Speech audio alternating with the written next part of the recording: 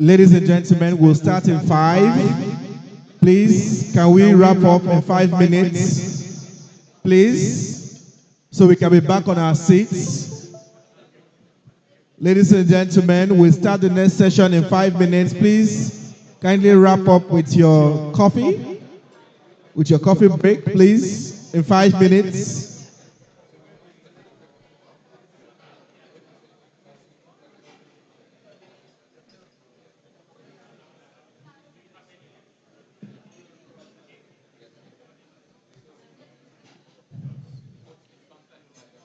Speakers for the next session, please, we want you ready. Speakers for the next session, we want you ready as we start in 5 minutes. We don't want to keep our online audience waiting for too long. So please, let's try.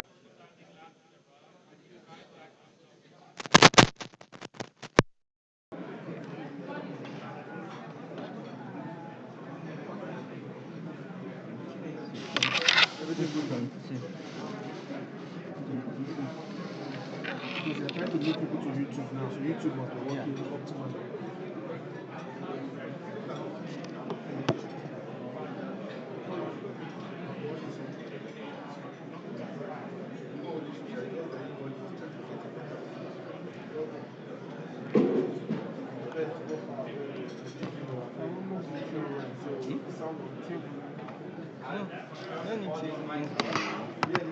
All of them.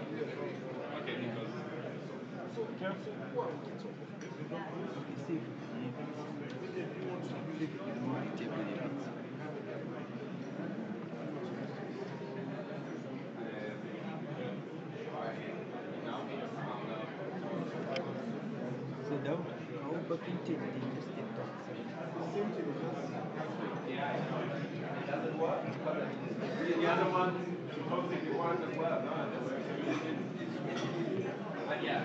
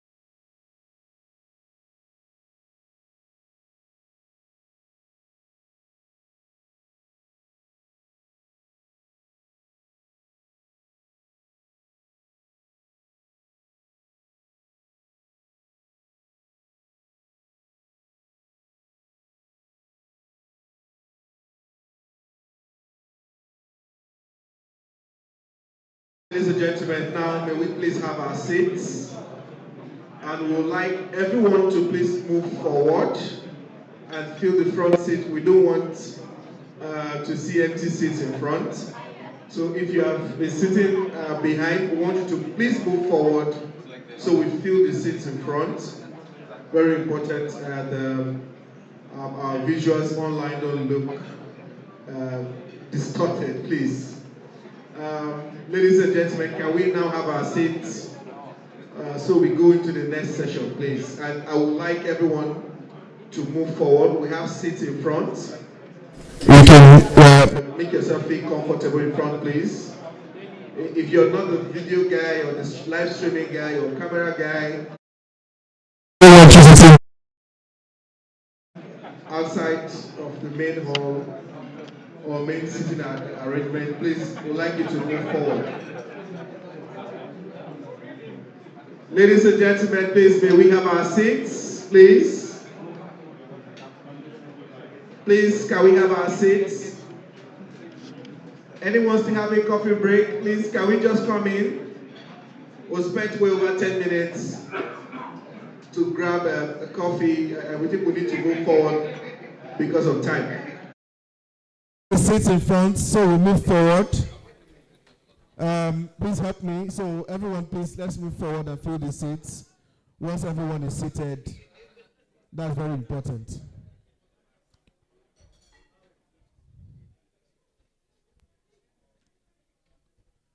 Please, we are still waiting for you to have your seats.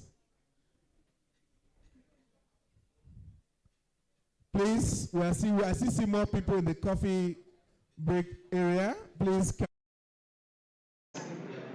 Please.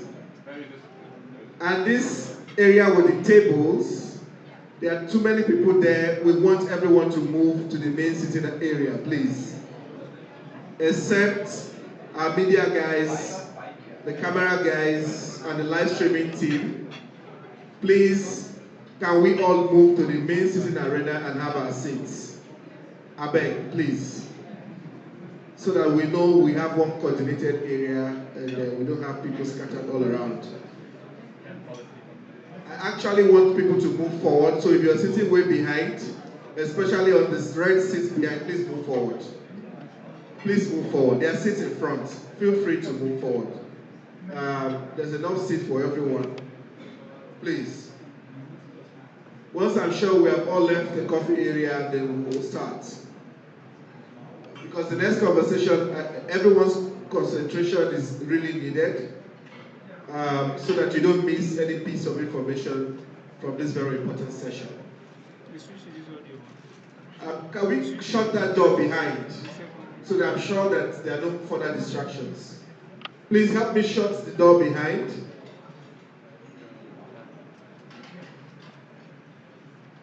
Help me shut the door behind so we know there are no other distractions and I have everyone's attention. All right. Thank you. Shut the door. Thank you. Thank you. You're welcome. All right. Ladies and gentlemen, welcome back. I hope you enjoyed that brief break. We've gone beyond time already, but let's start. Like I said, please, I want people to move forward.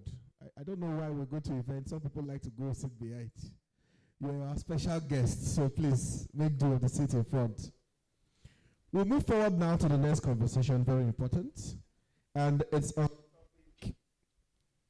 opportunities and lessons learned from developing and adopting open source technology in a commercial product. This session, very important, like I said before. We'll be delving into different open source tools, and our presenters or speakers for these sessions have used various open source tools for their different businesses or companies, and they can actually share direct experience and lessons learned for it. So in this session, we'll shed light on when and how open source solutions can be best leveraged, and when closed source tools or developing tools and features from scratch may be absolutely right or may be absolutely the right decision to take. So I really want us to pay attention for this session, I won't be introducing the speakers. To do the honors for this, I would like to invite the CEO of the EnAccess Foundation, Vivian. Please, a round of applause for Vivian as he makes his way to invite the speakers for this session.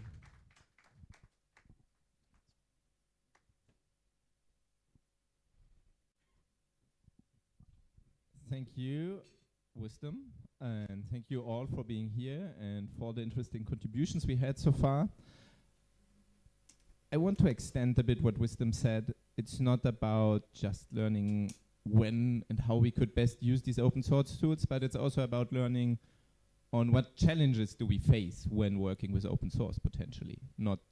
We just not only want to shade 100% positive light and making it only polished, we also know there are challenges, and we want to share these challenges to learn from them and also to find ways how we can address them together. So I will have a very interesting panel here. I want to make one particular comment. It will be a man-ale. We are 5 men, my 5 men plus me, 6. We have tried to avoid it. We haven't managed.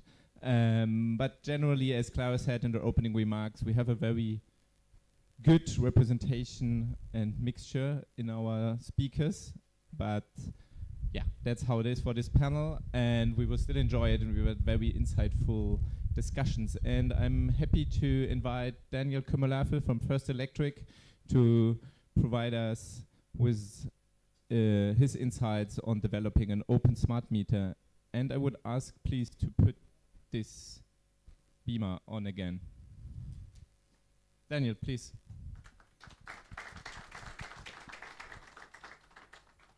Thanks, Vivian. Where do I stand?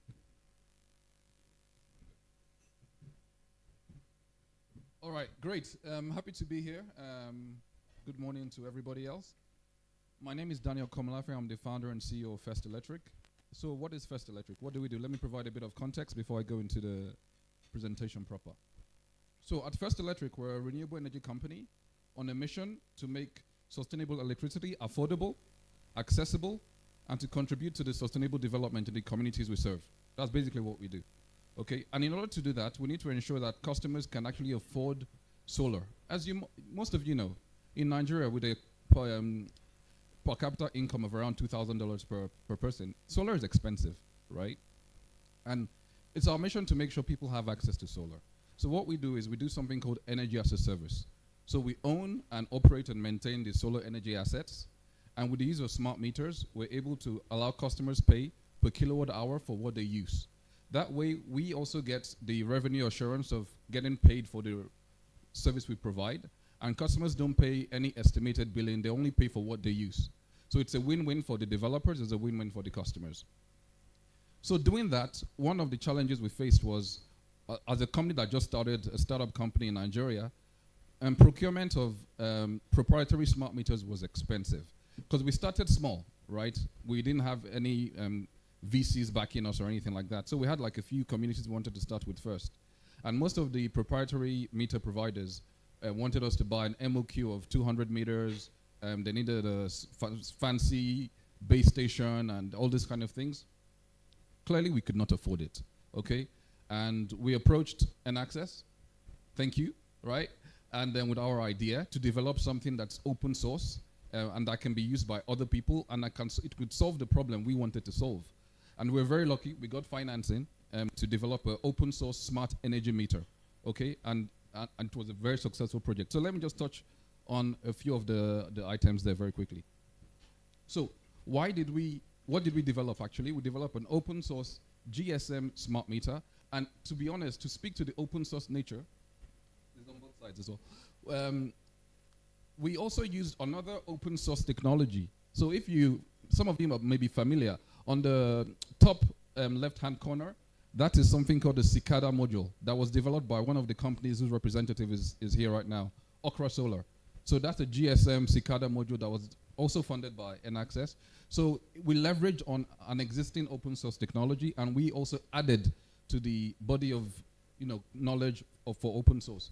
So what we did was we developed a energy meter that could accurately record, right, leveraging Cicada connection for sending data from the sites to a centralized system, right? And all this was done here in Nigeria. So we had our engineers basically design the PCBs, fabricate the Gerber file, make the enclosure, send the 3D printer, prints the PCBs and everything here, and basically we took it to the field, tested it, it was working, and voila. You know, it was very difficult, but we were able to successfully do it, leveraging existing open source technology and developing new open source technology. But why did we actually go through open source, right? Vivian, should I go through the whole thing, or we do it? Okay, let me touch a few sentences. One of the biggest concern for us was it's our IP, it's our intellectual property, right? Well, I don't want to give it away. If you give it away, then what do I have, right? Valid concern. But running a business, as I've come to learn as an entrepreneur, it's way more than IP. You can have the best IP right now, and you're not going to make any money from that. Business is tough, right? You need distribution, marketing, sales, HR. That's actually what makes a business successful, not their technology. And entrepreneurs make a lot of mistake in focusing so much on the technology and not enough emphasis on the other things that make businesses successful. So we had to have a mindset shift that actually making this open source is a competitive advantage because it showcases the company, right? It gives us the opportunity for other people to come and collaborate with us. And of course, we got access to funding. And those are the reasons why we decided open source is the way to go. All right, so let me stop here and then get the other speakers on.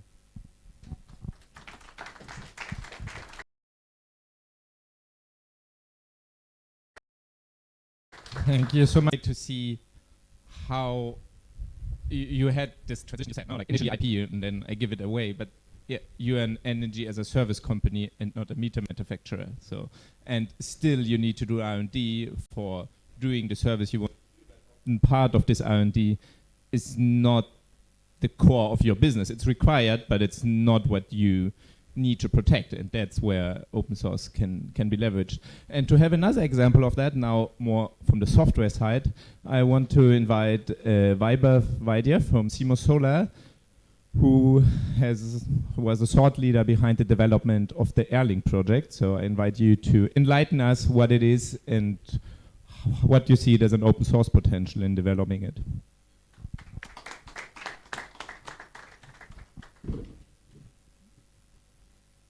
Thanks, Vivian, and good to see the turnout. I love when there's energy around this kind of work. So Airlink sort of started as an idea. I'm Chief Technology Officer for Simo Solar. We are a solar water pump company. Nothing to do with software in a sense, right? But that's kind of the point. We're a solar water pump company in Tanzania and Uganda. And while wanting to sell pay-as-you-go water pumps, we said, okay, now we have to develop this hardware and software and servers and all this stuff that is required just to sell pay-as-you-go water pumps, right? Because nobody's really making that in a standard way, and we needed to have different suppliers and different pumps and so on. So we said, okay, we want to do this, but of course, a company like ours, like you're saying, startup doesn't have, you have to run your business. You don't have time to really develop technology. This is where EnAccess really helps. We're saying, okay, here's a pool of money, use it to develop something that then you can open up. And this was great because I come from a tech background that is before corporate tech, and before I've always thought that when I want to develop something for my customer, I can because the base layer is already built. Whereas when we were doing solar water pumps pay as you go, that base layer seemed to be missing. So this is where my interest is in open source as well, is saying, can we build this base layer together, not necessarily just to collaborate and be nice because we're in the development sector, but it actually helps the industry go faster, right? So this is where we've tried to do the 3 bits where we have a bit of hardware that understands pay-as-you-go, that then talks either directly via GSM to a server or via a smartphone. And we have that little smartphone app that can help you, connect any IoT device. And EnAccess is actually running a server that helps people get started. So the entire hardware layer is kind of built. And that was my first interest, is saying, let's build this base layer of technology so that now you can actually build. So after we finished building Airlink is when we started building the solution for our customers. Like, until then, we were just building a base layer, which should really be available. So that is the first one. The second sort of motivation is saying, if you want to buy pumps from different suppliers, today each of them has their own way of doing pay-as-you-go, so then you get locked in. If we could develop and more distributors are interested in this kind of standard, this is where I think there's a benefit also to a fledgling industry. Like, we are a small industry in a sense, we're pioneering in our own subsectors. But if you could have the IoT piece fairly standard, then you could, as an industry, start talking to suppliers saying, hey, if you develop this, you can sell to all this customers. So that's one of the stretch goals. But then, and the third part is, if you have these devices talking the same language, we have Bluetooth integrated in our hardware, so they can start talking across in a very basic way, so that you can start having things like asset security. So if you wanted to talk to, say, asset financiers, so then if you can represent as an industry saying, okay, as part of this kind of thinking and Airlink, our assets can find each other and report back home so that you know how to find them. So I mean, there's technological details there, but on the surface, this base layer is available to adopt for anyone. Maybe it'll take a month for you to work on it, whereas for us it took maybe a year to work on it. So that was kind of the goal, saying, can we get to a point where we're building the base layer for IoT in this sector? It's kind of the goal. Thank you, Violet. Take your seat. And as a next panelist, I would like to invite Akeem Aziz from Coolbox, but I haven't seen him. Yeah, there you are. That's great. I'm pretty happy you're here. And now we have talked about developing in open source and leveraging the open source aspect for your own development and why doing it as a business. What can be the benefits? Now we are talking about somebody who's actually used open source, or a company that has used open source that has been developed by somebody else, and can talk a bit about this side, because in open source it's not just the idea I develop open source and share it. The sharing is because you want people to use and contribute it. So happy to enlighten us about the use of the Open Paygo token and Open Paygo ecosystem. Hi everyone. Okay, my name is Akeem. I worked as an IoT engineer at Coolbox. So basically, we are a solar refrigerator company, right? And it's you'll be looking at, okay, what does solar refrigerator has to do with Paygo? Or okay, what does solar refrigerator has to do with all this technology? But the thing is, solar refrigerator, or let me just say refrigerator in general, it's kind of expensive, and there's no stable electricity. So then when it comes to using solar, we can say, okay, this is 24/7 energy reliable. But also, this is not something that we can say we are proud of in Nigeria, but at least to some extent. So this is where the Open Paygo technology comes in our product. So clients are able to pay about 20% of the product, and they can spread the rest of the payment. So doing this, it makes it very easy for our clients to afford our product. So, and how we've come to realize this is because in the beginning, we don't even really have to say that we want to look at all the infrastructure behind the open source and the Paygo CRM. We can just get started based on what we already have on the GitHub. So that's how we got started. That's how we started in the first place. But it's there's so much more to it. There's so much infrastructure that have already been built regarding this solution that we are looking at, and say it's just a way to lock and then unlock. So there's so much more. So this is where we, as a startup company, we don't really have to worry about the infrastructure. All we just need to do is get the device working, and then in terms of operation, the stock managing, the token being automated, and all, we don't really have to worry about that. So once we have this technology implemented, and also make it work in our own advantage, we can easily get started with this. So this is so I will be saying more about all of this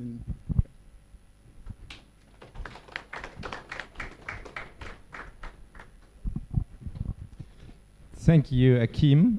And now, coming to, Daniel has mentioned it earlier, that in the smart meter there is included a Cicada Wi-Fi module or Cicada GSM module. Now let's come to talk about the company that has worked on this open source hardware and software piece, which is Okra Solar. And I'm happy to welcome Kanayo EnAccess. I was preparing for that the whole day. I hope I didn't mess up. Thank you. I mean, I'm impressed. You didn't bite your tongue pronouncing my surname, so you did pretty well. So good afternoon, everyone. My name is Kanayo Magwai. I'm customer success at Okra Solar, and I'll be sharing with you guys Cicada technology. So there's an updated slide. Well, apparently this is what you guys have. I don't know if you saw that. We can make do with this basically. So at Okra Solar, basically, we found the problem that was on ground. There was a challenge of connectivity. And you discover that people had different connection source. They are trying to either use the cellular, the 2G, GPRS and stuff, and some are also trying to like find a source of what's it called, like a hotspot or a VSAT technology that can kind of like power Wi-Fi enabled devices. So most devices that were operational before now were basically like cellular enabled and stuff. So we identified this problem, and then we came up with our technology basically. So the technology is the Cicada itself. So when you talk about Cicada, what are you looking at? You're looking at a hardware component that does the data aggregating, that does communication, and then sends to the backend stuff, which can be any software. But in this case, it is the Okra Harvest, which is our own SaaS platform that is connected. But again, as it's open source, it means that you can connect with any other Paygo or SaaS platform that serves your purpose as a business, basically. So when we identified that, then we decided to build the technology to do all these things as, that we've highlighted. So first one is improve connectivity. So with the Wi-Fi Cicada, if you see there's the Wi-Fi and then there's the cellular, it means that you can tweak the device to either get connected through GSM, GPRS, Edge, 2G, 4G, depending on what kind of network you have within your area. Then if it's also cellular, if it's also like Wi-Fi enabled, where you can kind of like connect to a VSAT or any other Wi-Fi technology, you can also use that with the Cicada. So it's more of configuration. You will configure those devices to speak to the kind of connection or communication you want to happen.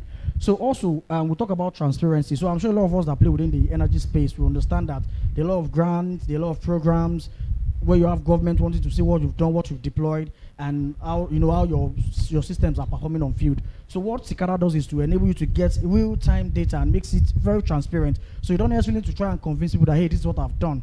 Because of strong connectivity, you can see all these things in good time. And of course, collaboration and IoT, because it's also open source, it means that you can plug in as much software or solution or connection, whatsoever it is you're trying to achieve.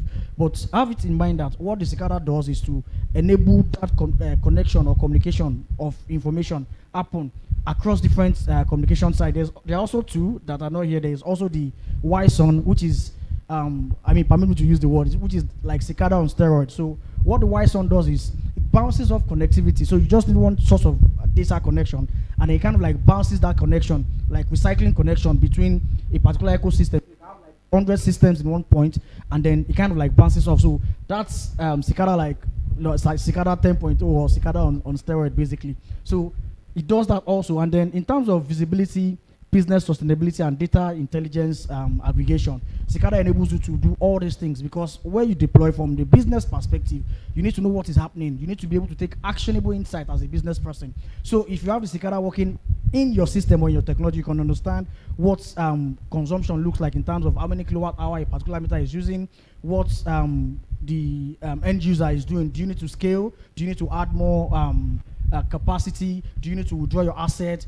And then you are also able to make revenue. You're seeing how the consumption is happening on a minute, daily, hourly, as you want. So it enables you to get visibility on what you do as a business person. So in the long run, the goal is in enabling remote monitoring that allows you to scale your business. So you can do hundreds of deployments, decide which technology fits which particular geographical location based on the kind of communication technology that is readily available to you there. So this is what Okra has done, and the good thing is that it is free. So you don't necessarily have to like pay for it. Similar to what Viber said, it's months and years of work that we've done, and some of these systems are stuff that you can deploy within 30 days, 2 months at the most, depending on the speed of your tech and other team members that are responsible for it. So there's a lot we would like to discuss, and you can ask questions and let me know what you think. I will be here. Thank you very much. Thank you so much, Kanayo. And so I know it's a completely different session than in the morning, in the first panel we had, where we talked on a high level from public perspective, international donors, international organizations, but there were the question about data, no? A lot about how do we get the data and how do we feedback data from the field. So you need to collect this data in the first place. So, and even in this collection, open source plays a significant role. As you can see, there's an open smart meter, a Bluetooth way to collect these data, then an open source hardware and software, like the cicada module, and also the open PAYGO infrastructure for PAYGO system. All these open source pieces are also very important to actually generate this data and get these data. And so we believe also like public sector and international donors should also look at this part to actually be able to collect this data and foster open source also at this point. And to close the loop now from this data collection is now I invite Anayo Nas Okoneva from Nayo Tropical Technologies to talk as an adopter of an open source customer management tool for mini grids, which then works with these data to allow business intelligence and business decisions. Welcome on the stage.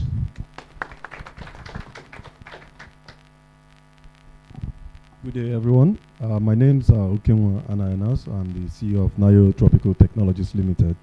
We are a vertical integrated energy company based out of here in Abuja. In 2020, we collaborated with EnAccess to develop the Micro Power Manager. It's an open source based platform for managing microgrids. Anyone conversant with mini grid operation in Africa will know that it's a classical social enterprise where you have you're facing last mile low income customers on one side, and you're on the other side you're facing sophisticated investors who want returns. So to bridge that gap, you find every possible way to reduce costs, both upfront costs and operational costs. Micro Power Manager MPM gives us that leverage. It was built with a collaboration of software team led by EnAccess, local boots on ground like us, and other mini grid developers, also not just in Nigeria. The collaboration gave birth to the MPM, which was a kind of open source, free, and cheap alternative to using typical smart meters, which the SaaS fees keep killing the viability of the project. So in 2022 again, there was an improvement to that, which was the MPM 2.0, which is now on a cloud-based platform, because the initial one, mini grid developers have to have their own servers. And you know what it means running that on small budgets. You can have an IT person who will be running your server, doing the back end and all that. Another interesting outcome of this is that you could do a white label whereby you could brand it like yours. You could layer a few other applications or modifications that suit your application. If you have the expertise, or you could reach out to the community. Because how open source works is that you leverage on the collaborations, because you don't have the resources. You could call on either the academia in the group, or other financiers who help fund the whole process. So we were funded by Dion Foundation in the first phase, and we were able to develop the NPM 1.0. So the 2.0 right now you could access it through your mobile phones, different IoT platforms. And you can also integrate to other IoT applications through API, and make it more robust to fit your usage. The key advantages of using this is cost. Cost, like I said, small mini-grid developers like us, we started mini-grids about 10 years ago. Right now we have about 10 mini-grids. We have 12 now, with over 14,000 customers. So you could imagine what it means to collect data from 14,000 people scattered over Nigeria, about 7 states. So this gives us a good opportunity to do this at a low cost. And again, it improves operational efficiency because you could do other applications like customer service, ticketing, managing, even financing appliances, do credit business. You could layer in other applications like commercial transactions, like payment for things just without being there. So this gives us a lot of advantage. Then, like I said earlier on, community collaboration helped a lot because we have, for instance, we are the boots on ground here in Nigeria, trying to gather real-time data, put back into the system to improve, the final outcome. While the team out there in Germany, we are doing the stitching work. That is, it's like integrating expertise and inputs from everywhere. So it was well refined. The first panel, there was issues about how do you process the data and know that it's right.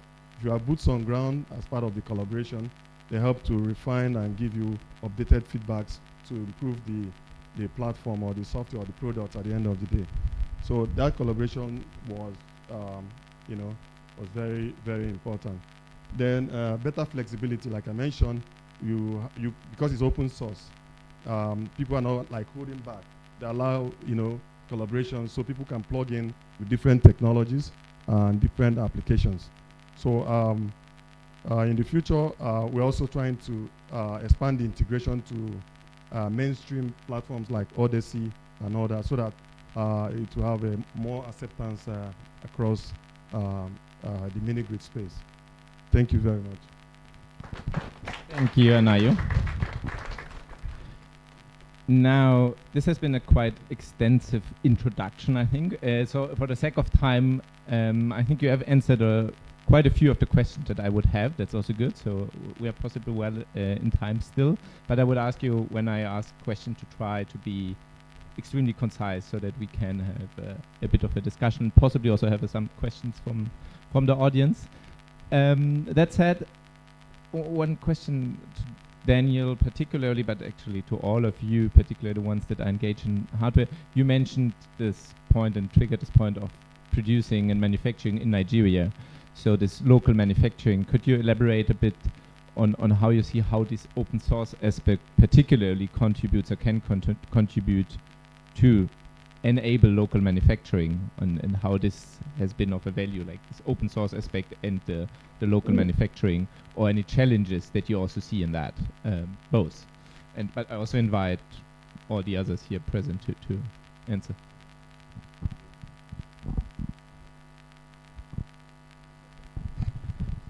No, it's working. So thanks for the question, Vivian. Manufacturing in Nigeria is tough. Like, that is extremely difficult, especially for electronic components, because we don't have ready access to transistors, microchips. These things are not produced locally here. So one of the first challenges is supply chain. Supply chain is a huge challenge because everything has to come from China or from another source. And there's a big issue of counterfeiting. So if you go and buy stuff on AliExpress, it's 50-50, right? If you buy 10 transistors, maybe one is working. So you need to really have a reputable supply chain to ensure that you're buying good quality components. But supply chain, we can't avoid local assembly and local manufacturing. If you want to maintain competitive advantage, we need to as much as possible, assemble these things locally. But it's not a day's job. We can start from assembly and gradually transition into full-scale manufacturing based on when those supply chains have been well established. Okay, so let me stop there and see what others have in mind.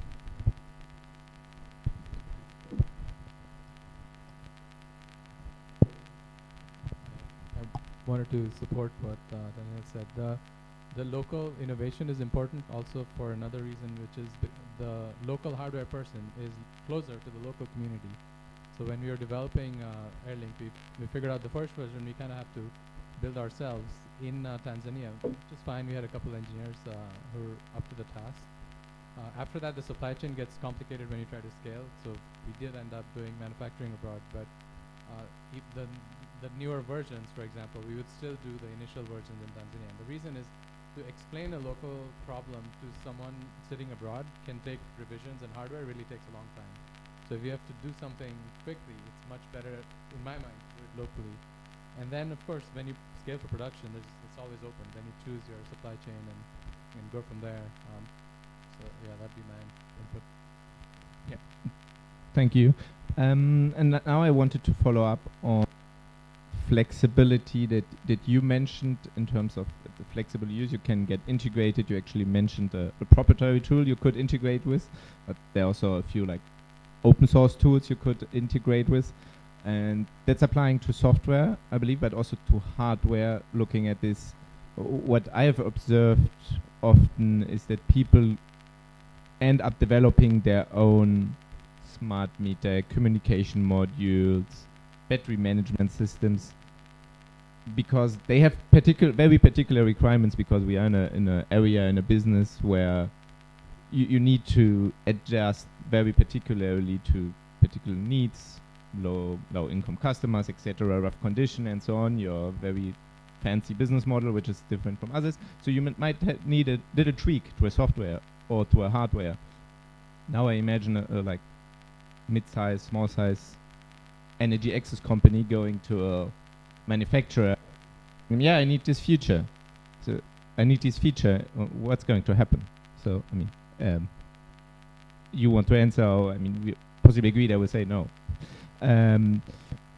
So I want to ask if this is something that has been an argument or something that you have seen in the open source products that you have used, that you have been able to do adjustments or modifications. Is that for somebody, has that been relevant, and could you maybe tell a bit more about that? So about that, what I'll say is when it comes to manufacturing for customers or scaling, it's different from the idea of being for hobbies.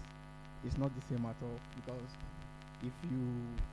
there are some key features that, let's say you have your source code on GitHub and you use the implemented example.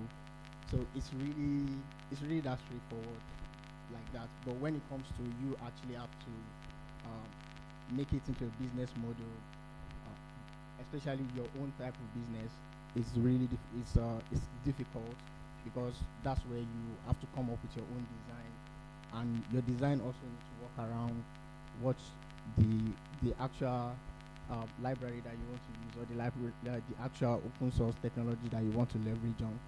So it's not really straightforward at all.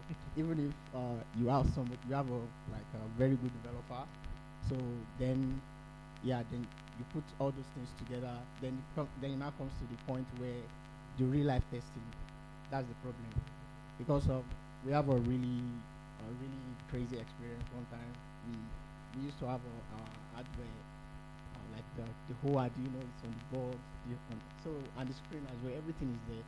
So we have some complaint that maybe during the transport, or maybe if you're not really careful handling it, the RTC on the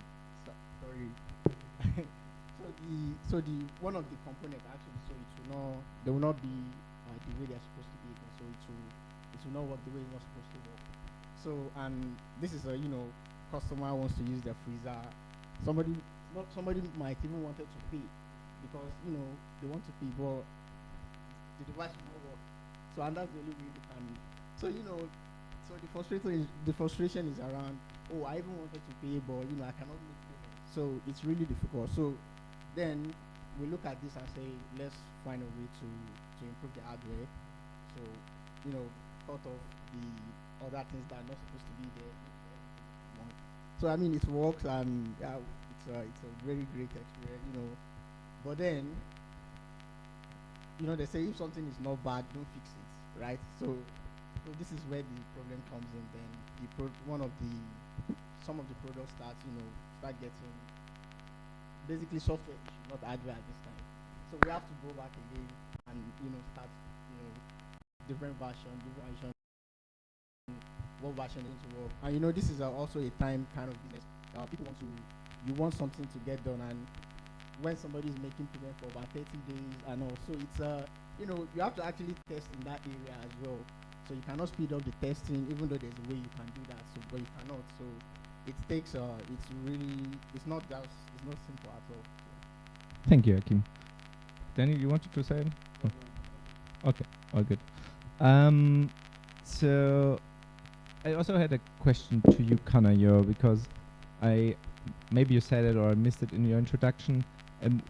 You explained pretty detailed what we can do with the cicada. Can you provide us a bit of deep insights on why doing it open source was of interest for Okra Solar, and what has it implied to doing it open source? Maybe these two questions.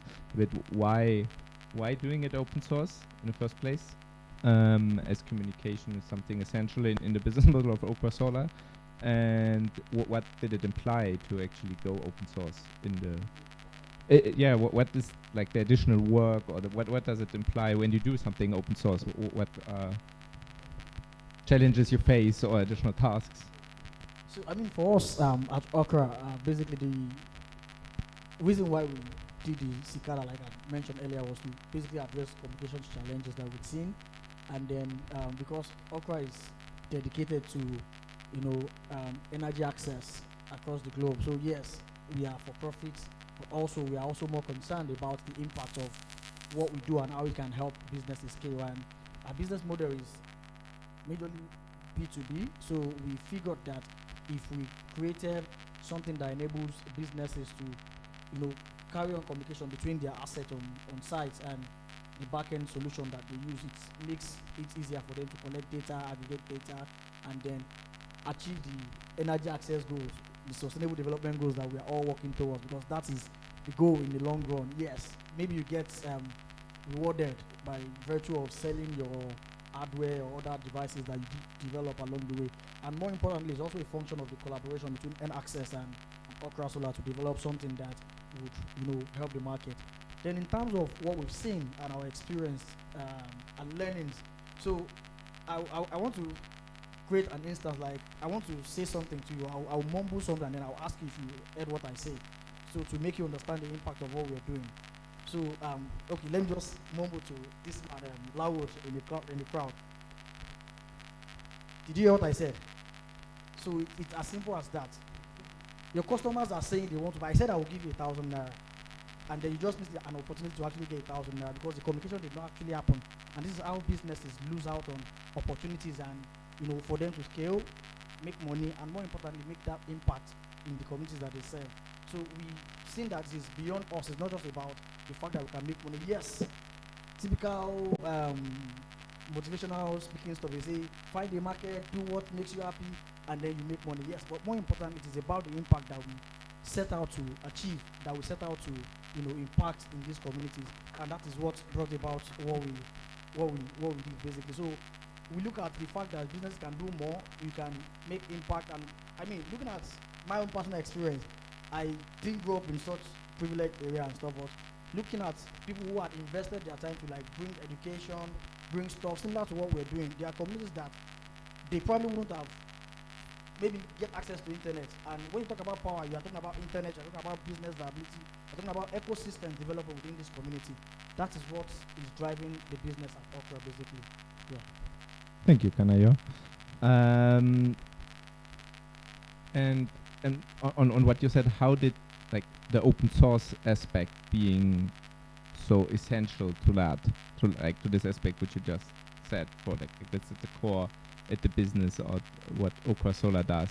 How has the fact that the Cicada module is open source put a limit to this development, or? No, there's none. So we started off with the Cicada, which can do cellular and Wi-Fi basically, and then it evolved to the Wi-Sun, which I mentioned. The Wi-Sun is the one I said is more like Cicada on steroids. Please pardon my language. So it means that you can use one connectivity to bounce off on different systems. So instead of looking for SIM cards, for those that are very familiar with how this field deployment work, if you're doing a cellular connection, you have to get a SIM card for each of those systems. So this added cost for your system. You are going to have to buy data that you end up not using, and then expires all thanks to the telcos and the business that they do anyway. And then you kind of you're wasting money on that. But with the evolution of the Cicada, which is currently in testing phase, and we are rolling out very soon with some of our partners, the Wi-Fi helps you to get one data point, and then it bounces off more like Bluetooth kind of where you can multi-connect. So you don't have to bulk your head. All you need is one single strong connection. So that is the development that happened from the from the Cicada to the Wi-Sun. So we didn't stop. We moved it a step further, right? And the challenge also was the fact that you don't have to necessarily put SIM card, which was part of the challenges. So we don't want everyone to having to put SIM card here, put SIM card there, buy IoT enabled devices, and then of course, if you look at the whole drama around getting IoT enabled devices, I don't think they are local guys. So you need to look for USD, buy them, subscribe, and all those kind of stuff, time after time, and then you discover that you're spending money where you're not supposed to be putting money on, and then you look at your unit economics and it doesn't make sense in the long run. So that's what the Cicada evolved to the Wi-Sun basically. Okay, thank you. Now to you, Anayo, as a user of the Micropower Manager, which is an open source software tool, you adopted it, so you integrated it into your business, are using it. How would you describe the experience of having done so? Were there any challenges? Is there anything would you say, okay, yeah, was particularly challenging because it was open source, or there was anything that you would say, oh, that made it easier because it was open source? Would be great to hear that from you, and then generally inviting also the other panelists to describe a bit the challenges that you would have faced using, or in other cases adopting, using or developing open source. Actually, what are the extra challenges that you have faced? But first to you. Thank you, Vivian. Putting on my commercial cap, it's all about bottom line. We were kind of attracted to NPM because of the promised cost of operations. Typically, I'll give you a snapshot of in comparison with using standard smart meter in the market. A standard smart meter cost is so high, and high as FOB price of above $50 or $60 per unit. But we were able to have some through NPM, the hardware and software, about half that same price. Two, that's the cost of acquisition. The running cost, monthly, in fact, there is this joke around the mini-grid. We say SaaS fees are like Uber in the mini-grid space. You're running in the last mile, someone elsewhere, you're paying monthly. And it got even worse in the past 2 years, where the exchange rates gap has widened so much. Before you see just $1. $1 is now about 1,500. $1 then was about 300 or 500 naira, which is about half a month's recharge of a rural customer. Now you're paying about a month or 2 months energy cost of a rural customer just for SaaS fees. That hits hard on your bottom line. Also hits, if you transfer that cost to the end user, it's a whole, is a big burden to transfer to the end user. So NPM, able to, offset all those extra costs, because it's a one-time cost, which that cost has been shared among the collaborators. We didn't bear that direct cost. We didn't pay for it. Rather, we contributed time and a bit of our own in-house resources. Like I had mentioned earlier on, the NPM 1.0 was a server-based system, so we need to have in-house server and, maybe a specialist who could pay on each time you work on that, or you have your in-house your capacity. And then after we reviewed the outcomes, we found out that a bit of improvement needs to be done around accessibility to the platform. So that's how the 2.0, which is now a cloud-based platform. So this cloud-based platform helped our distributed team, like the head office team and the boots on ground, as the field team, to get in on the platform and do a whole lot of activities like customer management, as a customer service. Sorry, Anayo, they can barely hear you. Oh, sorry. And I'm getting different feedback. That please let your, so you speak up, and this goes for every other person too. When you speak, Thank you. everybody has been struggling to hear, and the mics are really working well, as you can see. Abi. Thank you. Sorry about that. So, as I was saying, it's all about bottom line for typical mini-grid developer. Bottom line is about money you keep and how much the cost of your services. So that being said, we leverage on the NPM to reduce that cost, because commercially what you do is you transfer that cost to the end user, the final user. So if you don't, money saved is money earned. If you don't expose your operations to high cost, it means that you have cheaper services to your end users. So the advantage here is that we saved a lot of money through using the open source software, that's NPM. We're able to do remote customer service and also monitor systems without a third-party cost. That's the SaaS fees, which is the biggest cost of using IoT-based smart metering system. So we're able to cut down on that. We're also able to cut down on upfront cost of the hardware. We could use standard STS meters in the market, integrated in the NPM, and we could get a bit of the juice or the functions we look up to getting from a typical smart meter at a very reduced cost, both upfront cost and ongoing costs like SaaS fees and other operational costs. So, thank you. Thanks. It's great to hear that open source can be leveraged from the user's perspective to drive down their costs. But I also wanted to shade the light a bit on particularities on open source and challenges, because that's important we talk about them, because we need to understand them and to target them. So one thing that I heard from what you said, for example, was you had an in-house team so open source is likely not to take off the whole development from you, and that's also not the idea. The idea is it gives you something that is pre-developed, which you then can customize to your needs. What you can't do with a proprietary solution, because you just don't have access to the source code in a software case, or to the production file, to the design files in a hardware case, so you can't do any modifications. You have to start from scratch necessarily. So, but open source doesn't save you from saying, okay, you need some in-house resources to do the particularity, or the adoption customization, which on the same side could be a business model for the developers of the open source tool, because they can offer this customization for the ones that don't have the in-house capabilities. But now from the developer side, I would like to hear a bit on developing open source versus developing not open source, not necessarily putting a strong IP on it, but just doing it open source implies not only putting it out there. I mean, you can do that, put an open source license, then it's likely to help nobody.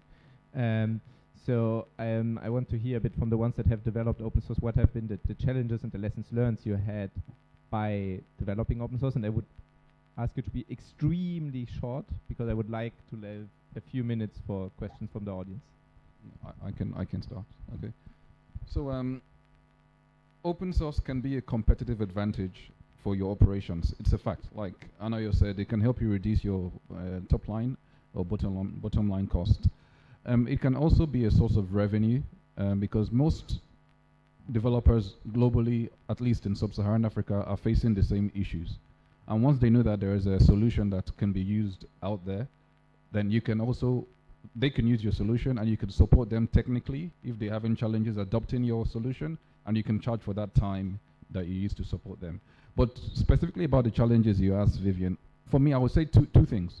One of the biggest challenges we faced is regulatory challenges, right? Because each country has specific regulations, specifically to hardware, right?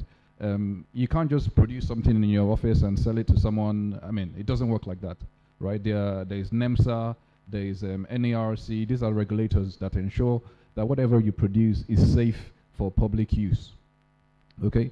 Most of the regulators are not very accepting of open source hardware, and we face that significantly, right? And there's a lot of education that has to be done. Like, we had to more or less beg for our meter to be tested by NEMSA, because they're like, who are you guys?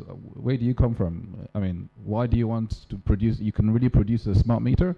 So I think that there's some education or advocacy that has to be done in making sure that open source technology are fairly considered, analyzed, and then certified.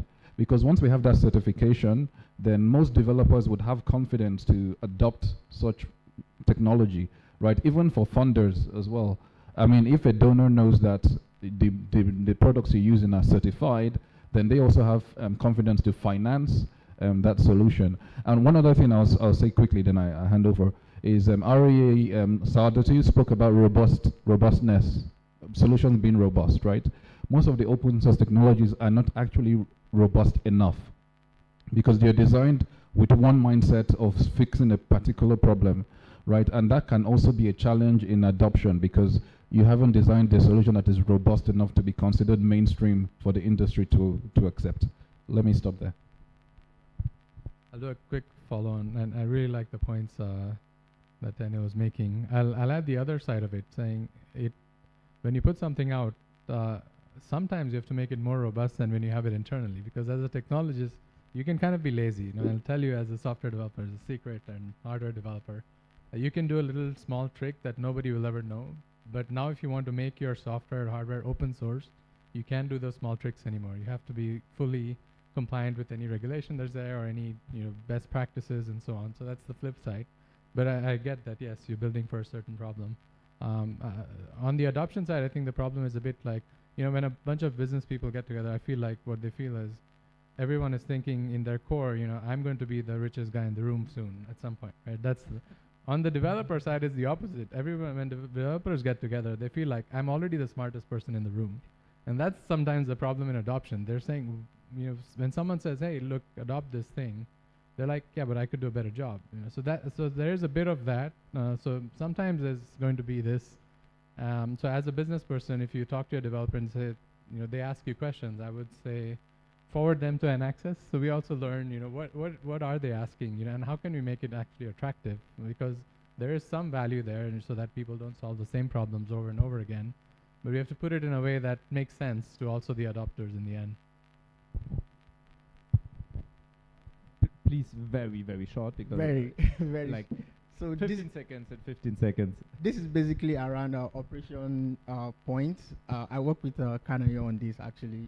It's like a system is already been designed to work in a certain way, but then we get a wrong type of data feeding it because all those data have been collected manually before. And for manual case, those data are good enough, but in terms of leveraging other platform, even though the infrastructure is there for open source, it's not. So it's really difficult. So I will also tilt towards regulation that Daniel mentioned, and I will quickly speak to the experience we had. We got frequency for connectivity. So part of what we saw was that some information were not really out there for us to access. So when we're preparing the frequency for the communication, we discovered that there's actually like a frequency military can, operate on. But we didn't know what this frequency was. So the challenge we could have faced, but luckily we didn't face that, is that we may end up like building a communication on that frequency, and then just have like DSS and other people come and say, hey, what are you doing on this frequency? And then they arrest everybody and stuff. So there needs to be more openness in terms of the policy and how these things work, basically. So yeah. Okay, thank you. We are over time, I know, but still I would like to ask the audience if there is a lot of questions. So I will already say that we have a Discord. I mean, I will take one or two questions, but there is a Discord community, and if you are not signed up yet, do it. The links are on the back side of your badge, and you can post the questions there, and we will make sure to follow up with them. Gregory was the first one raising his hand, and then there was somebody in the back, the second one, and I would only take these two and ask you to be very so to the panelists in answering, be as short as you can, please. So we've heard a lot about great ideas of solving SDGs and using open source and collaborating and all these kinds of things.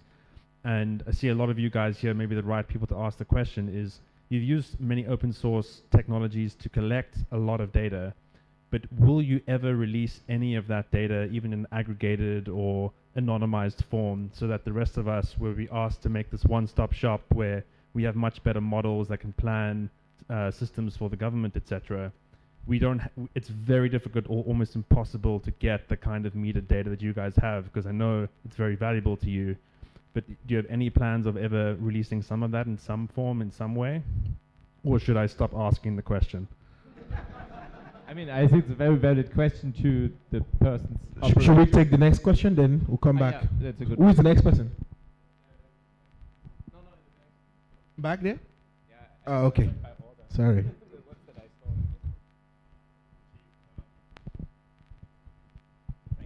Thank you very much for having me. Really, it's not much of a question, but really to appreciate the organizers. Really, looking at this crop of young people doing great things, advancing opportunities for energy transition in the space. Dimitrios had earlier asked me to do make a speech on something about using open source to advance energy access, but it appears like speaking to the bishop. I mean, you all already know exactly what it is we're talking about, and what I'll be focusing on later on is really the ecosystem. And I've heard some of the contributions here really talking about regulatory hurdles, access to barriers to entry, which is basically capital, and some of the inefficiencies in our system here in Nigeria. And I come from the National Council on Climate Change, and one of the things we seek to do is working with our institutional partners to enable ease of doing business. And some of the things you guys have said today, we would like them sort of aggregated into a document that we can take. As a matter of announcement, one of the things we're doing generally is looking at opportunities for, one, enabling uptake of renewable energy tools, products and services by reducing the cost of it. So for example, we're going to probably be given tariff exemptions to import of PVs and some of the equipment that's used to make wind energy and all of that and whatnot. But to your point, I forgot your name. Excellent point. We need to focus on local manufacturing, and that's really where the economy of scale comes in. And there's going to be a lot of incentives coming down the pipe from government to be able to enable that. Secondly, we are looking at. Okay, thank you. I'll save that for my speech. But really, the one last point I wanted to make was about the issue you raised about open source and the reticence of integrators to use open source materials, simply because the reason I think is because the big manufacturers, the NVIDIAs and all of this, will have a stranglehold on some of these equipment and devices that are used. And what happens is that they are protecting their IPs, so to say. But open source does enable openness, enables transparency, enables interoperability, most importantly. And that's the kind of thing we need to push. And there are communities of practice that actually speaks to those things. I would be lucky to have that. Happy to have that conversation later on. Thank you. All right, thank you so much. We asked, person speaking was Mr. Michael Inversus from the National Council on Climate Change. Please, sir, we won't have a seat in front. We can have you behind, please. No, please, let's sit in front so it's easier. Vivian, over to you, so we'll wrap up. Yeah. There was a question about the access to data. Look, how can scientists, policymakers access data and have the right to use your data? No, I mean, the one is the open source to collect them on a company level, but then it's also, are there from the presence here, like retaining and sharing data, or which are the data you would be able to share, and under which conditions you would be able to share them. So that's maybe try to phrase it to find a way, and I guess it's a good discussion to keep on, because we need to answer this question. Yeah, I mean, I'll speak in 10 seconds, hopefully. Frankly speaking, we operate on a company level, and if there isn't any regulatory or obligation to share data, we most likely would not share data of our customers, their location, GPS. We most likely would not share that data if we don't have to.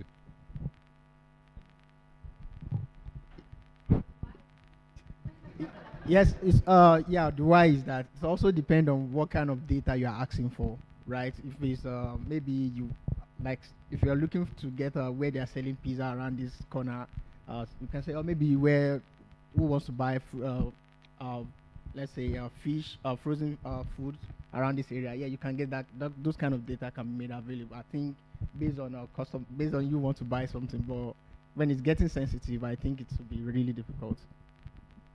Then, I mean, for us that are more of B2B, right? So you sign an NDA, you don't want lawsuits, you don't want any problem. But the way forward in that kind of scenario is when you have like case studies, right, for a particular kind of discourse or conversation, and then you get the buy-in of the original owners of those data that, hey, this is what we want to do. And of course, the data will not be so detailed. It will be high-level data that will kind of like analyze trends, show you what is happening, but not telling you that, hey, go to this coordinates, you meet this person, you meet that person. So it's a function of lawsuits that are applicable and other concerns that people have. But if it is mandatory and we have the buy-in of most partners, then some level of data can be shared at some point. But most people don't want to share data because of lawsuits and other associated issues, basically. So I'm sure you can understand. Okay, thank you, and sorry to everybody and the team that I've overrun this panel. And to wrap up, so I think what we would need is a regulation that allows protection of the business interest of the companies, but at the same time ensures that the essential data that are required to do proper planning are shared. And I believe this should definitely be possible, because there's a lot of data retained by companies which are not of that much value. I mean, and they could be of a lot of value even to the companies if there would be better, if there's better energy planning, this would also benefit the companies. I believe. So sorry again, and thank you for this engaging panel and all these questions. Don't miss to post them on Discord so we can catch them up there and try to address them. And you guys, please also go look at Discord to answer those questions. All right, a round of applause for the panel. Please, can we quickly take a photo here? No, Daniel, please don't go. Let's quickly take a photo. Very interesting panel. I mean, make me understand that we have really the right audience for these conversations. I like many of the questions. We want to continue having the conversation, so please share them on Discord. If you don't know, behind your tags, the QR codes are there. Scan it to join Discord. And also, we'll be displaying the QR codes on the screen. You may want to also join. Let's keep the conversations there, and we want to encourage the speakers. Also, it would be nice for you to be on the forums to respond to some of the questions as they come up. Since we couldn't take all of them during the session, we really went over time with that panel. But once again, ladies and gentlemen, please, a round of applause for that panel. Very engaging. Opportunities and lessons learned from developing and adopting open source technology in a commercial product. All right. We want to move forward to the next session, but before we do, he has just spoken, but you can see also the energy in him. We missed his keynote at the beginning, as he was running a bit late, with apologies.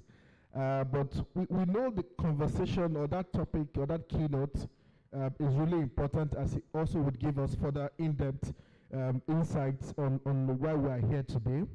And that conversation is around the potential of open source to be leveraged by achieving SDG 7. Ladies and gentlemen, we have a couple of minutes, maybe 10, strictly, or 10, right, Clara, for this? Ladies and gentlemen, join me to welcome Mr. Michael Eversus, National Council on Climate Change, to please come and give his keynote quickly. Please, a round of applause for him. Keep clapping till he gets here. Welcome, sir.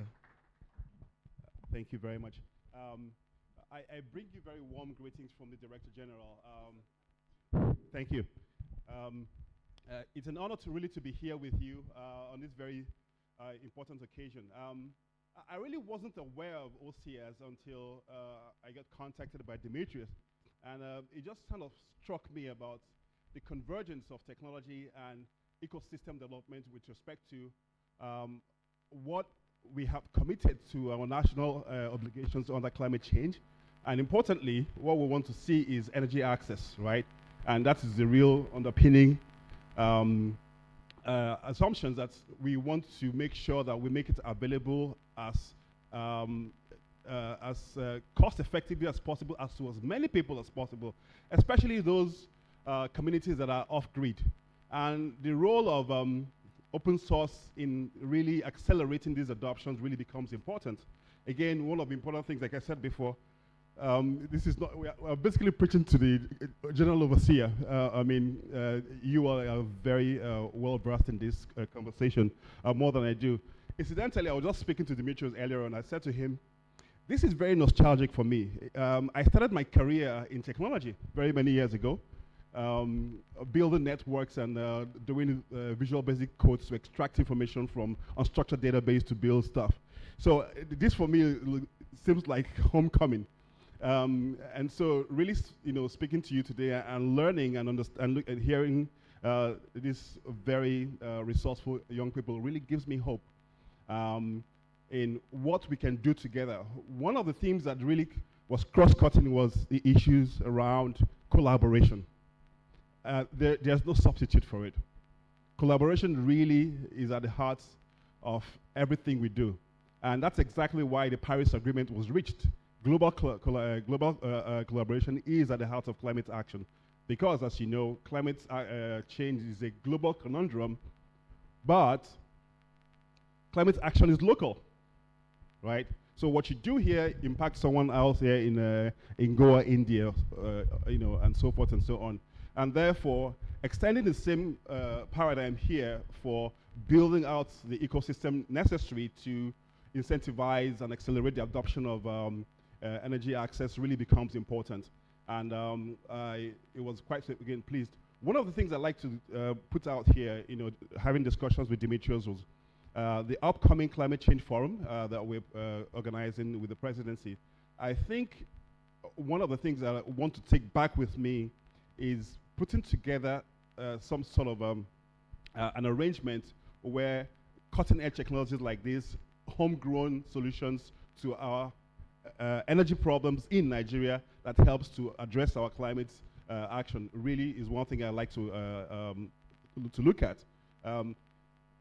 Last year at the Nigeria International Energy Conference, I chanced upon a couple of young people, very resourceful. What they were building, battery home systems. But guess what? They are building their own batteries in country. They are bringing in cells and building their own batteries in country. They developed their own battery management system in country by themselves. I mean, it's not new that you can stay in your office, 10 kilometers away and then turn on your oven at home, making sure that your soup that you have brought out from the freezer is warm and ready by the time you get home. So leveraging on technologies, open access, open source, Internet of Things really enables some of these things. And I want to speak specifically on battery management systems. Again, batteries, storage is at the heart of energy transition, especially in our environment here, where access to energy really is what it is, right? TCN, PHEN, everyone's really working together to accelerate that. The work being done by our colleagues at Renewable Energy Agency is really catalytic to some of these things. In the interest of just equitable transition and equal opportunity for everybody, we also want to make sure that the men and women in those rural communities that are unserved by the grid, are unconnected, are really part of this whole transition. Because you want to make it available, you want to make it easy also and inexpensive to acquire. So that barrier to entry really becomes important. And one of the things we're doing in government is looking at putting together structured financing that allows mom and pop shops, small businesses to uptake renewable energy goods and services by the pay-as-you-go mechanism that I've seen here a lot. That's one of the exciting things I've seen. Energy as a service, cooling as a service, right? Now the entire paradigm from the tech industry, from the software industry is now coming to home systems. That tells you the convergence of ecosystems, borrowing ideas from one and transferring it to the other, just for the benefit of access, just for the benefit of adoption. And for the very reason why we're doing this is because the energy gap in the country is really, really appalling, and it's something that we're really trying to do. Again, the acquisition power also really is not as strong as we want it to be.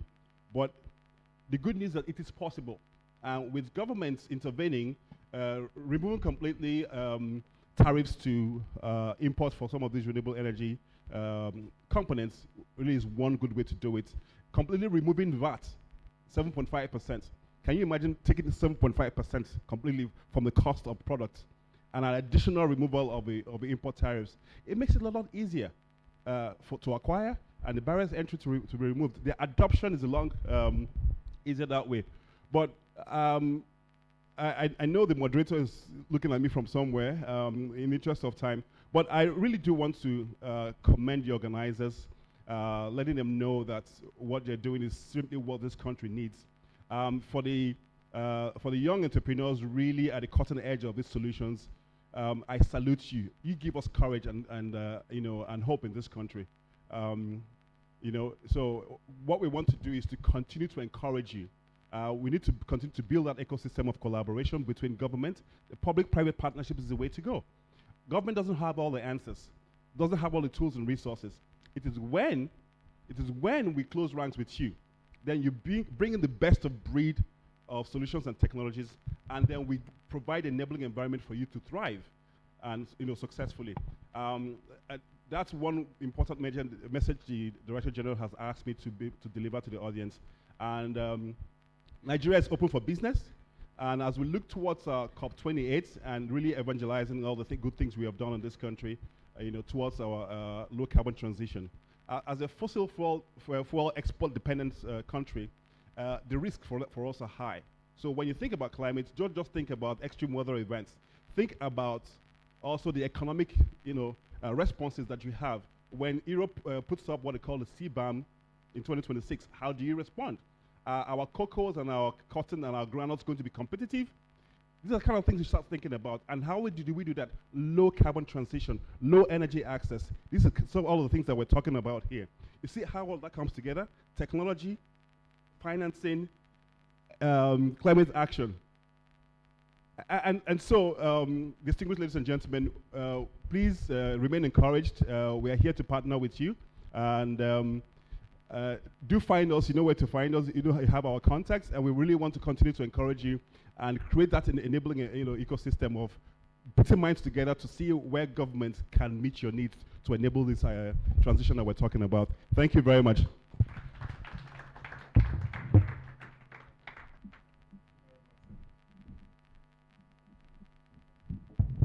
All right, that was about 5 minutes plus, so right on track. We'll try to meet up or catch up with other time. But really, it gives me some sense of relief. We've had the MD of REA, come to speak to us, and now again from the National Council on Climate Change. It gives me one relief. Please, once again, a round of applause for Mr. Michael Investors, please. Thank you so much, sir, for that charge. Ladies and gentlemen, we would like to move quickly. Unfortunately, we've spent some time for the next session, but I trust the moderator to help us catch up real quick. So without much ado, we will just move to the session. And this session is on open source geospatial solutions and energy access.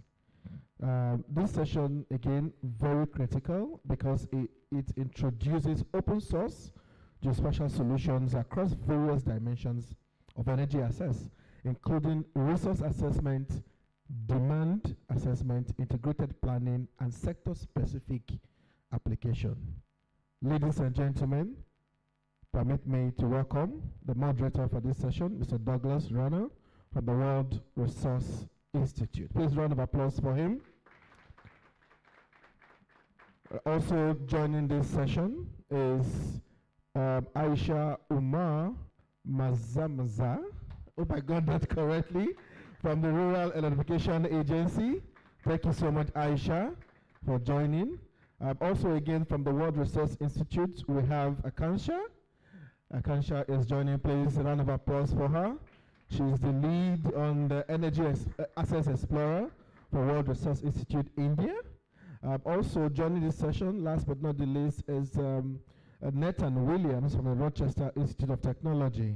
Please, a round of applause for him. All right. I don't know if we'll sit this way. So then, one more. Oh, sorry.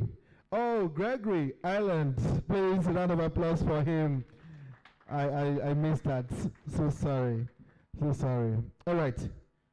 Okay, this is fine. I hand over the mic to the moderator. Please, as quick as we can. So we'll wrap up. I know I've eaten your time. Thank you so much, Judge.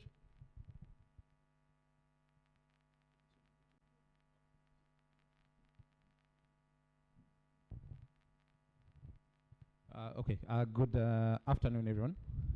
My name is Douglas. I work with the World Resources Institute based in Nairobi, Kenya. I work as a GIS associate. And I think maybe, I know this session is very tight. We have two things ahead of us, lunch and time. So I hope you'll bear with us. We'll try to do it as fast as we can. And turn to your neighbor and tell them how far. If you don't know how to respond to that, you say, I did. My friend Ensi, that's one thing my friend Ensi was trying to teach me today. So if you get stuck in Nigeria, just do that and you'll be okay. Yeah, so I think this session basically will be about geospatial technologies and tools in energy access that are open source. So basically, this is a term that has been described that basically describe the range of different modern tools that can be used to contribute to geospatial mapping and analysis on the Earth. And we are here with a group of different individuals from various organizations, ranging from academia, research, and government, basically who will guide us through some of the tools they have been using or developing in this space, why they developed it, for which audience, and how it has impacted the end users. So the first presentation will have 10 minutes each. If you can make it a bit shorter, it would be great. Yeah, just quickly to take us through your tool, and then we'll have questions and answers at the end. So the first person we'll have is Aisha. Aisha works with the Rural Electrification Agency. She's a data manager. So you can go ahead. Thank you, Douglas. Can I have my slides, please?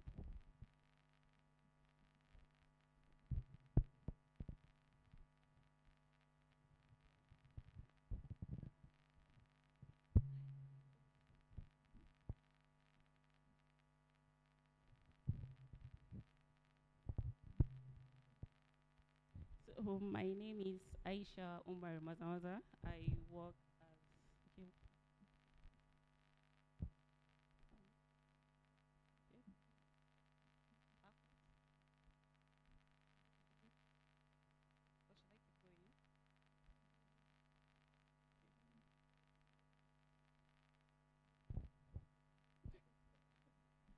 I think I'm so far away.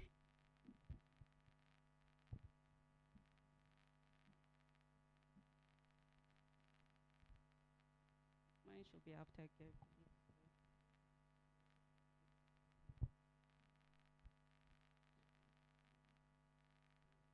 Finally, this is me.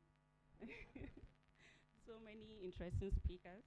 So my name is Aisha Umar Mazamaza. I work with the REA as the data manager on the Energizing Agriculture program.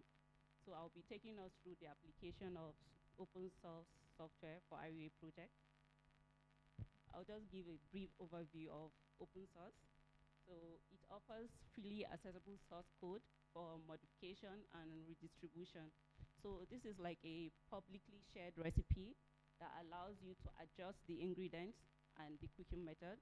It also empowers users to tailor the software to their needs and contributes to its development. We'll be focusing on the geospatial open source software. This software allows users to create, edit, visualize, analyze. Sorry, Aisha, we can't see Okay, you on can't this hear side. me. We Store can't and even see you, so maybe you need to also be turning. yes, Okay. keep the eye contact with them. Yeah, I didn't know you wanted to see my face. So, store, publish geospatial information. Some of the open source softwares we leverage at ARIA are the EnAccess Explorer, the Quantum QGIS, QGIS, and the SE4. So at the ARIA, Sauda has already spoken a lot about what we do. One of the first things that we do when we get sites is to do a desktop analysis to shortlist those sites. So we leverage on different layers from all these open source software so that we can have a shorter site. It makes the financing and the budgeting easier because we have a very limited budget for every year. So we have to shortlist sites, making sure there's a we have 6 geopolitical zones, so we have to make sure that all the zones are represented. So I'll be talking about how we do that on the Energizing Agricultural Program. So when we have this list of projects that have been requested from communities, or maybe when we want to select it, we don't have any requests and we want to do personal selection, the first layer we put is to check if it's an agricultural community. So once it's an I'm going to speed up because of time. Once it's an agricultural community, we have to check whether it's on the grid or if it's off grid. This is another layer you can add from the open source softwares. If it's on the grid, then we have to check the hours of supply. If there's high supply, that means it's not a viable site for us to use for the Energizing Agriculture Program. But if it has low power of supply or if it's off grid, then it's a viable site. Then we have to check whether there are transmission or distribution lines running through it, because this will give us an idea of the type of solution we should deploy to that particular community. So if there are sites, if there are distribution networks close to, okay, let me just point to this picture. The lines in blue are the distribution network. So we'll check this, we'll put this layer, and then we'll check if the community has distribution networks close to it. If there are, that means it will either be an interconnected grid or a grid extension project. But okay. So if there are none, then we'll have to think about a solar-based project. Okay. Sorry, I forgot it was with me. So if there are no distribution network, then that means there is no grid presence. Then we'll be thinking about doing a solar-based initiative. But we also need to know the type of solar-based initiative we'll be doing in that particular community. So we are going to put the population layer to know the size of the community. So if it's a large community and it's clustered together, then we are going for a solar mini-grid.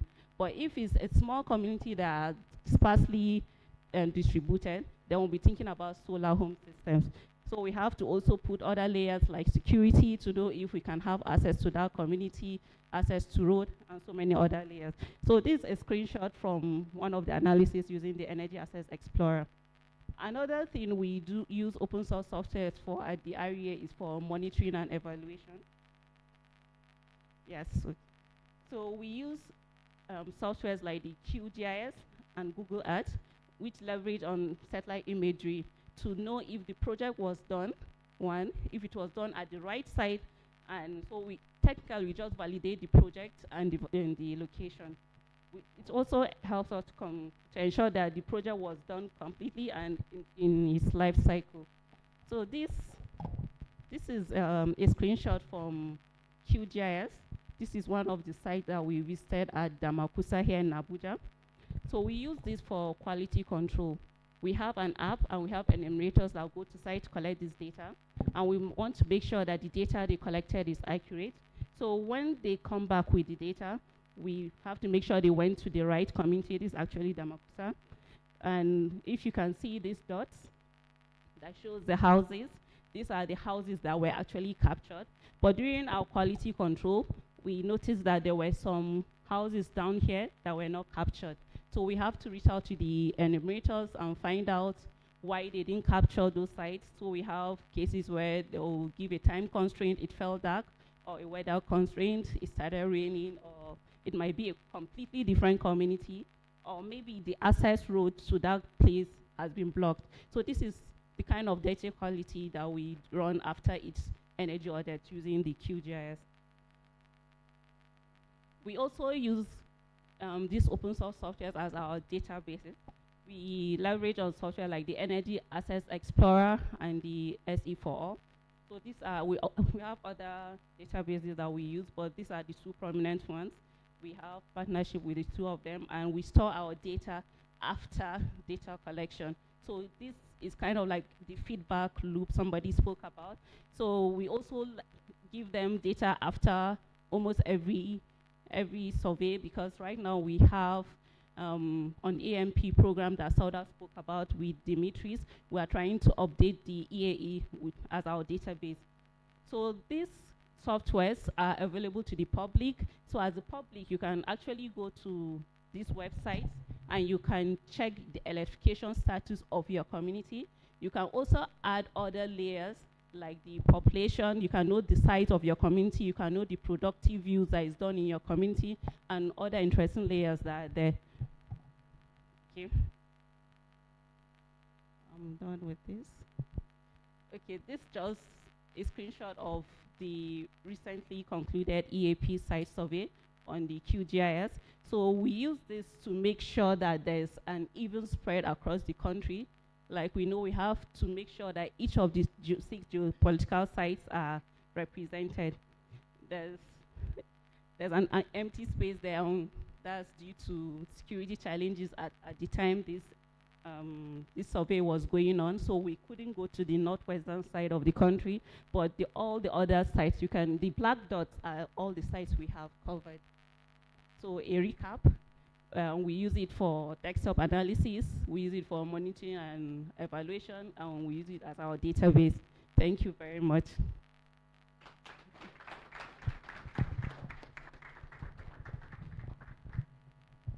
Okay, thanks a lot, Aisha. I think you can see that has been a very practical use case of open source geospatial tools in government for decision making.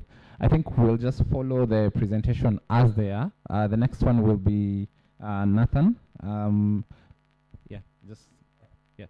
Just try to scroll back until yours. All right, yeah. Nathan is an assistant professor working for Rochester Institute of Technology. Welcome. All right. Thank you very much. I'll try to be quick because I'm standing between all of you and lunch. I'm Nathan Williams. I'm from the Rochester Institute of Technology, but also part of a larger consortium of universities working on ways to use data to improve planning and operation of energy systems, particularly in Africa, called eGuide, the Electricity Growth and Use in Developing Economies Initiative. We have a, which button is it? This one? The bottom. All right. We have a big team. We have a number of PhD students doing projects. Most of them are from the continent, different parts of Africa. This is part of our capacity building mission as well. And they all have their own dissertations. So I'll be talking about a small piece of this focused on identifying electricity demand or potential demand for electricity from irrigation. And so Professor Modi already sort of brought up this topic that there's a big problem with electricity demand. There's been a lot of focus on the supply side of electricity access, but the data is showing us that once people are connected, they're actually using small amounts of electricity. This on your left is data from Togo, and this is just relating electrification rate over time with average electricity consumption per household. And there's a very strong correlation between increasing electrification rates and lower rates of electricity consumption. And so we need to better understand electricity demand to improve the way we plan electricity access, but also understand what's constraining it, because this is concerning and that it might suggest that people aren't reaping all of the potential benefits of electricity access. And so in particular, we've been focusing a lot of work on this nexus between agriculture and energy or electricity, in large part because this is the main economic activity in rural areas. And so the big question here is, how do we plan across sectors? How do we facilitate this cross-sectoral planning where these sort of agriculture and energy are typically fairly siloed? And so one of the projects we've been working on, and this has been based out of Professor Modi's group, is trying to identify where are smallholders irrigating already, either by manual means or using diesel generators, where there's potential load for electricity providers in these rural areas. Because we're constrained on time, I won't go too deeply into the method, but the basic idea is that in this red area we have a rainfall pattern which is unimodal, and we can detect essentially where we see two peaks in vegetation throughout the year, which indicates to us that there's supplemental water being applied to those crops. And so that tells us that some places are being irrigated already, and so we can use different techniques to actually map that out. And so this is from a sort of data platform that's hosted by Professor Modi's group, where you can actually visualize where are people irrigating their crops already, and this helps us from a planning perspective to understand where are good communities to target that already have some productive use going on for electrification projects. And then the other piece that we're working on is in places that aren't already irrigating, can we identify places that have high technical and sort of economic or financial potential to irrigate?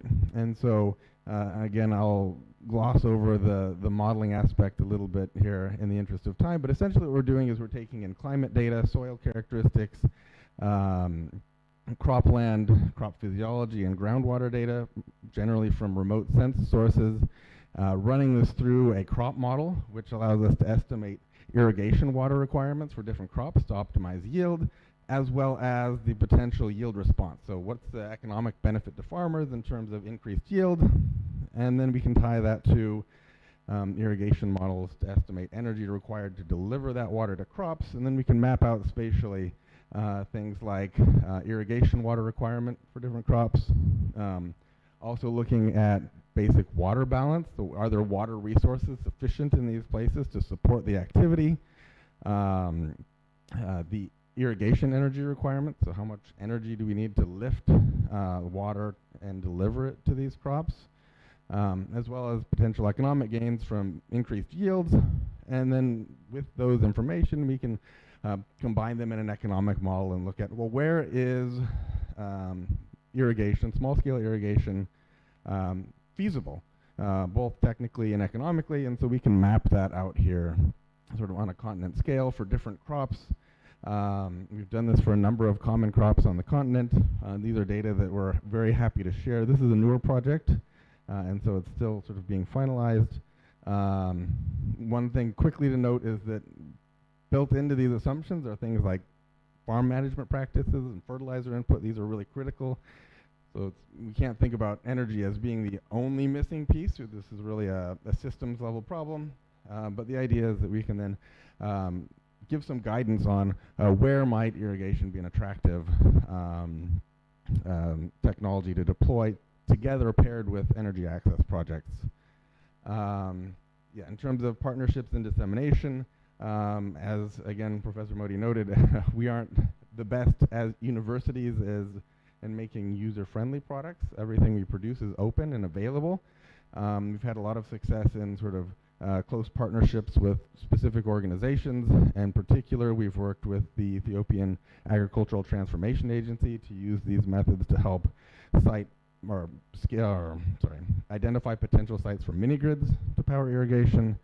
But you know, we would be eager and happy to collaborate with other platforms that can help us to host these data and make them more widely available. So I will leave it at that. If that doesn't turn out very well, it's blue on blue. If you're interested in accessing our data or talking about collaborating or working together, please feel free to reach out to me or Professor Modi as well. All right, I'll leave it there. How do I do on time? Thanks a lot, Nathan. I think that's a very, thanks for also keeping time. Yeah, so that's a very classical or practical example on how these tools have also been used in agriculture, energy nexus. Then next up will be Akansha. Akansha is the lead for Energy Access Explorer in WRI, India. Yeah, please go ahead. Thank you. So I'll try to be a little bit quick. Okay, how do I access the slides?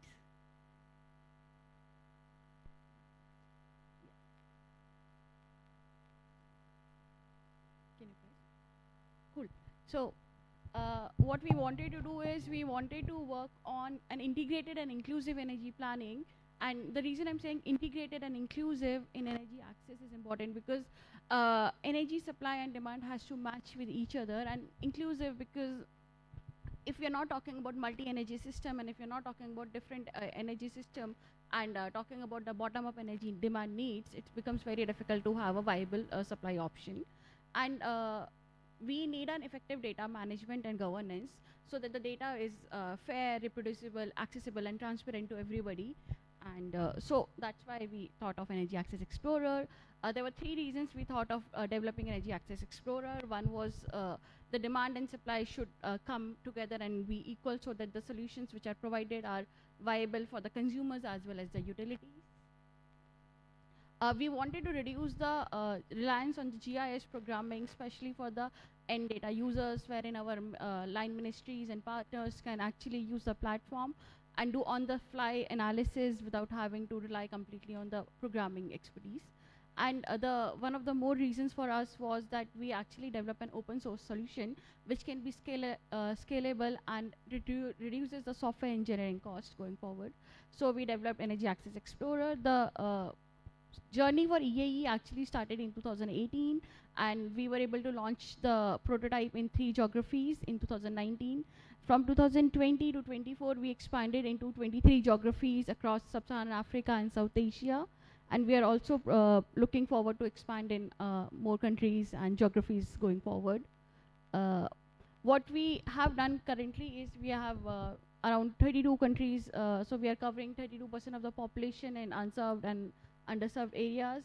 We started with 3 countries and have reached to 23, and we are in close partnership with more than 200 stakeholders with more than 20,000 returning users. But this could not have happened without only as a WRI. So we have different partners in different geographies who give us, who help us in data, advisory, the use cases. So EAE actually is allows you to, so EAE can be used by clean energy ministries, RESCOs, to understand and plan strategic and integrated energy planning.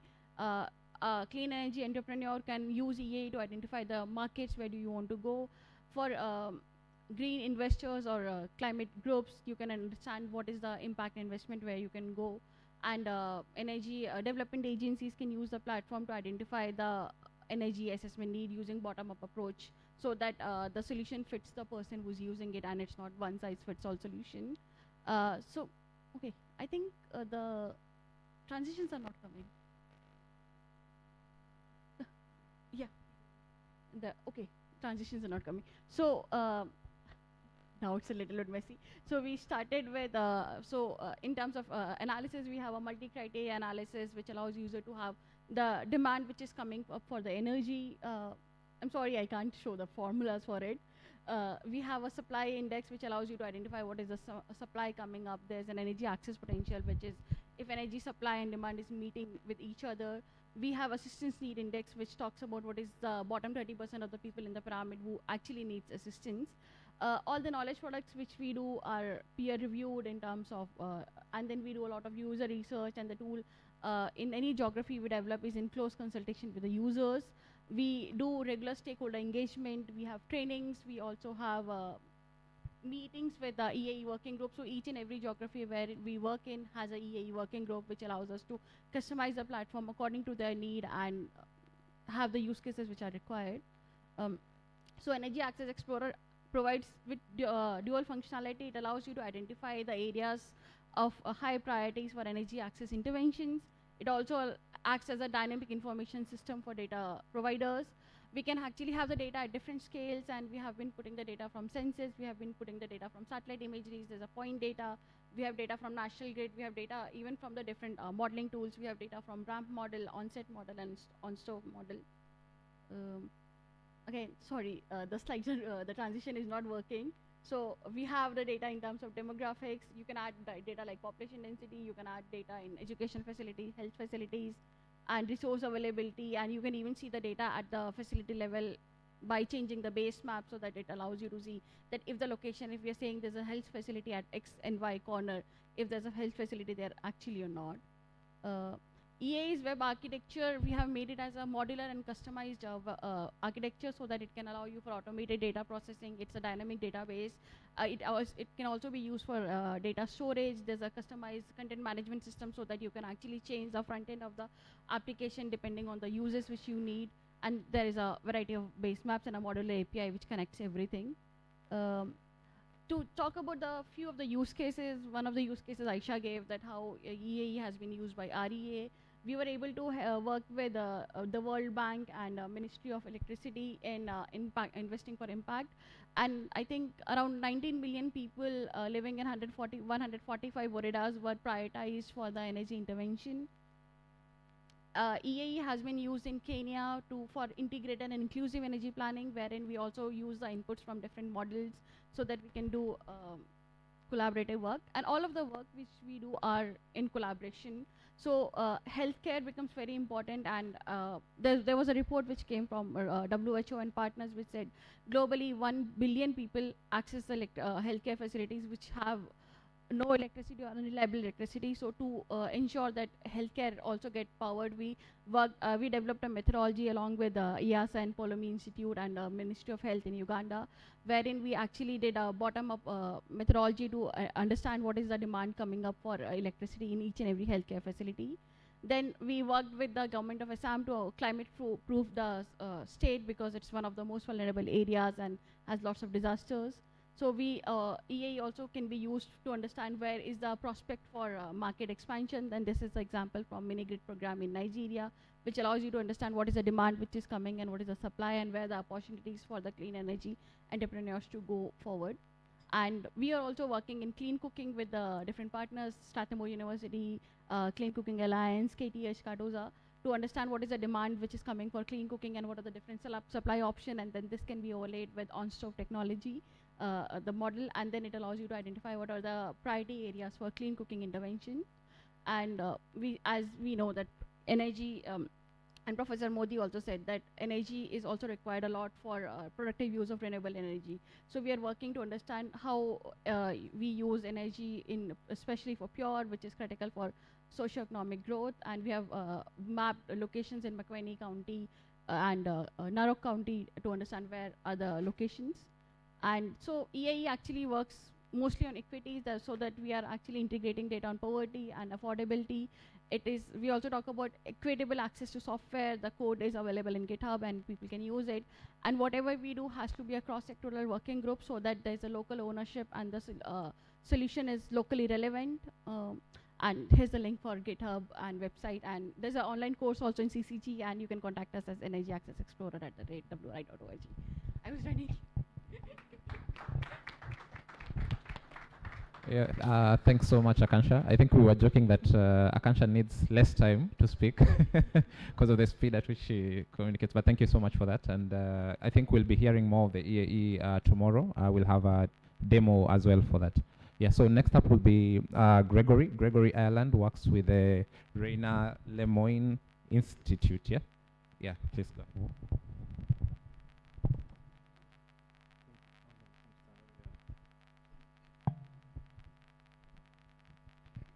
I think this is probably going to work a bit better. Hi everyone, I'm Gregory Ireland from the Rainer Lemoine Institute in Berlin. I am South African, but I live in Germany, and my name is Ireland, so it's a bit confusing. But maybe that'll help you remember me. I'm also, most of my animations, none of my animations will work, so that means that you'll definitely have to come tomorrow afternoon to the full demo where we'll go into more details, but I'll try to be quick. Yeah, so what is our tool? Our tool is the Off-Grid Planner. It's part of the PeopleSun project. It's free and available to use right now if you wish. You can go to the site over here at offgridplanner.org. No www, just offgridplanner.org. You can sign up, and it is a freely available open source planning tool for off-grid communities in Nigeria. We have plans to eventually extend it to other countries, but at the moment it's just available for Nigeria. It uses an integrated map system with OpenStreetMap data, and includes many pre-calculated default values. So how is this different to things like Homer or other software that you can use to design mini-grids? Is that ours has significantly more detailed demand estimates. It also includes the actual distribution grid layout estimation, and it has some advanced customization. It's all entirely open source, so yes, you can go on here and use it for free, but also please go to our repository and use it, adapt it however you wish. Often that has much more impact than the one that stays online. And of course to try and support transparency, collaboration, etc. So I think this might be the wrong version of the slides. But yeah, so we have an integrated demand estimation model. We have the spatial optimization of the distribution grid. We also optimize the supply system as well using hybrid technologies. You can choose whichever technologies you wish to include in the system. You can just exclude some, etc. And another thing we have is that we include estimates for specific customers that might be suitable for solar home systems. So most solutions at the moment, they will assume an entire community gets exactly the same solution. Either they all get the grid, or they all get a solar home system, or they all get a mini grid. There's very few that actually combine these. And in reality, it's almost never that every single person gets the exact same solution in a place. So this is something that we're trying to innovate on a bit, and I can show you a little bit of that in a second. So demand estimation was done using over 5,000 surveys across rural Nigeria. This includes households and enterprises. We specifically interviewed and did energy audits with people who already use electricity. We were not interested in asking people who've never used electricity, how many fridges will you own in the future? It's basically a question that no one is willing or able to answer.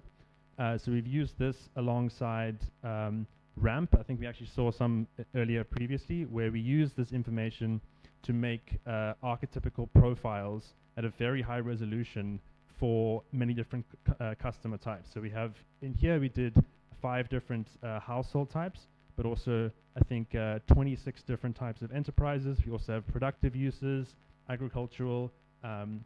We have community uses such as clinics, schools, places of worship, etc.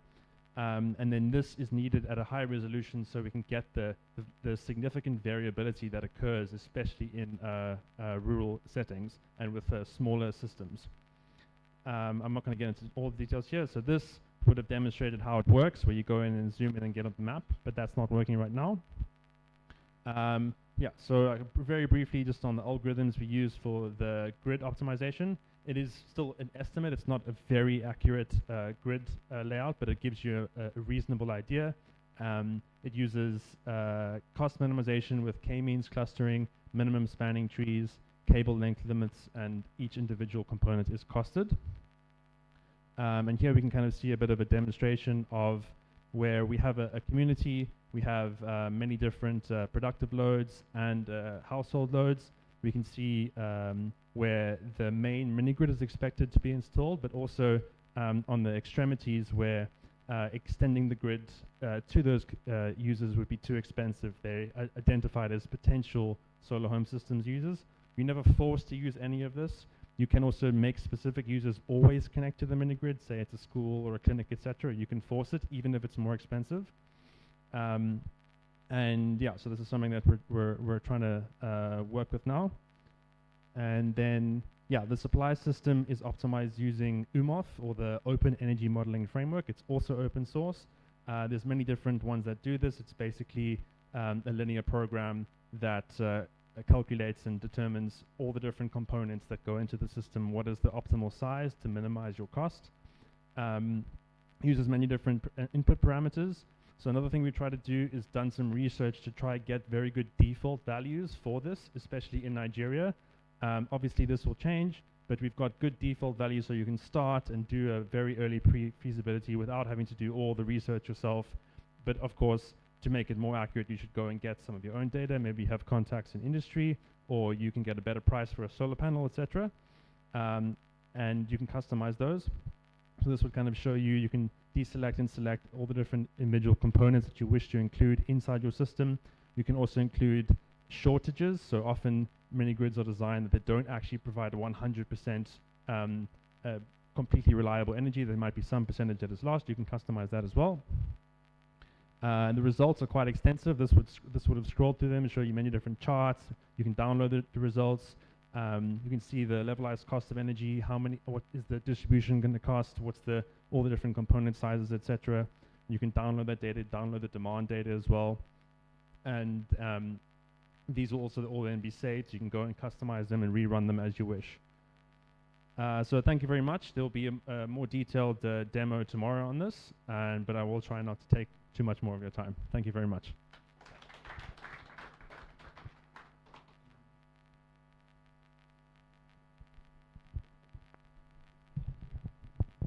Okay, great. Thanks so much, Gregory, again for that very elaborate presentation. Tomorrow, make sure you attend so that you can be able to learn more about these tools in more detail during the demo sessions. So I think we'll have a few minutes for some few questions. Anyone? I can see one hand there. Two? Yes, let's start with those two first. Yes.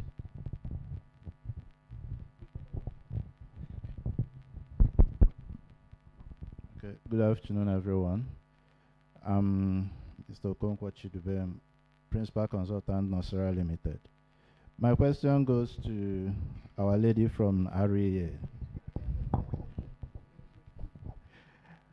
First, do you account for the type of usage? When I mean usage, when I say usage, I mean in a village, there will be a teller. There will be a miller, people milling maybe gari or something. There may be a welder. And then there is a home with only a radio. Do you account for the energy they use before you decide on what the type of energy to give them? Secondly, how do you account for updates? Because Google Earth is not as recent as last week. The people in the field, how do they, if there is a new building, because when you said you are monitoring using Google Earth, you are monitoring maybe a few months ago. What if there is a new building? How do you account for such updates? And then, can you, if it is not a government secret, the app they use in the field, is this something you can review to us? Thank you. Thank you.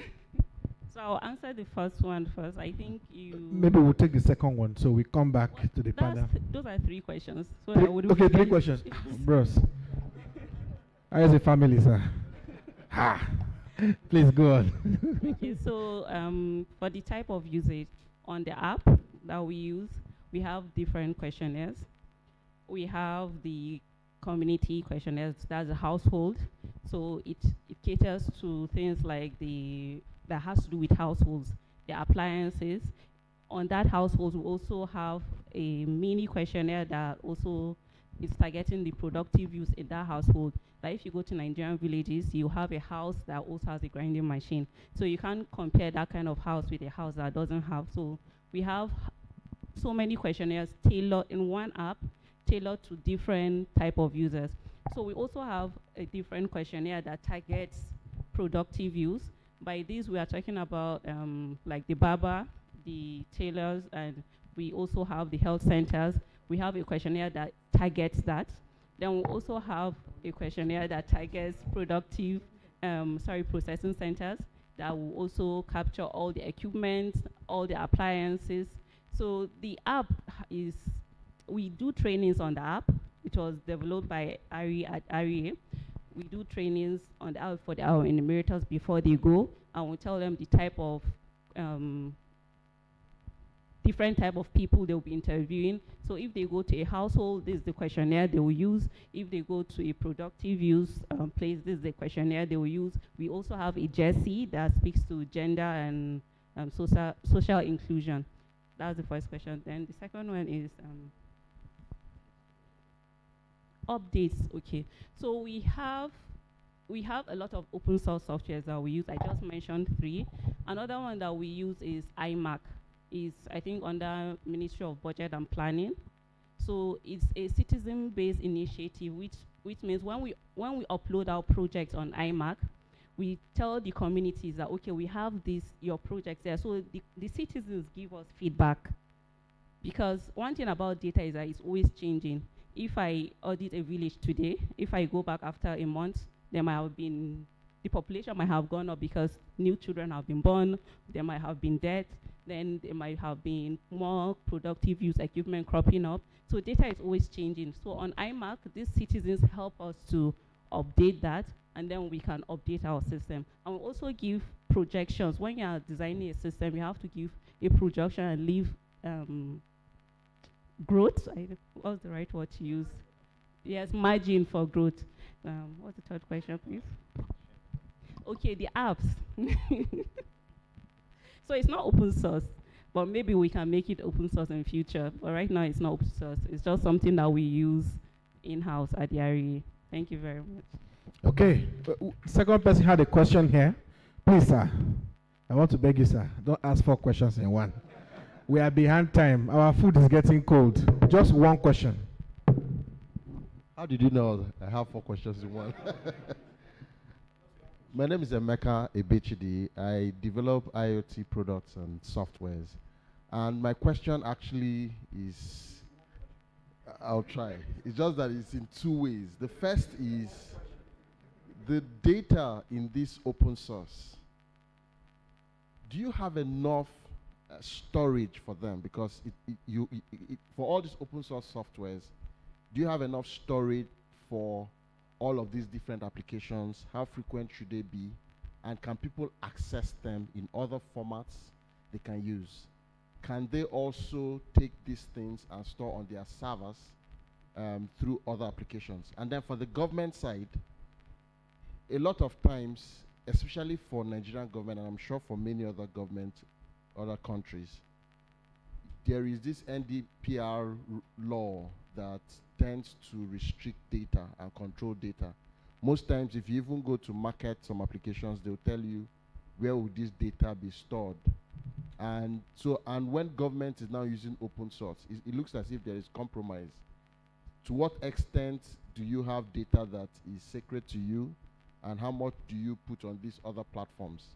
So that you can also allow local developers to come to you and also sell their solutions, and you're not driving them off because these things are stored on their own server. So I just need clarity on that. Thank you. Thank you, sir. You're so kind. One question. Please, let's round up. Our food is getting cold. Just turn it on. Hi, I can answer this. So, Okay. In terms of data storage, for EAE, we have AWS storage, and that allows us to store the data. In terms of data availability and access, so there are 2 things. One thing is data which is already available in open source, and the government has said, you can use the data and you can provide it for free. So we have given the metadata, which talks about what is the data, what is the type of data, how the data has to be used, and what is the link to download the data, which can be in any of the geospatial format. In case if the data is, the government says that the data is there, you can use it, you can display it, but you cannot download it.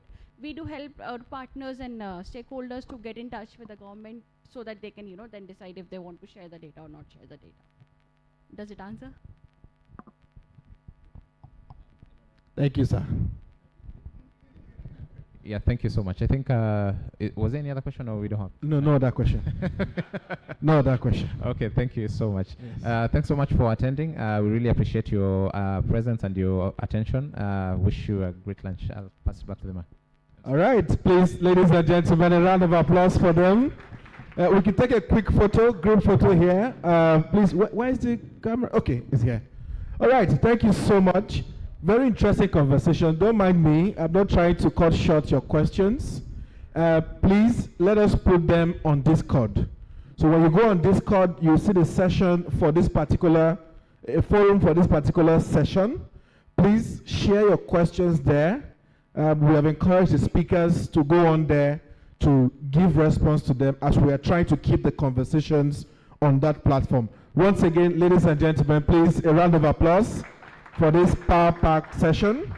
And like you said, like they shared, tomorrow, don't miss it, because we have different sessions where all these different tools, they will be demonstrated, practically, so you can really see how it works. Hopefully you can come with 4-in-1 questions. We can accommodate by the grace of God, but yeah, don't miss tomorrow. Very important as we dive into these tools more. Just practicalize it and see how it works, because of course that's why we're here. Once again, a round of applause for that session, please. The speakers, very powerful. All right, I don't want to keep you way too long. Lunch is ready. We don't want it to get cold. We'll go downstairs for lunch. Are we giving them lunch? Yes. So as you make your way here, I have a fine gentleman who will issue you lunch tickets, and we head downstairs to the restaurant to have lunch. We'll do that for about 35 minutes. Then we are back for more sessions before we wrap up for the day. Very important. There's enough to eat for everyone. Please, if he doesn't give you a meal ticket, let me know. I know what to say to him, but he will give you. All right, please, thank you so much. Let's be back, stretch your legs, and have lunch. Please make sure you relax yourself. There's enough and there's a lot to eat. And we're back here in 30-40 minutes, please, so we can quickly go into the session. Our online participants will say thank you for staying through with us. While we are on lunch, you can also go grab something to eat. I hope this has been beneficial to you. Some of you may have questions also, but please, let's keep the questions on Discord so that we can be able to respond and keep the conversation going on Discord. If you want to join that, they have the QR code showing. You can quickly click on it to join, or you can easily just go to community.enaccess.org to quickly join the Discord community. Keep the questions on there, keep the conversations going. When we come back for the next session, we'll be reading some of your questions on those forums. And we really appreciate you for staying true with us, for our online participants. We're back in 30-40 minutes, so you can also grab something to eat and to bite, and while we return in 30 minutes to continue the conversation. If you look at the agenda, if you go to www.oseas.org, you can be able to access the agenda, and you see where we are on the conversations when we come back. We want to thank our sponsors once again, the World Bank, Prospects, ESMAP, and also World Resource Institute for supporting this event. We are very grateful as we keep up with this conversation. Thank you so much, and we'll be back.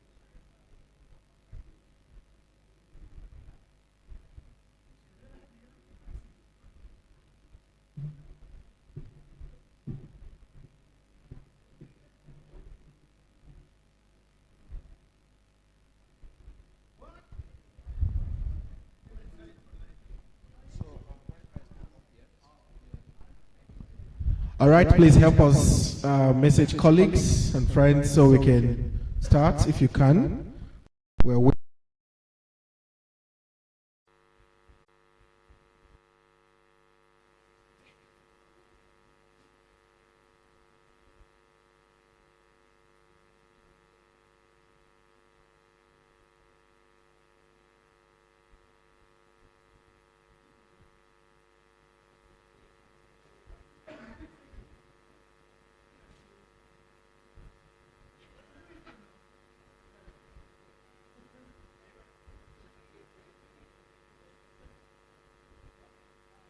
Check, check, check, check.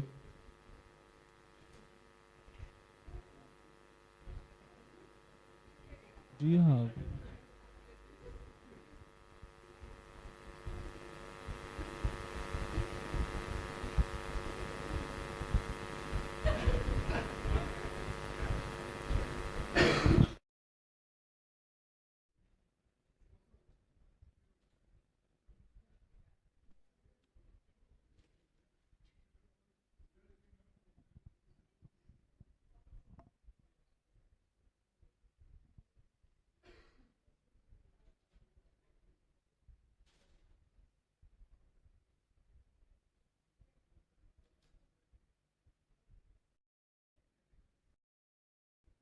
Check, check,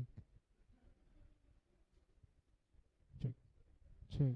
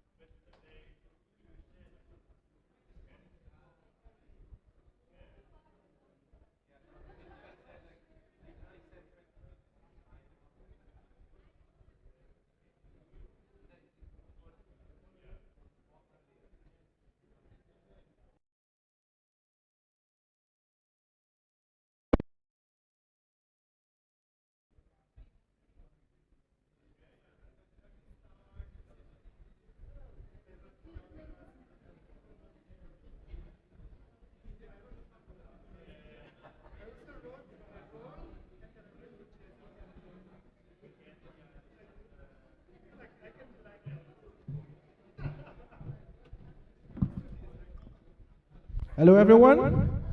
Ladies and gentlemen, please may we have our seats. If you have friends and colleagues who are not here yet, please help us send them a message that the session has started.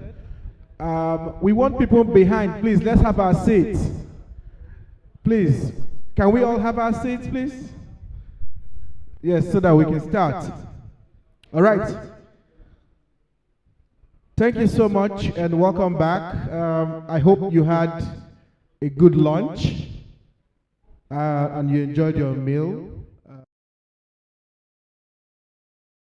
Started the session. The conversations are so interesting that we also don't want to end. We want to keep going with it. But because of time, just to reiterate again, we are taking questions and the conversation continues on Discord. One house, are we together? So please do well to join the Discord community. There are different sessions, forums created for each session. Do well to join, and the conversation continues there, especially our online audience. If you need to ask questions, and if you need to make contributions, just in case we can't take them in the room. For those who have been asking who are here, we have a restroom behind, and we have a restroom just by the entrance here, and someone will do well to show you where it is, just in case. I've had a few persons asking where it is, and I know we've had lunch, and probably that's a very important information to have. Okay, we want to go into the next session real quick, and this time we are discussing open source for climate finance and monitoring, reporting and verification, and we're going into the history of transparency, collaboration, and open source technology. Just like every other session, this session also very important as it will lay emphasis on the power of collaboration and open source in developing innovative verification and financing mechanism for energy access. Anyways, there's more to this. You will hear from me, but I would like everyone to please, let's get your attention so that we can really pay close attention to this conversation. I would like to invite quickly the moderator of the session so she can lead us into the conversation. Ladies and gentlemen, permit me to invite the program manager for the EnAccess Foundation, Clara. Please, round of applause for her as she takes a seat on stage. We'll quickly invite the panelists in no particular order. Permit me to invite the CEO of EnAccess, Vivian, is here. Please, round of applause for him. Also, I want to invite other panelists, Stuti from the REC organization. Please, round of applause for Stuti. And I also want to invite Brianna. She is from the Access to Energy Institute. A round of applause for her. Thank you so much. And the last but not the least, I want to invite from GIZ Gets Invest, Resvan. Please, a round of applause for him as he also joins the conversation. And I will yield the mic to Clara. We have nearly 30 minutes, 25 minutes for this session. Okay, Clara, lead to you. Please, a round of applause for them. Thank you so much, Wisdom. Good afternoon. We lost a few people, I can see, but hopefully they come soon. I am Clara Donadello from EnAccess Foundation, and I have the pleasure of welcoming 4 panelists who together have built an unusual collaboration. So we'll talk climate finance, transparency, and the opportunities and limitation of open source. So let's dive right in. And I'm going to introduce you. We have Brianna Schuyler from Access to Energy Institute, Razavan Sandru from Get Invest, Stuti Dabe from the REC organization, and Vivian Barnier from the EnAccess Foundation. So first, I would like to give you an opportunity to introduce yourselves. Brianna, can you introduce yourself? Tell us a little bit about your position, your background, and how you fit with open source. Yes, I didn't prepare for this one. Yes, so I'm the director of digital product for Prospect. So Prospect is a data visualization tool to help with verification and monitoring, as well as many other things that we're working on that we can talk more about. Before this, I was on the other side. I worked for EnAccess, so I was a data user, rather, and I'm based in Berlin. Great. Hi everyone, my name is Razvan. I see the moderator nodding, which means I'm doing a good job in speaking loudly into the microphone. I currently work for GIZ Get Invest. Get Invest is a European program mobilizing investments in renewable energy. And there I work as part of the Prospect team and Prospect collaboration between A2EI and Get Invest. And before joining Get Invest late last year, I spent most of the last 10 years implementing results-based financing programs. So also on the other side of running programs and dispersing finance to companies. Hi everyone, I'm Stuti Dubey. I represent the DREC organization, the organization behind distributed renewable energy certificates. So why are we here? Because we had a great lunch. No one is going to joke around as well. Okay, so before we get into the serious discussions of what we do, what are DRECs, what is A2EI, what is Prospect, why climate finance is needed, I think we should do something to wake up the room. Wisdom. Okay. I'll come back to what we do. So when you think of renewable energy projects, it is very, for us at least in this room, it is very easy to understand that the impact of these projects is maximum, depending on their location, the replacement that they bring or the first time energy that they bring to the local communities. And that is where our theory of change is, which is where we are working, which is where we think we should bring the climate finance discussion to. And throughout the panel, that's what we would be talking about. Thank you. Thank you. I'm Vivian Barnier. You have seen me earlier today. I'm the CEO of the EnAccess Foundation. And on me, I have a background in mini goods. I've worked a couple of years in the private sector in mini goods, and now running the EnAccess Foundation out of conviction that we really need more collaboration and use and leverage of open source within the sector and on all levels, from practitioner businesses up to policymakers, for climate financing, for data sharing. There's so much unused potential, and yeah, that's why we do what we do at EnAccess, and I'm happy to shed a bit of light on what it has to do with climate finance and DREC. Thank you. There are 3 other microphones here, but I'm scared of trying them out. I will keep this one. So, Razvan, tell us about how monetizing and valuing impact can improve the general funding environment of DRE companies. Okie dokes.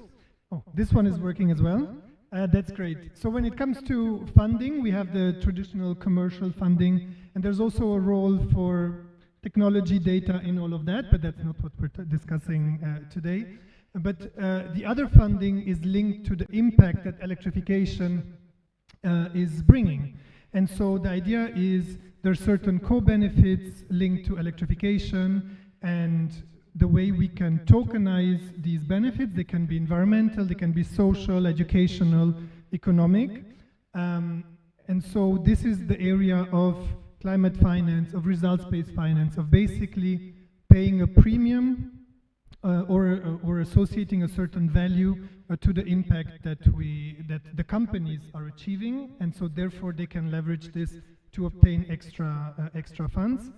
And this has certain benefits also for the communities, I mean for the companies themselves, but also for the communities by either, on the one hand, for the companies improving their margins, but also for the communities by I think having reduced tariffs, if we're talking about mini grids, or potential additional activities on productive use promotion, etc. Thank you very much.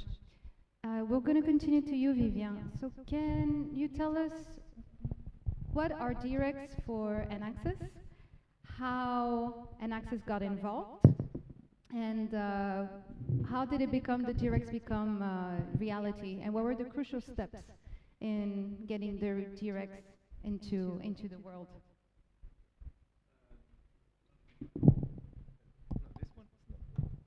Hello, this one is working.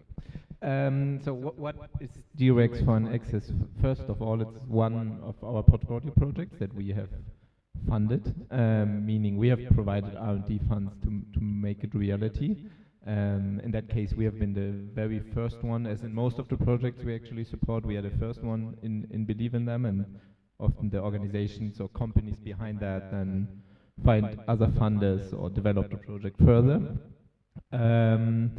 So why have we done that, and in terms of what is it for us? It's a great opportunity in the sector to leverage open source on a level which hasn't been done before for actually climate financing and verification, transparency. And if we look at all the climate financing and the recent scandals that have been around, we see that transparency and trust is an immense topic. And that's where we believe open source can play a role, which has been not that much discussed. There were actually concerns about quality of open source in the morning in some panels. I actually see it quite the opposite to open source. You have a traceability, you have a verifiability. You know, it's not a black box. You know what's going on. If most of the people won't check the source code, but you can do it, and you can make sure that the verification is right, and so on. Now, on how did it came that EnAccess engaged with DREX? It's a great story for us of the collaborative aspect of open source, because in the first place there were two actors, South Pole and Power Trust, which parallelly, independently came up with a similar idea and finding this gap of distributed renewable energy systems and operators have a hard times to access the climate finance market for several reasons, mainly because it's not really optimized at that point. You needed to file like PDF files for each asset you have, which you will just not do. Even you have a mini grid, which is bigger than a solar home system, but even with this, I mean, with a home, not even imaginable, but even for a mini grid, it wasn't worse, particularly for the relatively low price you get per megawatt hour, but also all the work related to it. So they identified that, and they also identified there might be a market of big corporates wanting to easily invest in this area, but they don't know how to do that. So we need to close this gap. And they're actually competitors, because what they do, both of these organizations, is finding buyers and then acting as a broker to selling a product, in this case DREX.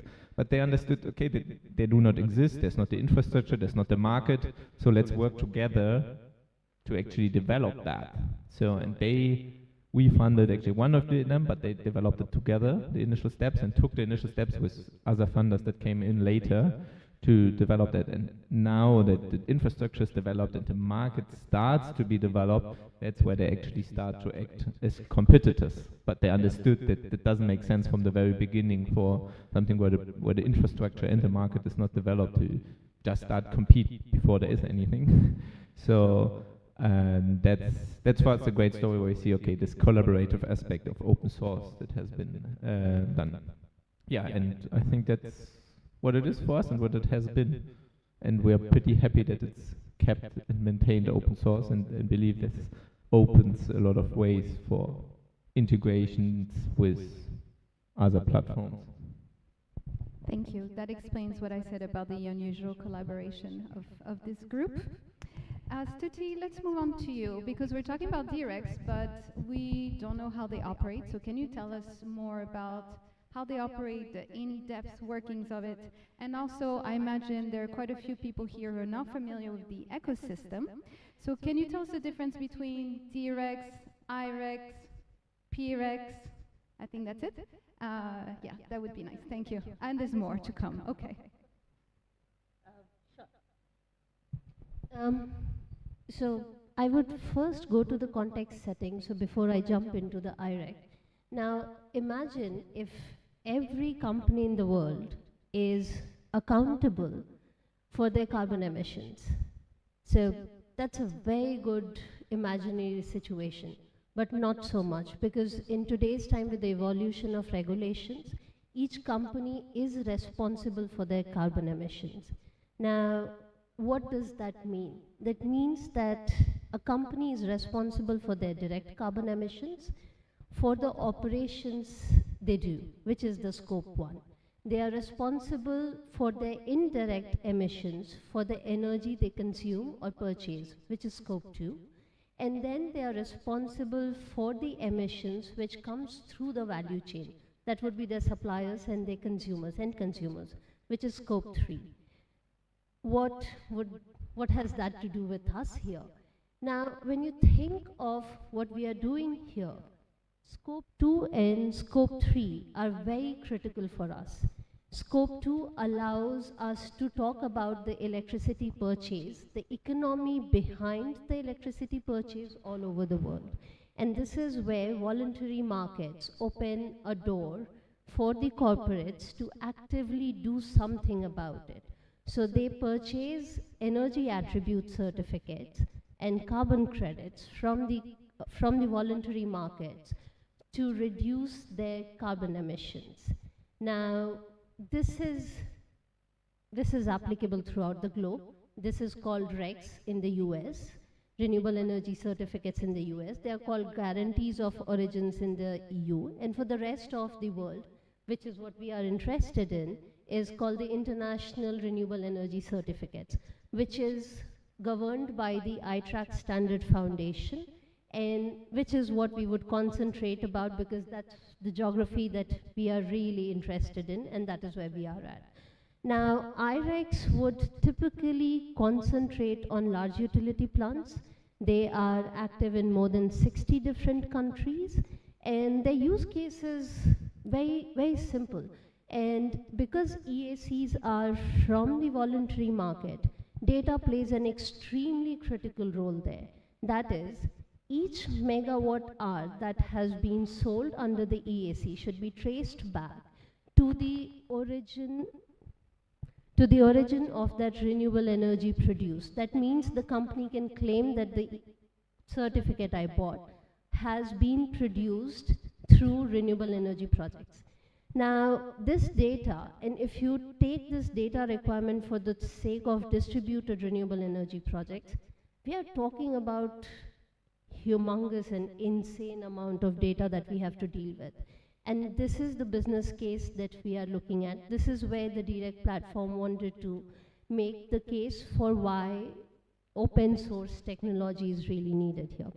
But quickly before that, distributed renewable energy certificates focus on the energy generated from DRE projects in the global south that match SDG 13 and SDG 7, which is what we are looking at, and it acts as a label on existing IRECs. So it is not a new standard, and it is not something that is new. It is an added layer on top of the IRECs. Similarly, PRECs, which stands for Peace Recs, they come from fragile countries where you have civil unrest, where you have wars. So they are issued from these fragile countries. So the idea is, how do we bring in the corporates who want to do something voluntarily to finance the ecosystem that we are really addressing? The distributed recs, the peace recs are just a medium or mode to do that. Thank you very much. But can you also tell us about the open source nature? Why is it relevant for DRECs? If you look at who is buying these instruments, for them, there is an increasing pressure of being transparent about their actions. And open source by sheer nature, by sheer principle, brings transparency and traceability back into it, which is what we are trying to promote. So you as a corporate buyer, if you can communicate to the whole world, to your regulators, to your stakeholders, to your shareholders, that your investments are going in the right place, that gives them immense value. It is good for them to invest. It is non-questionable, not entirely, but it is better than the rest, and which is where open source nature of our platform helps us do that. Thank you. And Brianna, you are representing Prospect here on this panel. Can you tell us what is the role of Prospect for DRE companies, and also, I imagine, explain to us what is Prospect? Yeah, so Prospect is right now several things. One of them is data visualization. So I said before I was on another side of this, which was actually wanting to look at data for my own organization. We were spending tens of thousands of dollars on Tableau licenses, Power BI licenses, et cetera. So this is one way to get around that to a certain extent. We connect to multiple different data sources that are used across the energy access space. So like Angaza, PayGops, et cetera. We're working more and more on other connectors as well. So it's just, in theory, a plug and play. You say, I use this CRM or I use this tool, and then you can very easily pull the data into Prospect, and you're able to visualize it. So that's unrelated to DREX, but then now to bring in this part. And it's all open source. So the way that this relates to DREX and other types of carbon credits or any sort of subsidization program is we increase transparency in this way. So not only can you see your own data, but like let's say that you put your data in order to do a visualization, and then we say, oh, also like this is something for which you could get a carbon credit. Do you want to do this? Then you can just say, yes, I want to do this as well, and then it's sort of an automatic functionality that you can include.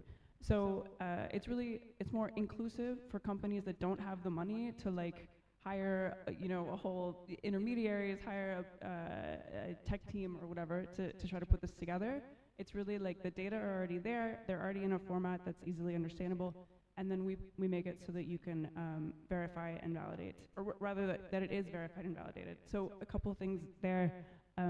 We're working to make sure that like if you have claimed a subsidy with the World Bank, for example, then like you could not claim a subsidy with GIZ, for example. So like having data from multiple different sources, you can say, I have this device with serial number 123, and then I'm claiming it now, and then we say, okay, now it's been claimed, it can't be claimed anywhere else. The other nice thing that we can do is validation of the data, so we can actually say, okay, you've said you sold device 123, now can we see the mobile money transaction that was related to this, and also can we see the energy usage that's being emitted from the device to make sure that it's actually in use and it wasn't just sold and then returned immediately and not in use anymore. Thank you, that answered this question. But you mentioned that Prospect is open source. Can you tell us what aspects are open source? Because it seems like sometimes we have different definitions. Yes, definitely. So all of our code is open source. All the repo is open source. So all of our connectors or adapters to different software packages are open source. One of the nice things about this is our team does a lot of this in-house, but for the times that we're not able to, like for example, we're working with an organization in Burundi right now, and they want to have some adaptations to our code. We don't have the time for it, so they've hired a contractor, a local contractor, to make those changes. We will review them and then include them or not, depending on if it's appropriate to the use case and useful to the wider Prospect group. Our tickets are open source, so you can see what we're focusing on. You can see like what our plans are for the future. What's not open source is the data itself, unless the organization has chosen to make it that way. But like there are clear privacy laws in place that we need to, and in my opinion, should follow. So yes. Thank you. And I have a question for all of you, so whoever wants to volunteer. Do you believe open source approaches and tools are relevant for monitoring, verification, and climate finance? So I open the floor. Sure. Do you believe that open source approaches are relevant for, we talked a little bit about it, but the open source approaches and tools How do they improve the climate financing? How do they improve the monitoring? And how do they improve verification? Maybe I can start with the first part as someone who has implemented results-based financing programs. Because to me, one of the challenges that we still see with climate finance and results-based finance, and I think we're moving in the right direction, but currently a lot of the reporting and the verification is very manual, which is very bureaucratic, it's very cumbersome, it's cumbersome for the companies, and it's also cumbersome for the ones running the programs. And I think this is where there's lots of opportunity for us as a sector to use open source technology and the data associated to speed up this process, to automatize it. And I think there's already, like, renewable energy companies, they're already collecting a lot of data. And as Brianna mentioned, connecting to PayGo platforms, to inverters, to mobile money transactions. All this data is already collected, but is not fully used when it comes to verifying and monitoring for the funding. And I think this is something where, yeah, we should all move towards. Yeah, thank you for that. I mean, nothing to add on this aspect, and just to give it another angle as well. I see the interoperability between different platforms, which is with open source kind of guaranteed. Still the work needs to be done, not because it's open source, it's automatically interoperable, but it can be mad or open source interoperable. While when there are a lot of closed source tools, they might also be able to, but you don't have a guaranteed. Even though you are motivated to do so, if the owner of the property doesn't want to, then it's impossible to do it. And open source lies the ground, like the fertile ground for interoperability. And I think that's a super important aspect when it comes to monitoring and verification, because you can create interoperability between different platforms and so on, and by that guarantee verification from different sources and cross checks. Which actually brings me to one question, if I may raise a question to another panelist. Let's go quick. Sure. We have to catch up. That's maybe to Brian and Rasman. I mean, we have heard about the Energy Access Explorer this morning. Has there been any talks? I mean, I understand from the both tools they're focusing a bit on another part that they are covering, but have there been any discussions already in terms of if there are some layers or potential of interoperability or connecting or something? I would love to know that. Okay.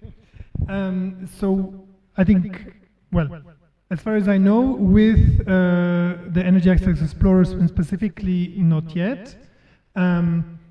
But you are right that one of the mandates of Prospect is to be this public infrastructure connecting the different data sources and data warehouses and the different platforms. And so we are working on integrations and connectors to be able to not only import the data from the different platforms, but also to be able to share it. And this brings me to the question that I answered this morning on closing the loop. And there, my personal question remains on how willing are some governments and some companies to share some of this data to flow back into the loop, even if it's anonymized or aggregated or things like that. But yeah, I think it's part of the Prospect mandate in the future to act as this. Now this, okay, it's going back. But I think that it is a mandate of Prospect in the future to act as this public infrastructure, and it has this open source kind of like public mandate. So yeah, definitely this is something that we will start engaging on in the future. I think the only limitation right now is bandwidth. But I think I think everyone agrees, and I think everyone in this room seems to agree that these issues that we're dealing with of energy access and of climate issues and climate finance are urgent, and so we're attacking them as quickly as we can. And try to catch up the time because I can see the MC looking at me. I have one question for Rastavan, and then if everybody wants to add to it, how can private companies and DRE get involved? I think that's quite important for our audience. I think I would rather give this to Stuti. Okay, then Stuti, because it's it's I would say it's more of her. Okay, sure. So in answering that, I'll also address your question which you asked before. So when I look at the role of the DREC organization, we are acting as a bridge between two different set of consumers. So we are looking at the corporate buyers on one side, and then we are looking at the DRE project developers on the other side. Now, the requirements for these two different set of consumers is entirely different. So the DRE project developers, they are looking for climate finance, and the corporate buyers, they're looking for verifiable, credible instruments that they can use for their scope 2 and scope 3 requirements. Now, this is where we think that open source is playing a great role. And in the process of verifying the electricity generation data, or in the process of removing the administrative burden from the DRE project developers to participate in the global environmental market, what we are doing is we are enabling them to access that climate finance. And how can they participate? So our platform, the open source platform, it actually allows the corporate buyers to come and see the DRE projects which have been listed there, if I may say, through the API. So the project developers, they push the generation data on the platform on their projects, and the corporate buyers can select the projects that they would like to invest in. So it is easier. However, there is a small caveat. It is done through the market players, because we are talking about an existing IREC economy. So the role is with the market players or the market intermediaries who typically facilitate these kind of transactions. Thank you. Unfortunately, we're not going to be able to take questions. I'm really sorry, but all of the panelists are going to be here at the reception this evening. So join us for networking. You will have time to ask as many questions as you want. I just don't want to make this even later and get screamed at after this evening. So thank you so much. Do you want to have any final remarks? I do want to give you an opportunity to close, and if not, well, yeah, he's already on stage. No, they can close. Find everybody, they can close. Yeah, okay. Thank you so much. It was a pleasure talking with you. And it's back to you. All right, a round of applause, please, for this panel. Thank you so much. Please, let's take a group photo here. Clara made my job easy. She knew we are behind time, but it was indeed an enriching conversation. Many questions I know you want to ask, but let's keep them in the Discord channel. The speakers will also be there to respond to these questions that you may ask. We just want to really move quickly ahead of time. So once again, a round of applause for this panel. Thank you. Can we do better for them, please? Okay. So, I mean, every conversation gives you a different angle when we look at open source, especially for energy access. And it's quite interesting. And I want to hear more about prospects, especially tomorrow. And like I said earlier, let's not miss those sessions as we focus on some of these open source platforms and see what more information we really could get. So every conversation sort of open up a new angle, and I want to learn more. I want to, ask more questions myself. If I start asking now, I think I will have 5-in-1 questions, to ask, but let's not, because of time, we won't go into that. But the next session really is another very important one, and it talks about the role of academia in scaling the impact of open source solution. And when I think about this topic, it makes me want to, think about it from the angle of, can we begin to put this idea in the minds of the younger people? How do we begin to really cultivate that whole idea and mindset towards open source? Because in this session now, we'll delve into that pivotal role academia is driving impactful and open source solution in the realm of energy access. And of course, we'll look at how academia can accelerate that scalability of innovation as regards open source solutions. Our young ones are really bright, very innovative, very intelligent. At least I've been within the energy access space for the last 5 years. I've run a radio show for the last 3 years on power and energy access. And I've met many amazing young people, even fresh from university, even in university. And you're amazed the kind of thing they are thinking already by just trying to have access to the needed information they need to come up with these innovations. So this panel is going to go into this topic. When can we leverage open source versus closed source solution?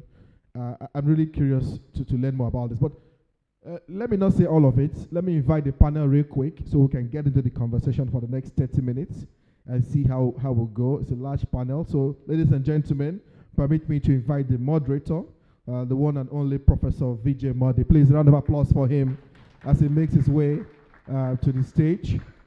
I also want to invite a very, very special person. When I called her for this, she really obliged us and she gave us that audience and very, very interested about this conversation and has been doing amazing work with the students at the faculty at the University of Abuja. Ladies and gentlemen, please permit me to welcome to the podium Professor Kafayat Adeyemi. Please, a round of applause for her. I also would like to invite to the panel Sanli Fazi from the Utrecht University. Yes, please, a round of applause for him as he makes the way. Is equally a professor too, right? I didn't put that here. Please, let me say it again. Professor Sally. Please, a round of applause for him. I also would like to welcome Dr. Tatiana. She's from the United Nations University, Institute for Environment and Human Security. A round of applause for her. It's a panel of professors and doctors, so please clap for them. It's not easy. Last but not the least, I would like to invite Adrian Okorio. He's with the Center for Renewable Energy and Energy Conservation. Is he here? Is outside? You? Please, round of applause for him. When I imagine your face, I was looking here. I didn't know you were, but okay, thank you so much. It's a very rich panel, as you can see, and at this point, I will yield the mic. Who am I missing? Yeah, please, Naomi. Climate compatibility growth, please, so sorry. So sorry, I keep missing one person. Naomi, thank you so much. Professor Vijay, I yield the mic to you for the next 30, 35 minutes. Let's see what we can do. Ladies and gentlemen, once again, a round of applause for them.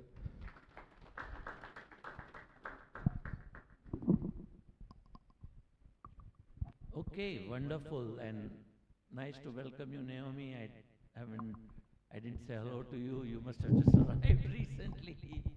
So fantastic. And since we are all from academia, we are going to be highly biased. Prof, sorry, you want to put the mic so that we get Closer.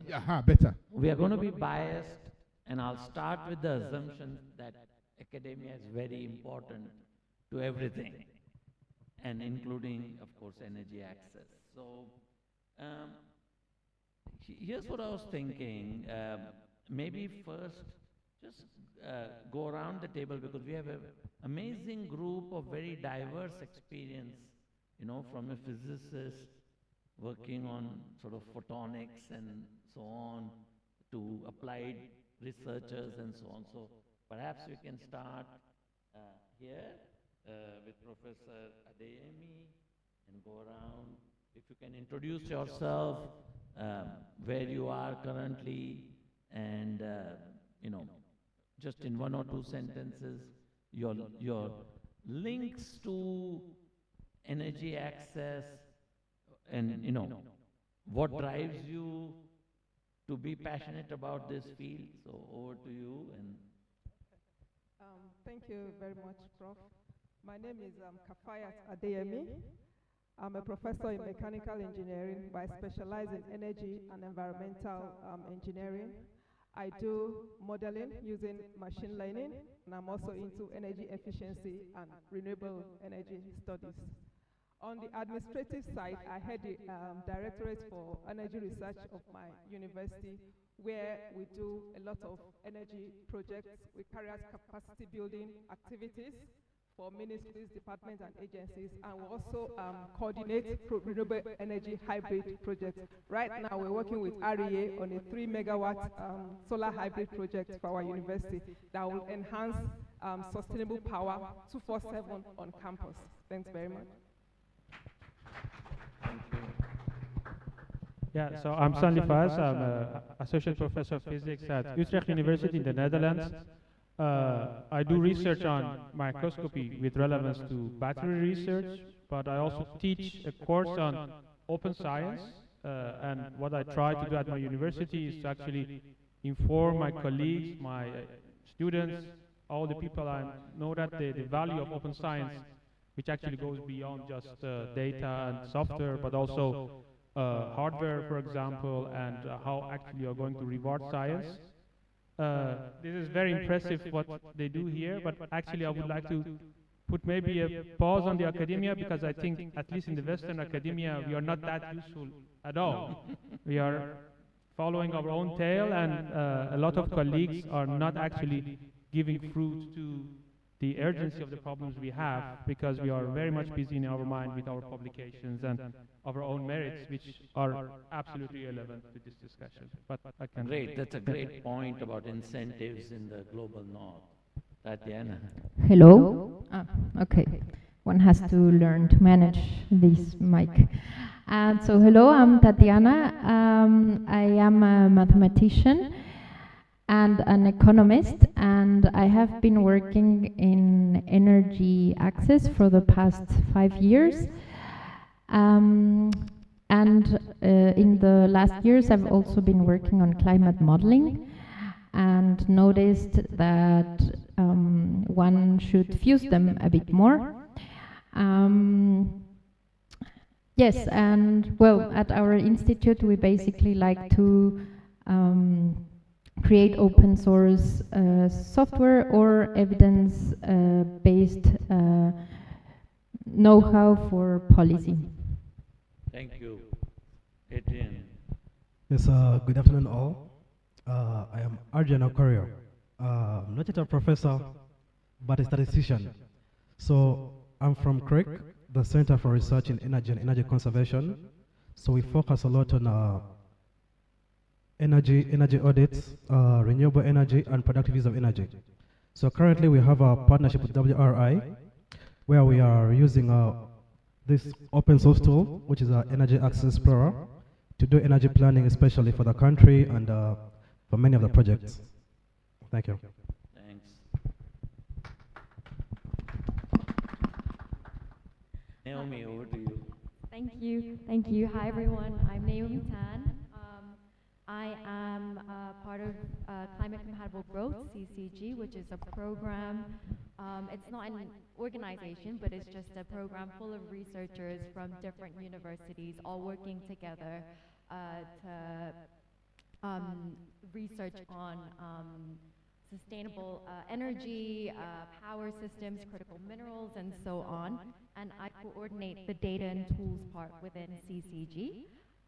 We also do a lot, we also coordinate a lot of events. These are our energy modeling platforms. We like to call them summer schools, which have been mentioned a few times today already. And this is basically an event, a 3-week-long event, where participants can apply and it's free to join.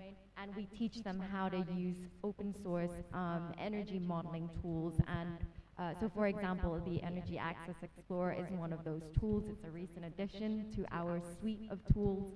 But there are a range of tools that participants can choose and learn in these summer schools, which happen 3 times a year. But that's one part of our big research project. Our big research project is this Data to Deal framework, which is a pipeline of collecting data, creating these starter data kits, which are basically a one-stop shop for data for energy modeling, using these data in multiple energy modeling tools, integrating these tools, creating online materials for people to learn how to use these tools, creating MSc modules for these tools, and so on and so on. It's a huge pipeline all the way from data to deal, which is releasing the finance necessary for sustainable development, which I'll probably go more into in the next hour. But yes, thank you. Thank you, Naomi. Thank you. It's a large, it's a large ecosystem at climate compatible growth, and there are links to Dimitri, started at KTH, Mark Howell started there. So we have come sort of a big circle, and the family is growing, so very exciting. I was with Ed Brown last week, who is also from Lakwaro. So wanted to ask the following. I want to jump into something.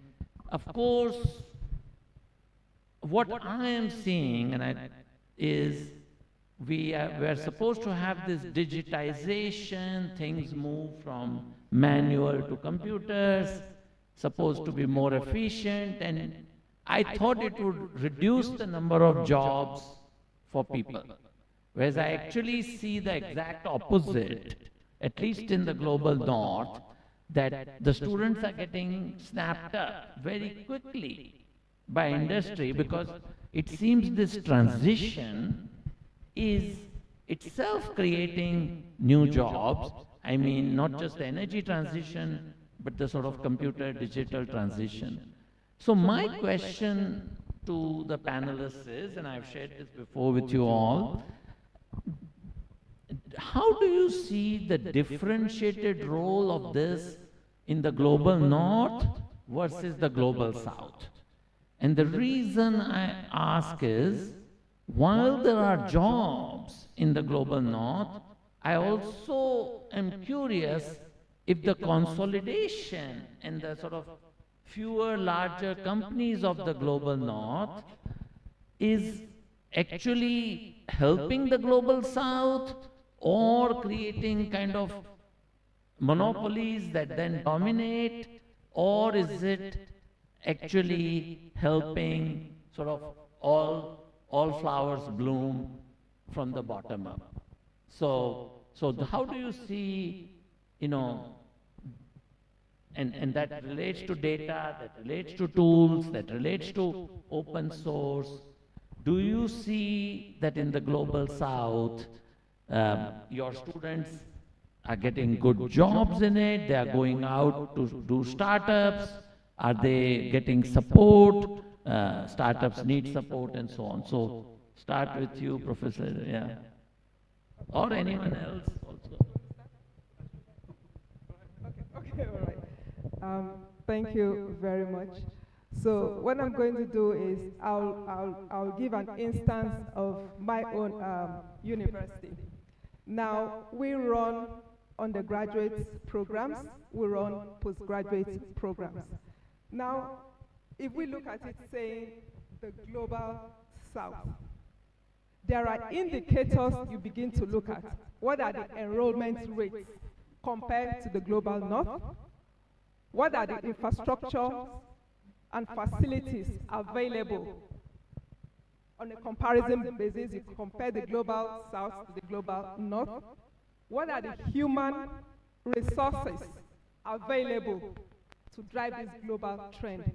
So if you look at statistics, I've gone through a lot of them, we'll realize that the percentages or the variation, the margin is quite wide in terms of enrollment in the global south, the infrastructure available, like we're talking about machine learning now, Internet of Things, are the infrastructures actually available for the students? Do we actually even have the students? Then we look at also financing. Education is not free. And so there is something that is coming up with the government now on scholarship or education, what do they call it? Loan, student loan. And so this is still under, so this is still under, the bill is still being looked at and all of that. But you see that even as, let's say, comparatively, the tuition for students in Nigeria, for the federal universities and state universities, is quite low compared to what they pay in the other climes. But you still see that these things are difficult, or this amount is quite difficult for students or their parents to source. So when you look at all these indicators, we will see that it's actually a struggle for us in this climb to meet up with what is going on the other side, based on these indicators I've listed. Yeah. Thank you. Thank you. Yeah, so I have a slightly sort of different angle on this. I actually do not see that much difference in terms of the mismatch between the problem and available resources. And I would say what I have seen in the last few days here, but also in my research that I have done, maybe Nigeria is closer to solutions than Netherlands. In Netherlands, we are addicted to gas, and it's always behind the plans of getting the houses from the gas. So the solutions are also not working there. And I don't see that necessarily that because we have riches, and of course academia, the Western academia is on a very vast amount of knowledge and resources, have a lot of money, but it's not necessarily they are not teaching the right thing, or we are not teaching, I should include myself, the right thing to our students. We are teaching the technologies of the past, and the technologies of the past, or the mindset of the past, with the finance, with how the economy works, actually has created these problems. So I'm not even sure that the knowledge that the West has accumulated, at least in the current curriculum, is useful for you. There is, of course, a lot of knowledge, a diverse set of knowledge, and funnily enough, there's also a lot of freely available online resources which are very high quality. Of course, I understand that it takes energy, it takes expertise to transfer that knowledge to the students, to the next generation, but beyond that, the amount of availability of knowledge that we have now in the sort of in comparison with 30, 50 years ago is huge, thanks to open educational materials. Of course, it has to be translated into something is useful. And I think in that aspect, here in Nigeria, I've seen much better, more relevance of choosing the right material to teach than I can see back in my own country, in the Netherlands or anywhere north. The emphasis of open science and open access is a minority in the Western university. They are really just the mavericks who do it. But it's not common sense, which is strange because this must be the path forward. Thank you. Maybe give to Tatiana, but I want to point out one thing. Most closed source software actually relies on open source software underneath as well. So I just want to, Eric Brewer, who advises the White House, he's also at Google and professor at UC Berkeley, and pointed this out, that actually a lot of the closed software used, like Unix, is there in the, so I just wanted to highlight that as well. Over to Tatiana. Yes, so I actually have no idea about the statistics on the different students enrolling in quantitative areas in Global North and Global South. I think that there is a process of quantification of most sciences since the 70s. And this is also a bit dangerous because one, as well as saying it as a mathematician, one also has to think about what knowledge is left outside of mathematics when you only focus on mathematics. Power relations cannot be modeled through mathematics. Who owns the data? What is happening with different data, and also even the idea of having this process like a godlike figure of looking at geospatial data and trying to homogenize different villages that have their own values, their own cultures. And when we want to bring infrastructure to these places, either it's water, energy, there is also a political factor. There are also things that are not being able to be homogenized as mathematics, machine learning, and optimization models want to do this. So yes, there are, of course, businesses and also development organizations. They love mathematicians, they love physicists, and if you've studied some data-centered program, you probably have higher access to basically more money than if you studied a social science. But this is dangerous. Very, very important. Over to you, Professor. Yes, so speaking about the numbers is always interesting and the mathematics, but I think on our side, what I believe is that I'll go with the indicator of education being expensive. So we have had a bit of different schemes whereby we have trainings, let's say for EnAccess Explorer, where we shall conduct trainings at different universities free of charge. All will require is the time of the students, will require time of the lecturers, and we shall train them. We have done this with a few experts, I think Douglas, Dimitris, Santiago. So we have had initiatives of doing those trainings. Then we also have initiatives of going to the local communities. Now there we shall focus more on productive use of energy, of how do we efficiently use the energy that's available to them. So I think open source is a solution, but however, being able to spread it and being able to ensure that the adaptability is high is a part we're also trying to focus on. Thank you, thank you. Naomi, you of course are at a premier institution with a suite of open source tools that you mentioned. You also offer trainings year round. How do you see the sort of educational aspect in the global south linking to the global north, right? So how any joint programs you have for master's degrees, PhD degrees between your universities and maybe universities on the continent? Yeah. So with our energy modeling platforms, the summer schools where we train participants. Is your mic working? Hello? Yeah. Yes. I just need to put it closer. Yes. Yeah. So with our summer schools, our energy modeling platforms where we teach a number of participants the different suite of tools that we have, and I can see a couple of our alumni in the audience as well, which is there we go, which is great.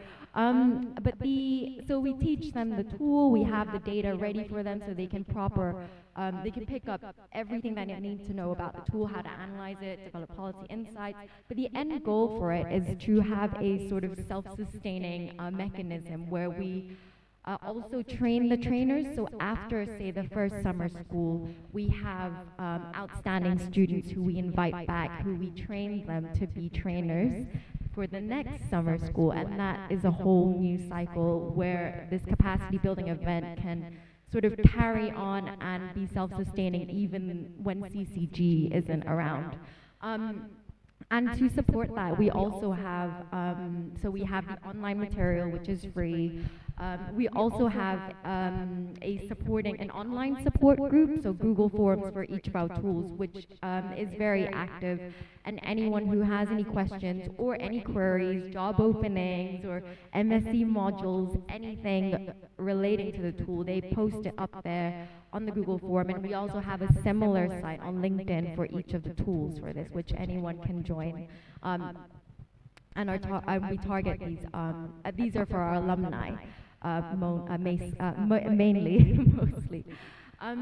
So a lot of the requests that we get from these summer schools are follow-up. So, we've done this tool, we've also done this tool. How can we further expand this knowledge? Is there a follow-up to the energy modeling platform in Africa, or is there a follow-up to the one in Latin America and the Caribbean? So to address this, we're developing a next summer school, a sort of next level summer school where participants can join And instead of learning one tool, they can come as a team, and each member of the team is an experienced modeler for that tool, and they can learn how to link all of the tools together to create a sort of pipeline from, you know, we have a tool that projects energy demand, we can put that into osmosis, which looks at the energy demand and gives you the least cost capacity expansion mix. We can put that into another tool called Flex Tool to look at the power system flexibility. Then we can bring in FinPlan, which is a financial planning tool, to see how, if we go ahead with this plan, will power plants be financially feasible or not? So there's a whole other, you know, there's a different sort of summer school for that, for the next level summer school. And another request that we have is also are also from academics who want to teach these tools in their own university, but they don't know how to do it, they don't know where to start. So what we've done is we've created some MSc flat packs as well, sort of like an IKEA flat pack where you get the basics and you put them all together. So we have these MSc flat packs where any academic can pick up. So far we have flat packs for osmosis and for clues. And any academic can pick this up and integrate it into their MSc curriculum for a faster process. And likewise, they can always adapt it, change things based on their master's curriculum.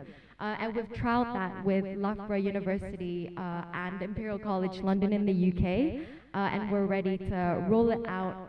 But the next steps to that as well is to convert all of the materials into the different languages based on what our, you know, what the demand is, so we can better support these initiatives.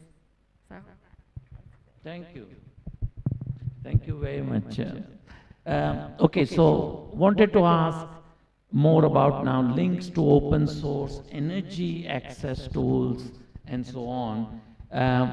Do you, I want to ask whether you feel that in the global south, you know, we have professors from Makerere, University of Abuja, and particularly want them to go first, is to tell us, you know, the next generation of faculty, the next generation of people who will develop and mentor students.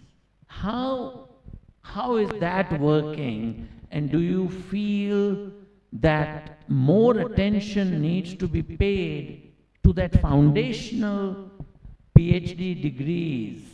And are students and the universities supportive of those activities? So, thank you very much for that question. Just like you made it very clear at the beginning of the session that the academia is very key to this open access conversation. Now, if you look at it, let's look at what exactly are we talking about when it comes to this open access codes. It's all about sustainability. You want to start something and continue it to benefit, to get the benefits sustainably. And so we begin to look at what are the factors necessary. The awareness should be there. The awareness is very important. Like Daniel was talking in the previous panel session, that his meter, the NERC, is asking where is the meter, where is the manufacturer, and details like that. So they are not aware of open access codes. I give an example again. I have master students coming to me. Okay, I want a research project, but I'm thinking, what can I do? And the first thing I ask is, where does your interest lie? Production, energy, thermal, where does your interest lie? So that we start that conversation. And again, it goes back. There needs to be that capacity building. Like the trainer. If the lecturers are fully aware and they know about this access codes, open access applications, it's something I go tell my students, oh, there is this now. Right now I'm working on energy modeling. We're using machine learning. GRNN and all of that. So I could tell my student, I have this code, and then there's a field engineer or a field developer working on this. Can you explore this? And that's part of that's the beauty of academics. We explore, we research things and bring it out. So if we have the access code, it's something a master's student, a PhD student can go explore and make that open access software better. So these are things we should look at: awareness, capacity building of both the lecturers and the students, as well as collaboration. There's that link. That link is not there. The developers, the field engineers, they are doing theirs outside there. The academics, they are working in their silos. You have to bring your problems. What are the issues in the field? Bring it to the academia, and we'll look at it. We dig deeper, because that's what we're actually meant for: teaching, research. So that collaboration is not there. The awareness is not there, as well as capacity building. All of this will lead to sustainability, because after all, you improve on the code or the software, you put it back in the open access, somebody picks it up, and it goes on and on. So those three issues: awareness, capacity building, and collaboration. Ministries, developers, agencies, regulatory bodies, we have to be fully aware, and we need to work together. That's a fantastic point, by the way. I see in many settings, whether in utilities or ministries, the sort of siloed relationship with universities in the same country, right? And I think that prevents actually dialogue and defining the problem, exploring the problem. So that's a fantastic point. I'm going to go to you, Adrian, and Creek is a center, and the word center means it is little bit outside the university, little bit inside, right? And the idea of Creek, if I imagine, was to provide that bridge to the government, to the policy makers, to the private sector. Any thoughts you have on that? So I totally agree with the professor there that awareness, capacity building, and are bit the challenges. But so as a research center, I think we need to focus on the methodological approach. How do we tackle the problem? Now, we could provide the solutions to, maybe the ministry provide the solutions to the students, but how to solve those specific problems is where the issue is. Because if you took open source softwares to the community or to the students, and like Professor said, they do not know what to do, they don't know what topic to choose. So it makes it a bit, they'll just do something that is vague, something that is maybe repetitive, or just get what has been done and redo the same thing. So how would we employ and focus on teaching people to learn how to use these various, mathematics has very many methods. Methods of optimization, optimality, sustainability. So how do we focus on that part so that people actually learn, or the ministry gets to know, okay, if we solve this problem, we could actually create this other challenge, or we could cause. Let me give an example. Let's say we're doing a research on food security, and you find that you decide to take food to one area where people maybe are malnourished. Yeah. So you would think it's a good thing, but in the long run, you find that people start starving their children because they keep wanting to get this food.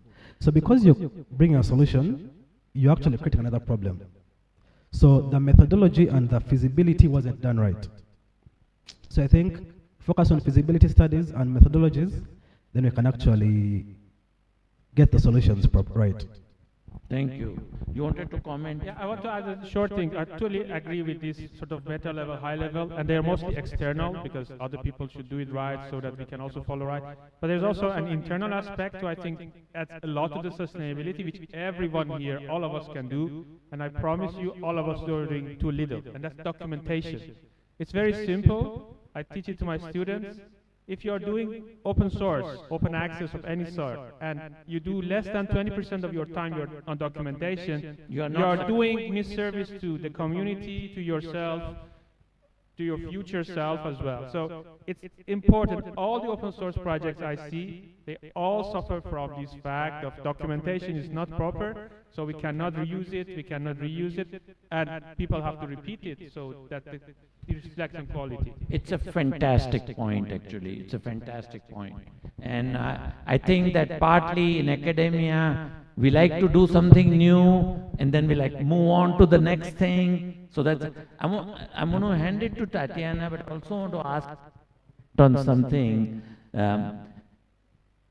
Do you think that universities should focus on the very long-term play, where we provide the basic foundation, do it really well, and let the outside world shape the student practical things? Or should we do more of the practical outreach applications in the later path, but I'm not sure it's the right thing. So if you can comment on that, Tatiana.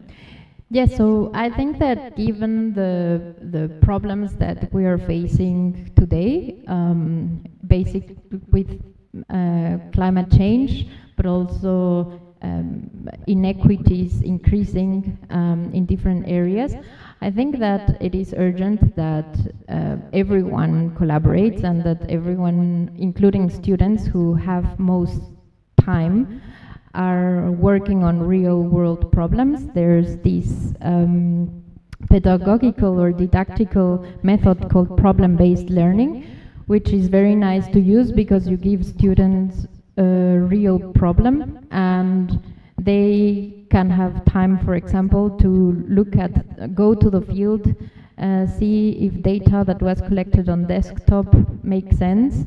That's one thing. Second, of course, I agree that open source is very important, I think, for 3 pillars in academia. First of all, we can create new open source models that are needed, and for these, of course, I agree with you that we need more collaboration with practitioners. Second, also, and this comes to Clara's question from previous panel, why is it important for climate finance or RBFs?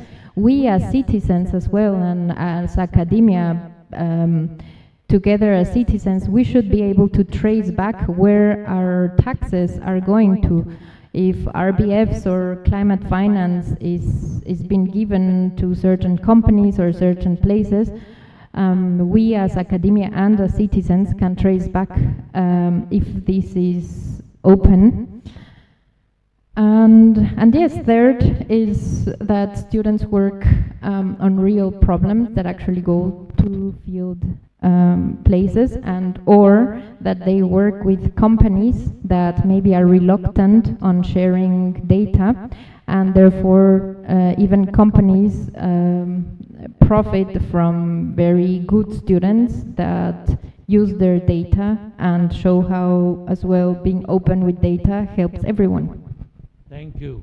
So here's what I would like to do is take questions, okay, and we have a question right there and we have a question here, and then come back to the panelists if they want to make some final remarks. Vivian in the back.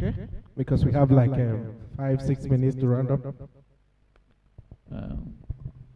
Thank you. Just a very quick, I mean, we have talked about this collaboration with practitioners, with the private sector, and that's required. Do you have, and we're talking about timelines, no? And long-term view for the academia. Do you have any ideas how we can address these differences in timelines from the private sector that needs like short-term timelines and academia working in longer perspective for good reasons, no? For better quality and more insights. Do you have any ideas, and that's a question to all of the panelists and the moderator, on how to address this and how to work around these discrepancies? So that's a great question. Yeah. I can tell you from my perspective, narrow perspective, let's say if I have 10 PhD students and postdocs, I do need 2 full-time staff who can translate what those students do to rapidly address needs And that is very useful because those two people are also listening to the outside world, telling us what we should do for our research. So it's both providing the short term and listening. But I would love to any other panelists to speak to this, please. Prof, do we take the second question? Yeah, So, please. yeah, who is the second person? Point. Yeah, we have a question here on the right side. Please. Hello, everyone. So my question goes, I think anyone can take it though. But yeah, can you hear me clearly now? Yeah, now we can. Yeah. So I like that Professor Adeyemi kind of like talked about the challenges with open source, from the academia point.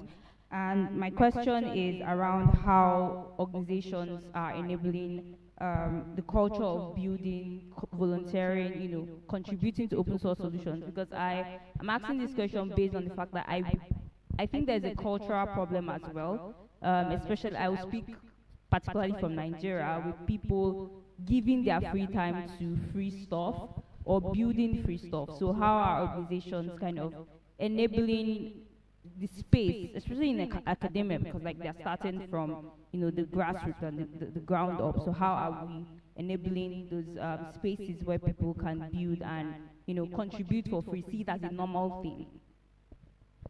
Thank you. Okay, so yeah, please. So again, I have a slightly different answer to that. I don't think you can separate the job of communicating to the public, communicating from the research itself. It should be all in the same. Of course, it's not the same person, but the same team. So I think from day one, maybe not year one, but year two, we have to teach the students that you are supposed to work on a complex problem, which you can never address all aspects of it. So you learn to collaborate, you learn to contribute, and you learn to actually get credit for the contribution.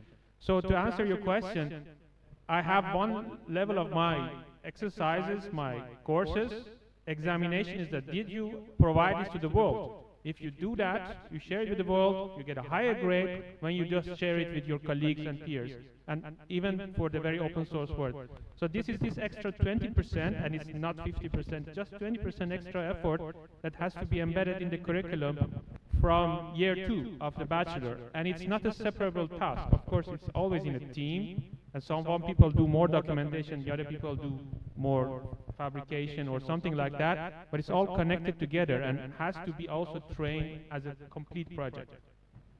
So to add to this and your question on the cultural part, I think that, and to your question, Vivian, on the timelines, I think that one inevitable quick solution is that funders give space to inter and transdisciplinary projects. This is happening in Germany, for example, and in that case we are also working, mathematicians together with social scientists, and looking how there are epistemic clashes between cultural values with the homogenization that we mathematicians and data collectors strive for, versus looking at the differences that exist in places. And all these complex issues have to be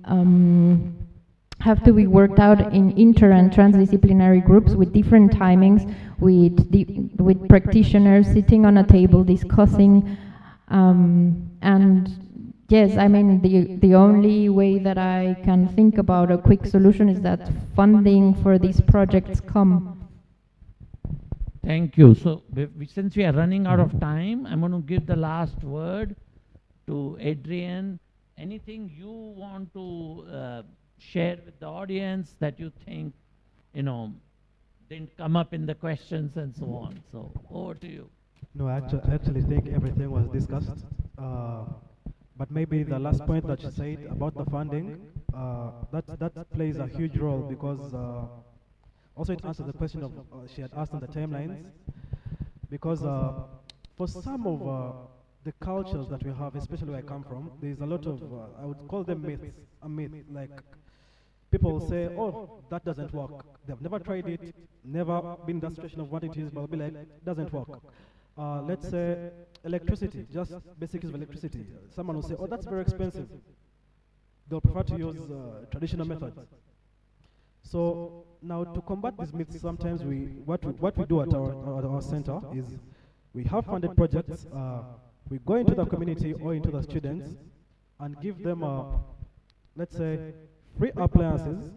Could be appliances, could be IoTs, yeah, and have them use these IoTs. Like there's one where we're testing how energy audits, yeah. So we supply with an IoT, but it was in collaboration with A2AI. So they gave us smart meters. So we give you, so we receive your data on the cloud, then send you a message with how much information you have used, how much energy you have used. So it was focusing on the pressure cookers. So you find the more you give them this information, the more they start to adapt. But however, the key point is the funding. When you have the funding, you can actually change the mindset. Then sustainability and the long run can come in. Thank you, thank you. So the key words that have come up, sustainability, partnerships, and co-creation of outreach and applications along with it. I'm going to just end by thanking the panelists for really sharing your diverse and rich views. And I also want to say one thing. Next time, Dimitri, we do this, we want to bring in the South-South knowledge exchange because I saw such a thing being very fruitful. Otherwise, the dialogue is North-South. So thank you very much. Please, a round of applause for our panelists, distinguished professors. Thank you so much. Can we take a group photo here?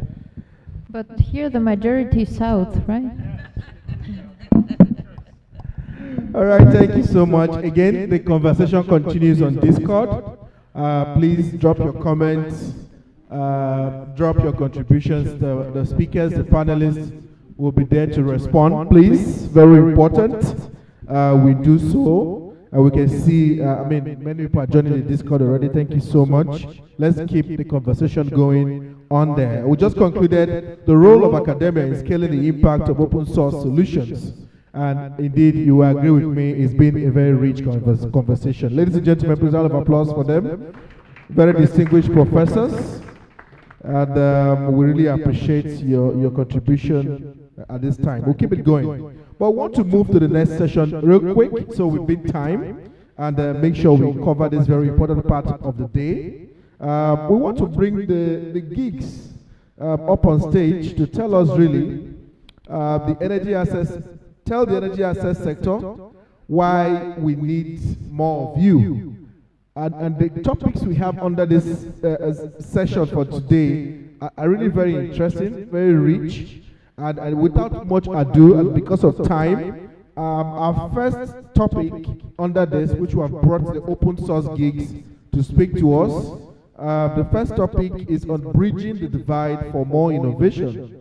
Very important conversation, and this will talk about how we learn about best practice of creating collaborative environment, and of course provide opportunity for access to all individuals, and discover how diversity, equity, and inclusive influence and continued health, success, and sustainability of open source projects. Don't mind me. You will hear the rest of it when the speaker come up. Ladies and gentlemen, permit me to invite for this presentation Anita Hioma, developer advocate Melbear. Please round of applause for her. Change the mic for you. All right, this is better. Please, once again, round of applause for her.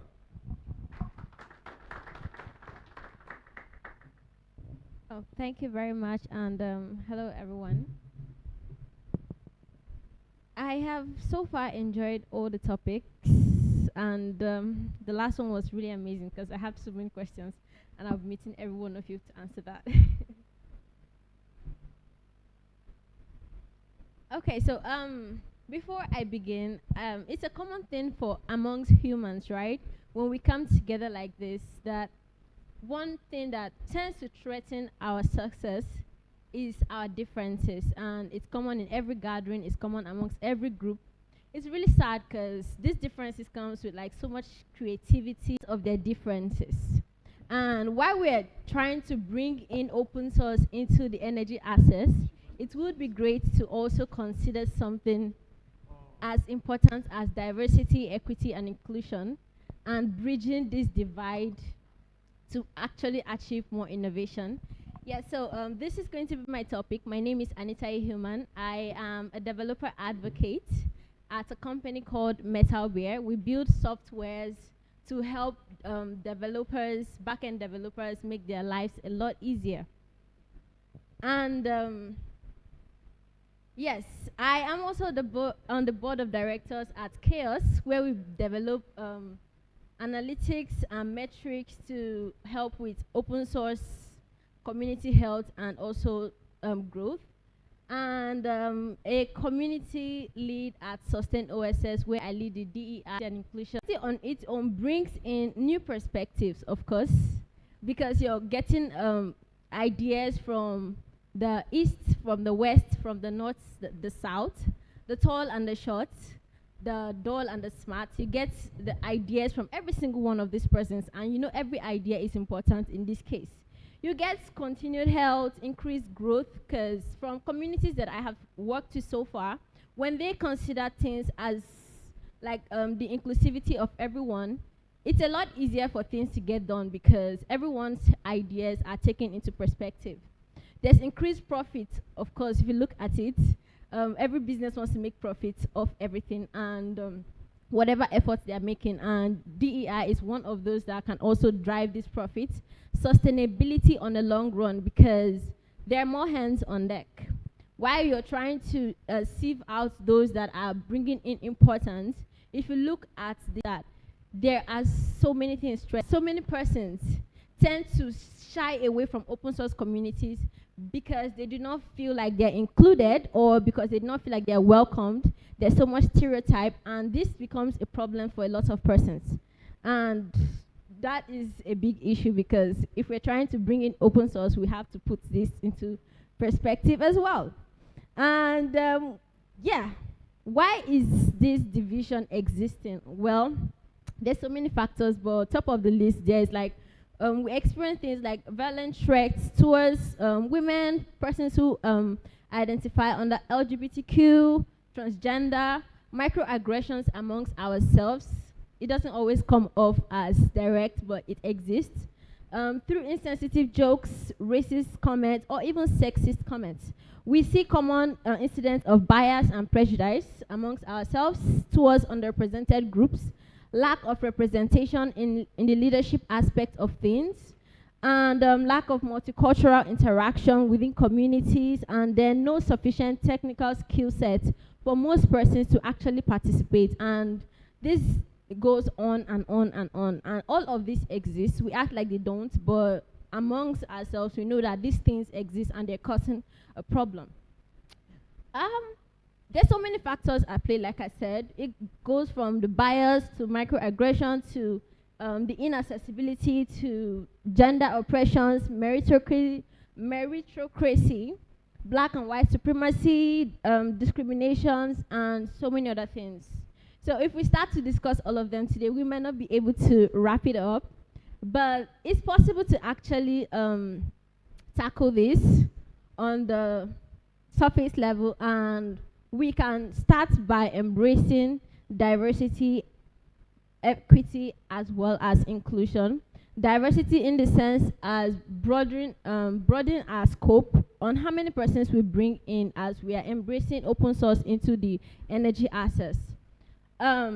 Consider that regardless of what age or what difference that might stand as a barrier, accepting ideas, diversity in different areas that bring people together to actually work on our projects does count.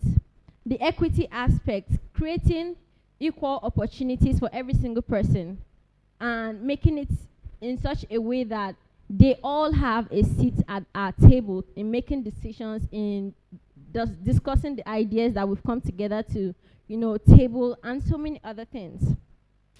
And how can we achieve this on the long run? Well, there's so many there are actually so many ways we can go about it, but then I narrowed it down to a few points. DEI on its own is a very, very tricky thing. It comes with like so many perspectives. So many persons shy away from the topic as a whole, but we can actually bridge this gap by first carrying out the outreach to underrepresented people. We want to bring in open source into energy assets, but there's so many persons that are unable to actually get into this space on their own. They don't even have an idea of the topics or what is going on in the energy asset space. Creating outreach to these persons would be a good starter. Developing inclusive onboarding culture. While we bring them in, we should look for ways to also make them stay, not just bring them in, because it's one thing to take the camel to the well, but if you're unable to actually make that person realize that this is what this can do and this is how it helps you, they're definitely going to walk out of the door in a week or two. So provide mentorships, sponsorships, as well as training. Offer flexible schedules for time differences, because they're like different persons from different parts of the world. One of the challenges that I experienced getting into open source at first was the time differences. And you see that meetings are going on for your communities, but you're unable to join because the time is not accommodating. It's either going on like 2 a.m. your time, and so you have to miss out on those meetings. It can be sad, but yeah, I learned to adapt. So looking for ways to accommodate these time differences, providing equal opportunities in terms of leadership. Very important, because today we have a challenge of homogeneous leaderships in various aspects, not just in the open source sector, in our leaderships in president aspects, in governance section. Every aspect has like this homogeneous leadership challenge, and trying to be as inclusive with our leadership is a good place to also tackle this, recognizing and also celebrating the diverse contributions. It doesn't matter where, who, or what was, who brought the idea, or like from what perspective they're bringing it in, learning how to reason things from this person's point of view and why they're bringing it up. A good example is, let's say a beginner comes into the energy asset space with zero ideas, zero knowledge on what exactly energy assets is, but they have a challenge and they table it for us to see, right? Being able to actually reason things from that person's point of view would help us tackle a problem that could solve a bigger problem on the long run for more beginners who will be willing to come in this space as well. And we can start by establishing a clear code of conduct. Very important, because I don't think open source communities themselves would be accommodating without some code of conduct that exists today. Educating on the topic of diversity, because you might want to do it, which is a thing for most of our communities. The intention is there. However, the mode of execution becomes a problem, and that is a challenge. Adopting inclusive language, pioneering accessibility, because there are persons with disability amongst us that we also have to put into consideration, accommodating different ideas and also opinions. And all, I think we can top that by practicing allyship and putting yourself in the next person's shoes before you kick them out of the room or before you disregard their opinions. And then if we actually want to include everyone, we have to help everyone develop their talents, use their gifts for the good of the community. That is basically what inclusion means. Everyone gets to contribute. And that's a quote from Belinda Gates. Thank you so much. And it was amazing sharing this with you. All right.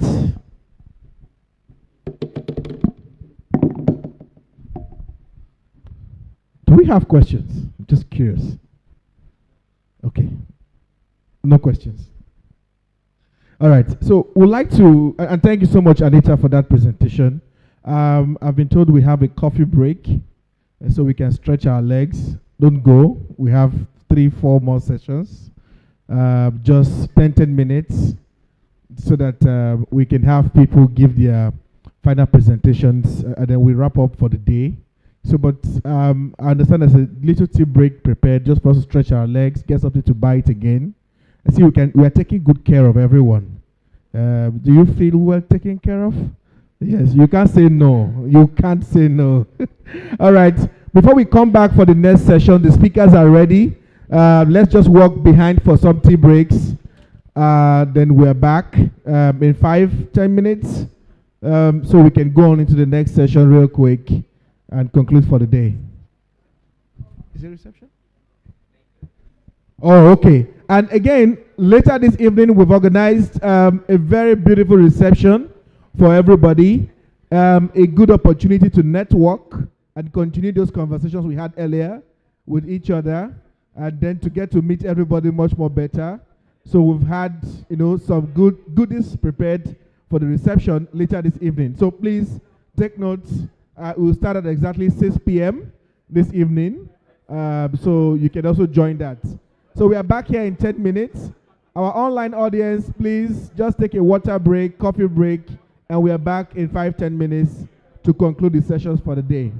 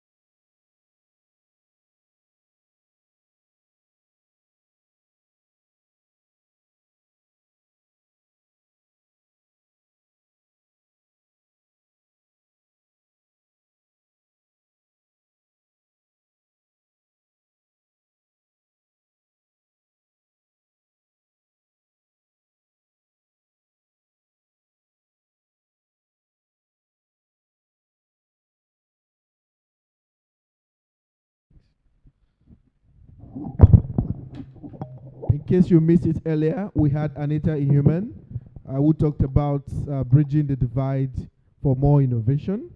Our next speaker will be discussing open source community driving innovation and sustainability in the energy sector. Our next speaker is an experienced community manager, and of course, she'll be highlighting what the importance of open source collaboration within energy access sector is and how community-driven initiative can drive innovation and sustainability. A lot packed into this topic, and even myself, I'm curious to hear more about it. Ladies and gentlemen, please permit me to invite EB Fiberesima, Community Manager, Growth Tickets. Is she here? All right. Please, round of applause for her.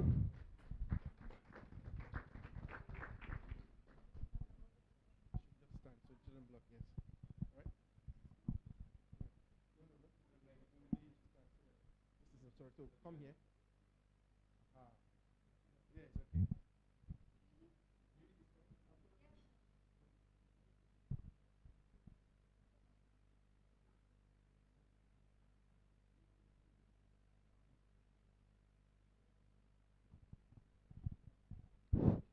Hello, everyone. Good evening. My name is Ibi Fiberesima, but I'm preferably called Phoebe. And one of the work I do as a community manager is design community-driven initiatives to drive impactful and business outcomes. And today I'm going to be talking about open source collaboration and how community-driven initiatives can help promote innovation and sustainability. And I'm going to be starting with the dark side of energy poverty, because we are currently in the year 2024, and this issue of electrification is still something that plagues us as a society. So I've been able to attach some screenshots. Attach some screenshots, and I'm going to read just two. The first person says, Abuja right now is hell. The weather is so hot, haven't had electricity in over 24 hours, and there is no fuel anywhere. What the fuck? Sorry to use that word. The other person says, do you know how crazy it is that we are in Abuja, Nigeria, paying the equivalent of $100 a month for electricity, and we are still buying at least $20 worth of petrol a month? Like, that's shocking. Some weeks ago, my cousin brother called me from school. He attends one of the prestigious universities here in Abuja, and he was complaining bitterly that in his hostel, they've only had light for 30 minutes in a week. That's shocking. And he had to go miles away from his hostel just to power his phone. So imagine a world where children have to struggle to read with torchlight and candlelight and study. Imagine a world where patients are being turned down for some hospitals simply because some of the life-saving equipment cannot be powered. Like, that's shocking.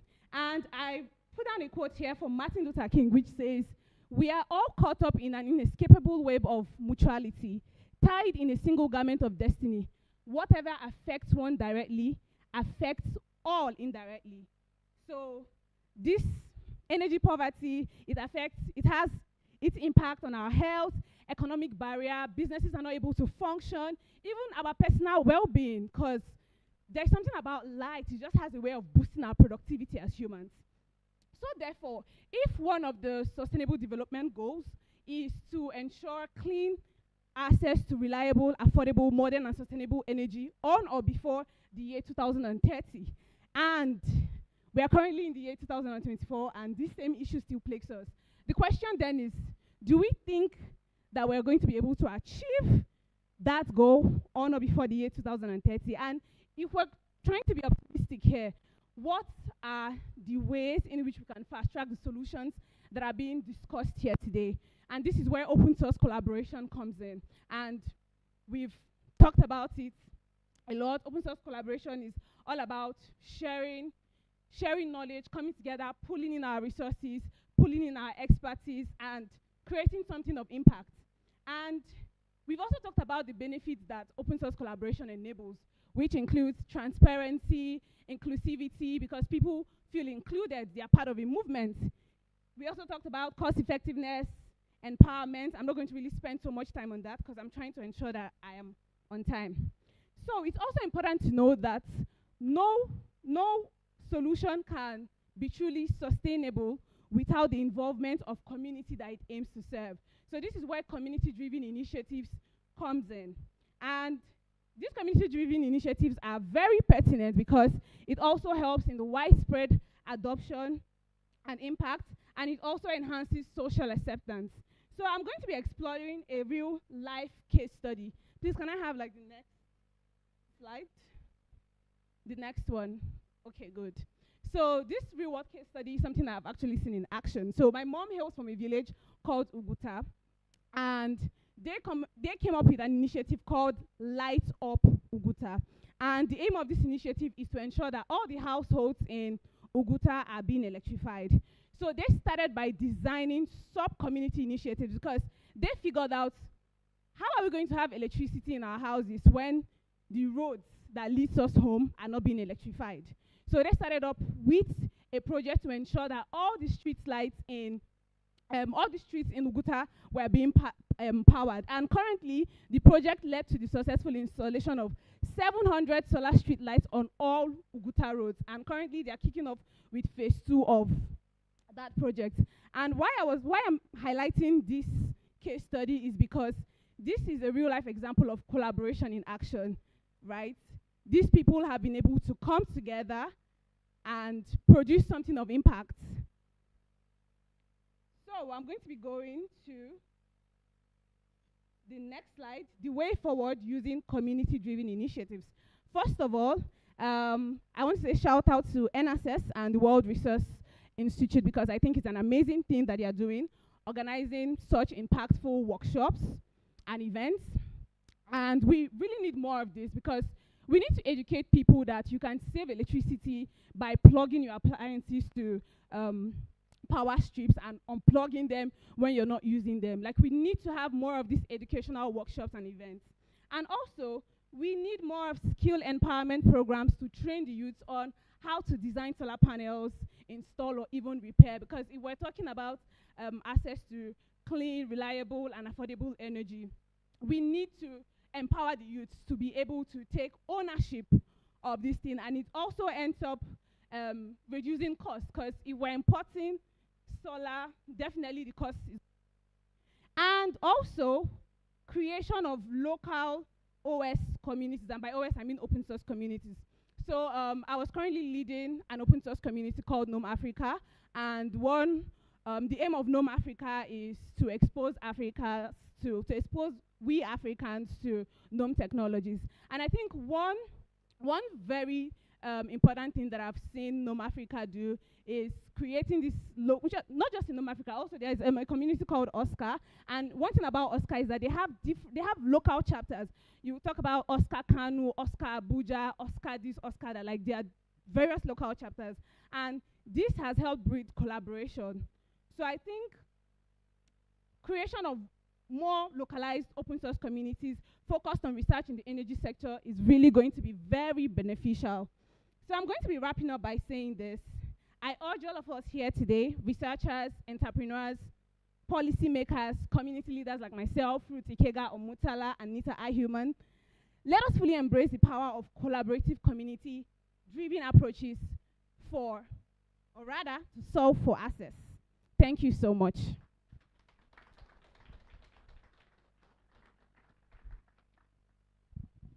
Please, let's keep clapping till she makes her way to her seats. Thank you so much. All right. Again, the conversations don't stop here. They will continue on the Discord channel. Please make sure to join the Discord community. She talked about, open source community. And what we are doing at, an EnAccess, of course, with WRI, with the open source community is let's to build this community, talk about a lot of this projects we are working on, especially at EnAccess that we are funding, and see how we can build collaboration around this. So you're not just joining the open source community for the sake of this event, is to, of course, keep up with the conversation and then keep up with those interactions, those updates on what is happening within open source for energy access, and of course new projects that have been working on by different people within the sector. So thank you so much for that session. Once again, I want us to put a hand of applause for EB Fiberesima. Okay, the next speaker, I believe she's ready, will talk to us more broadly on the transformative power of open source. She is part of the open source community here in Abuja, and I'm in Africa as it is. And she will take us on this journey of that transformative power of open source, where we will be able to discover that transformative power and how it is shaping public and digital infrastructure, and of course, learn more deeply around how you can become involved in this vibrant open source community, regardless of your background and expertise. Again, Fiberesima highlighted the importance of this community, and now this next speaker will tell us how we can be part of it, how we can play a role, and how we can participate in it. Ladies and gentlemen, permit me, with a round of applause, let's welcome to give our presentation Ruth Iga. She is with the Open Source Community Africa. Keep clapping till she gets here, please.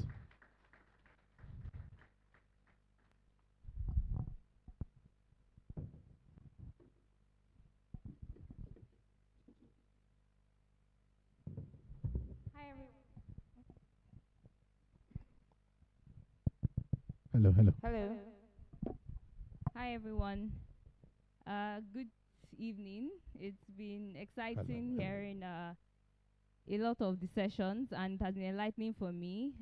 So I'm going to be talking about, I think I missed up my topic, but I'm going to be talking about the transformative power of open source.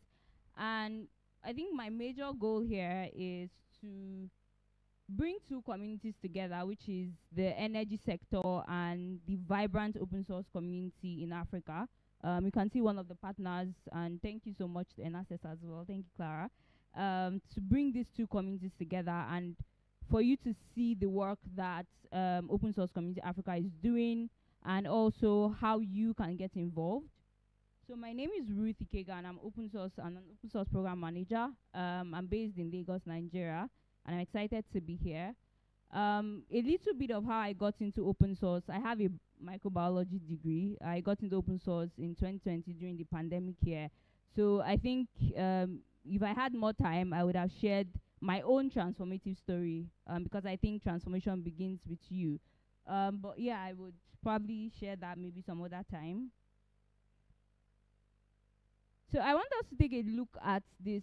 Has anybody seen this? This is a very popular picture that has been on the internet for quite some time. Has anybody seen this? Okay. Show of hands. 1, 2. Okay. So in 5 seconds, I want you to. Okay. The first question is, how many of you use open source technology in your company, in your tools? With a show of hands. Don't be shy. We all use it. It's in your phone as well. So for the people that are not raising their hands up. So I want you to imagine a world without open source solutions. A world without Unix. A world without Linux. A world without the Android OS. What does it look like? Right? So this picture here, like I said, it's a very, it's a very popular, picture that a lot of people have used to describe the state of open source software. And I think the last panel session that happened on, I think one of the key words that the prof highlighted was sustainability. Now, if you look at this picture here, it shows all modern digital infrastructure. And digital infrastructure is, payment systems, infrastructure that we cannot do without, that are digital, payment systems, identity systems, and all that. So you see that all modern infrastructure is relying on, you see that little stick there, and it's a project that is maintained by some random person. If we were to ask how many people know the maintainers of the Linux OS, how many people know the maintainers? All the maintainers. Okay, so there's no hand here. So you can see that that little piece is what is holding that entire thing. And okay, let me use this way.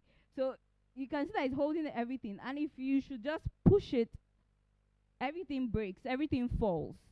So if for one reason, server says, okay, I'm not doing this anymore, I'm going to delete every single thing, many things will start breaking. We've had a lot of cases with, I think, some security vulnerabilities in open source. I think the most, one of the popular ones, Log4j, that happened, I think, 2021, where it affected a lot of public service systems. So you can see this is why open source software is important.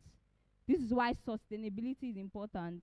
This is why we should all be involved with open source software, not just as users, not just using the software, but also why we should take part in it, why we have a place in it. And like I said, I will highlight how can you as the energy sector, because I think there are a lot of people that are represented here from the energy sector, and I'm representing my community. And the Open Source Community Africa, to give a little bit of context, is a community run by volunteer individuals that advocate for open source in Africa. And we have 32 chapters spread across Africa, 3,000 developers, 3,000 people that are vibrant, and they want to innovate, they want to contribute to technology.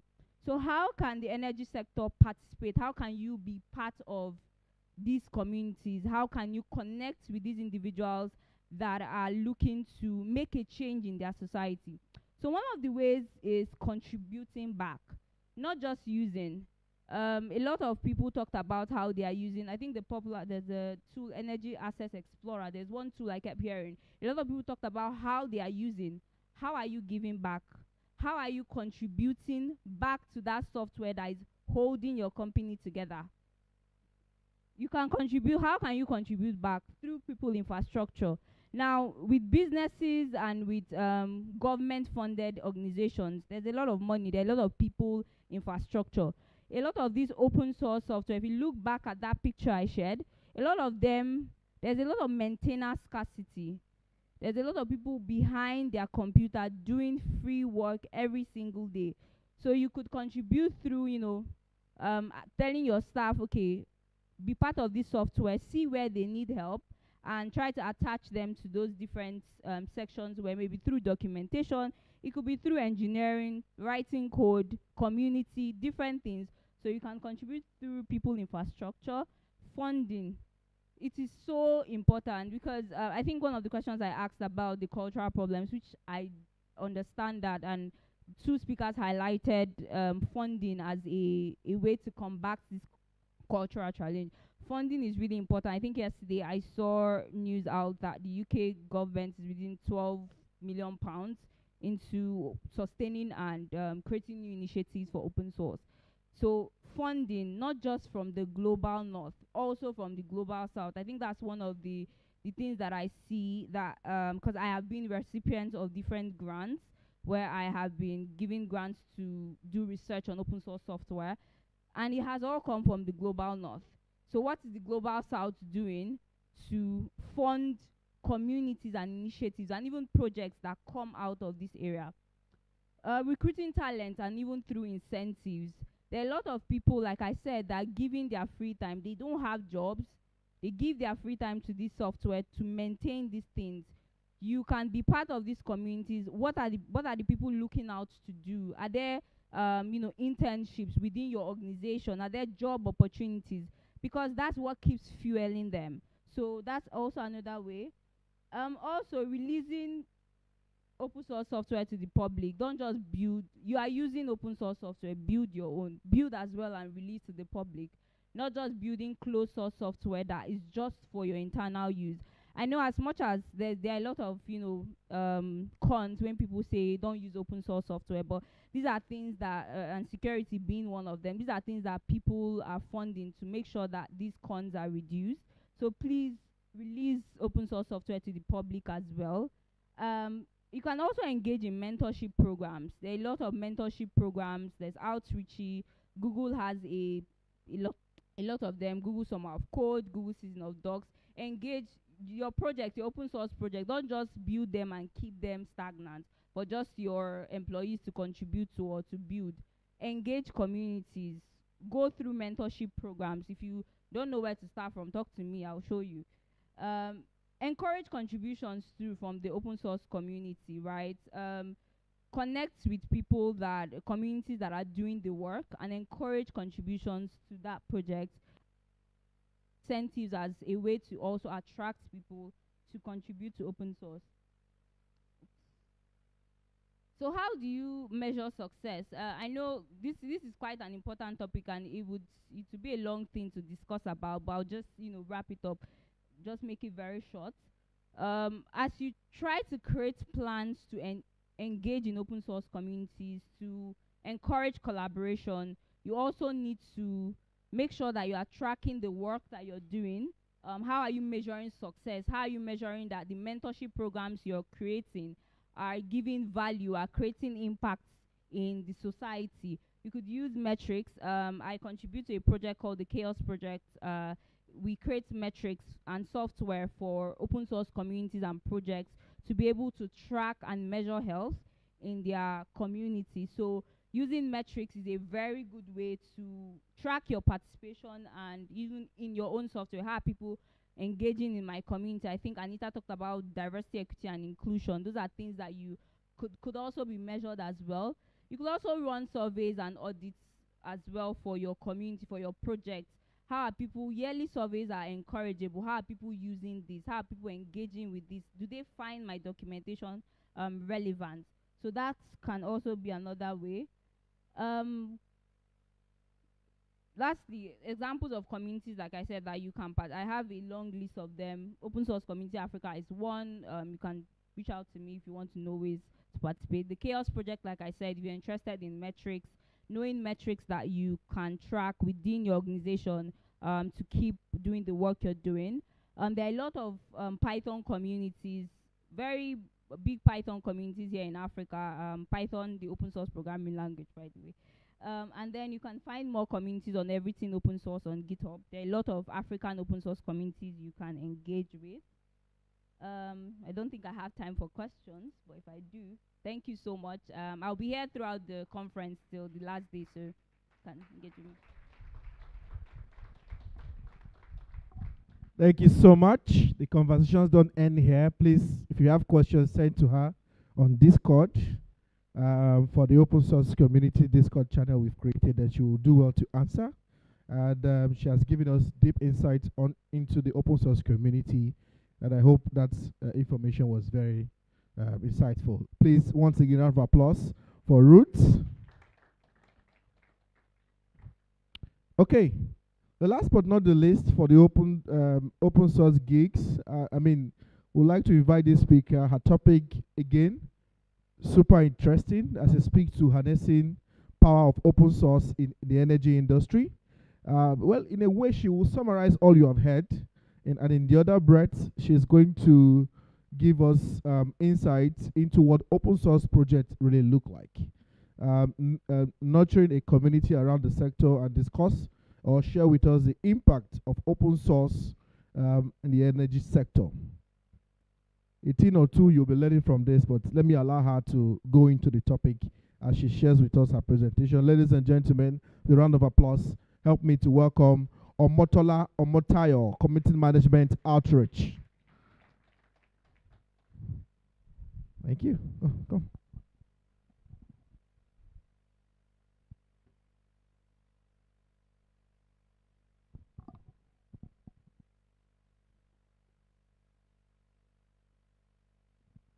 Hi everyone.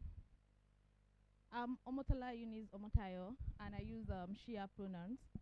I'm a community builder, a women in tech advocate, and open source advocate. I work as one of the Outreach program organizers.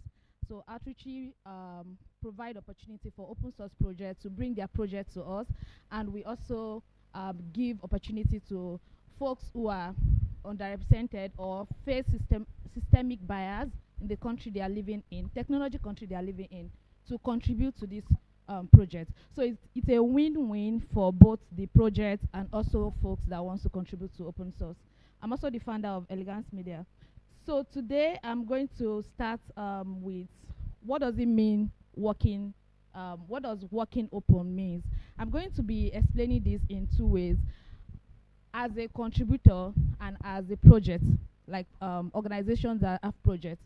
So for organizations that have projects, working open means your project is open to everyone. Everybody can make input, everybody can modify, and everybody can use.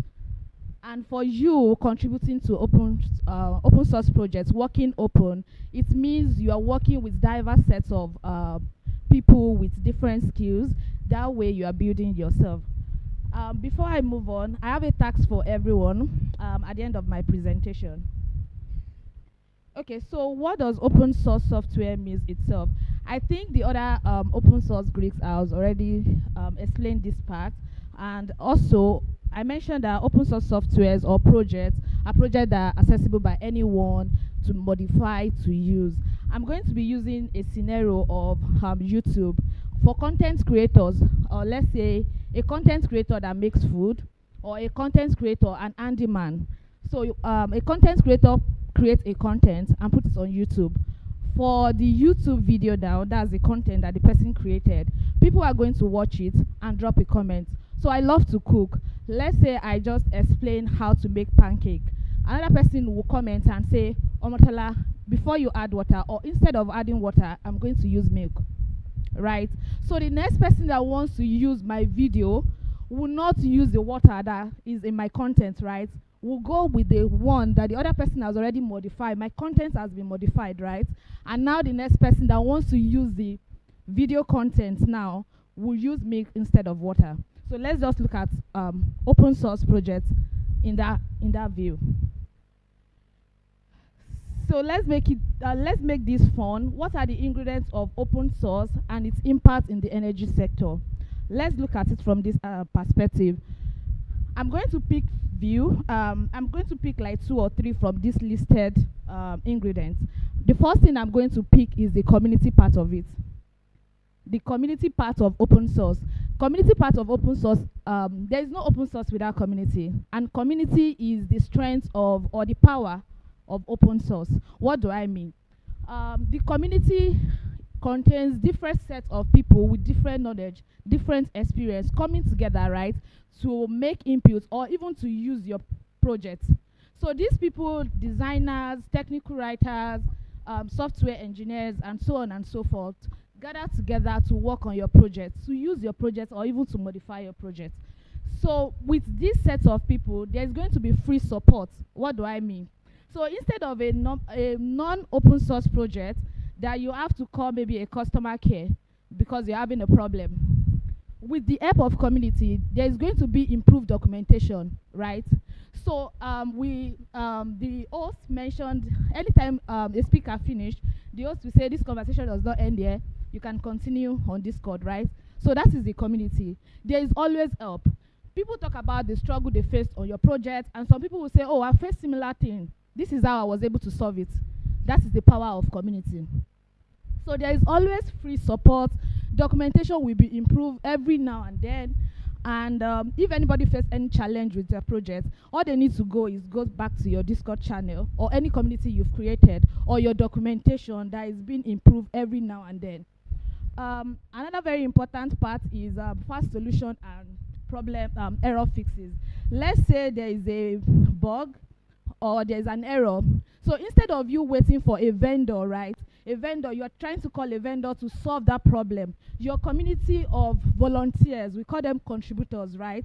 They are there to jump on it because this is something they are interested in. Are you seeing the power of community, right? Okay, so limited cost. I once worked with a company, and we were supposed to work on a project. We were supposed to implement a project. And I went to meet my EA, and my EA said, Omotala, we don't have the money for this. I know a lot of us face the same problem. You have this beautiful idea, but unfortunately, your director will tell you we don't have enough funding for this. And also from the user perspective, a user might not be able to use your project because they don't have enough money to pay for your project or to use that app. But for open source project, it is free. Yes, you might, for a user, it is free to use. And for you, as the project owner now, you have, compared to when your project is not open source, you are going to little or no cost at all to implement your project, because you have the power of community there to improve your project. Increase technical skills. I was talking to someone earlier. I'm a community manager, right?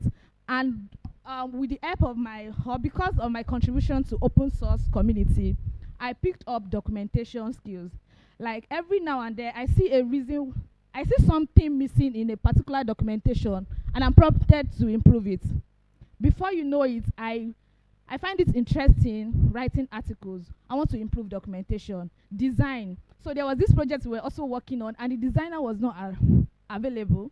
But because the design tool she used, the link to the design is available publicly, I was able to go there. She has enough documentation on how to change everything. And I did. And I posted the design. I am not a designer. But because of my contribution or my participation in open source, I've been able to increase my technical skills.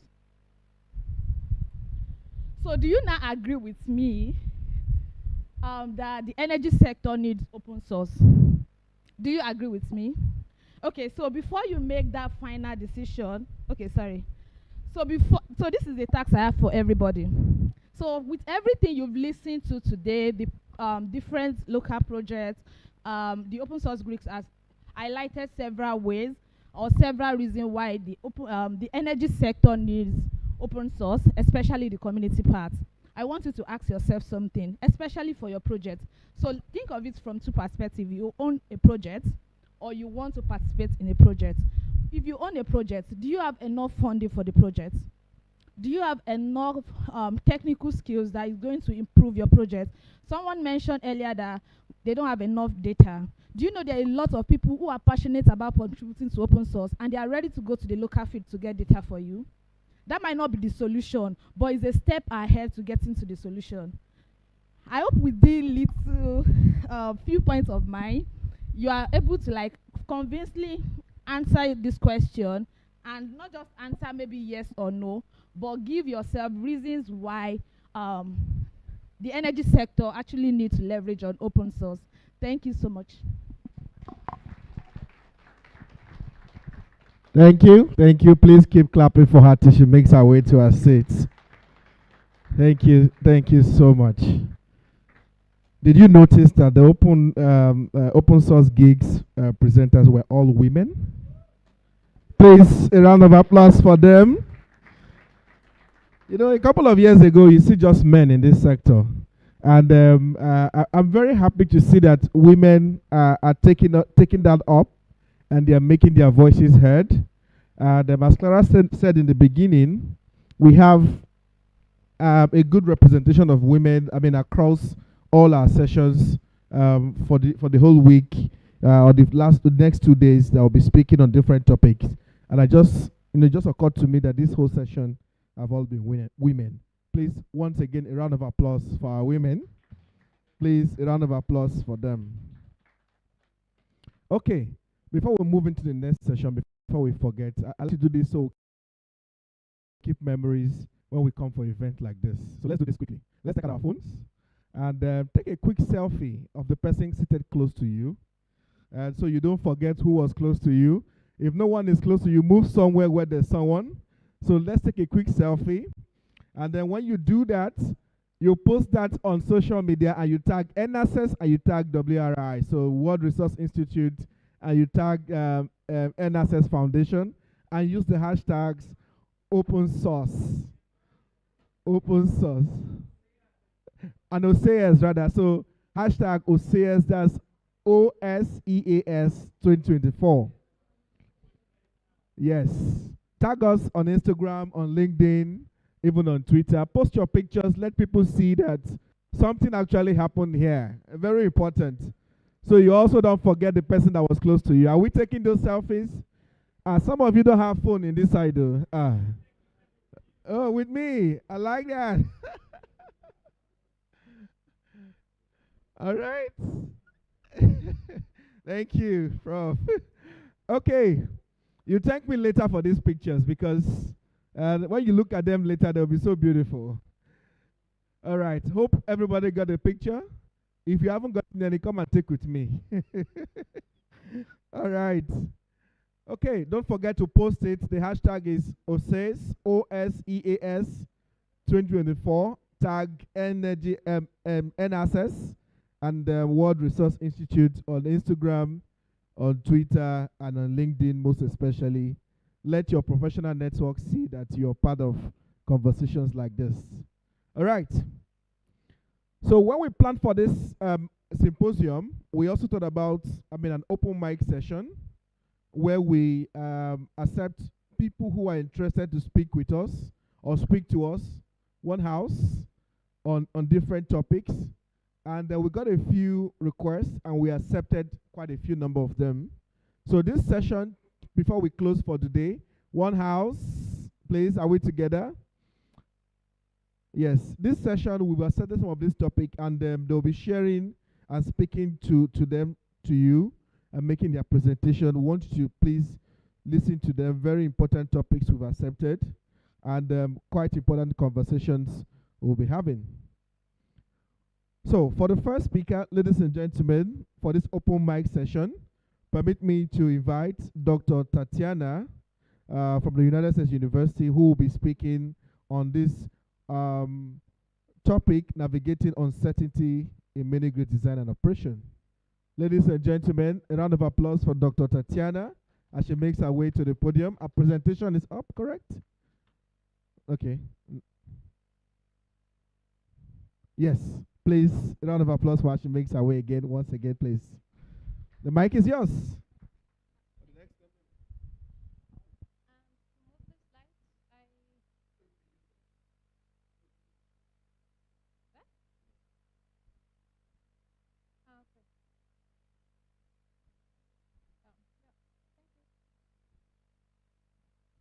Okay, thank you. So I'm happy to present you with Autarky, which is an open source program to size and operate mini-grids, taking into account or using stochastic optimization and machine learning for forecasting. So it is a Julia library for solar mini-grid sizing and operation that is open source licensed.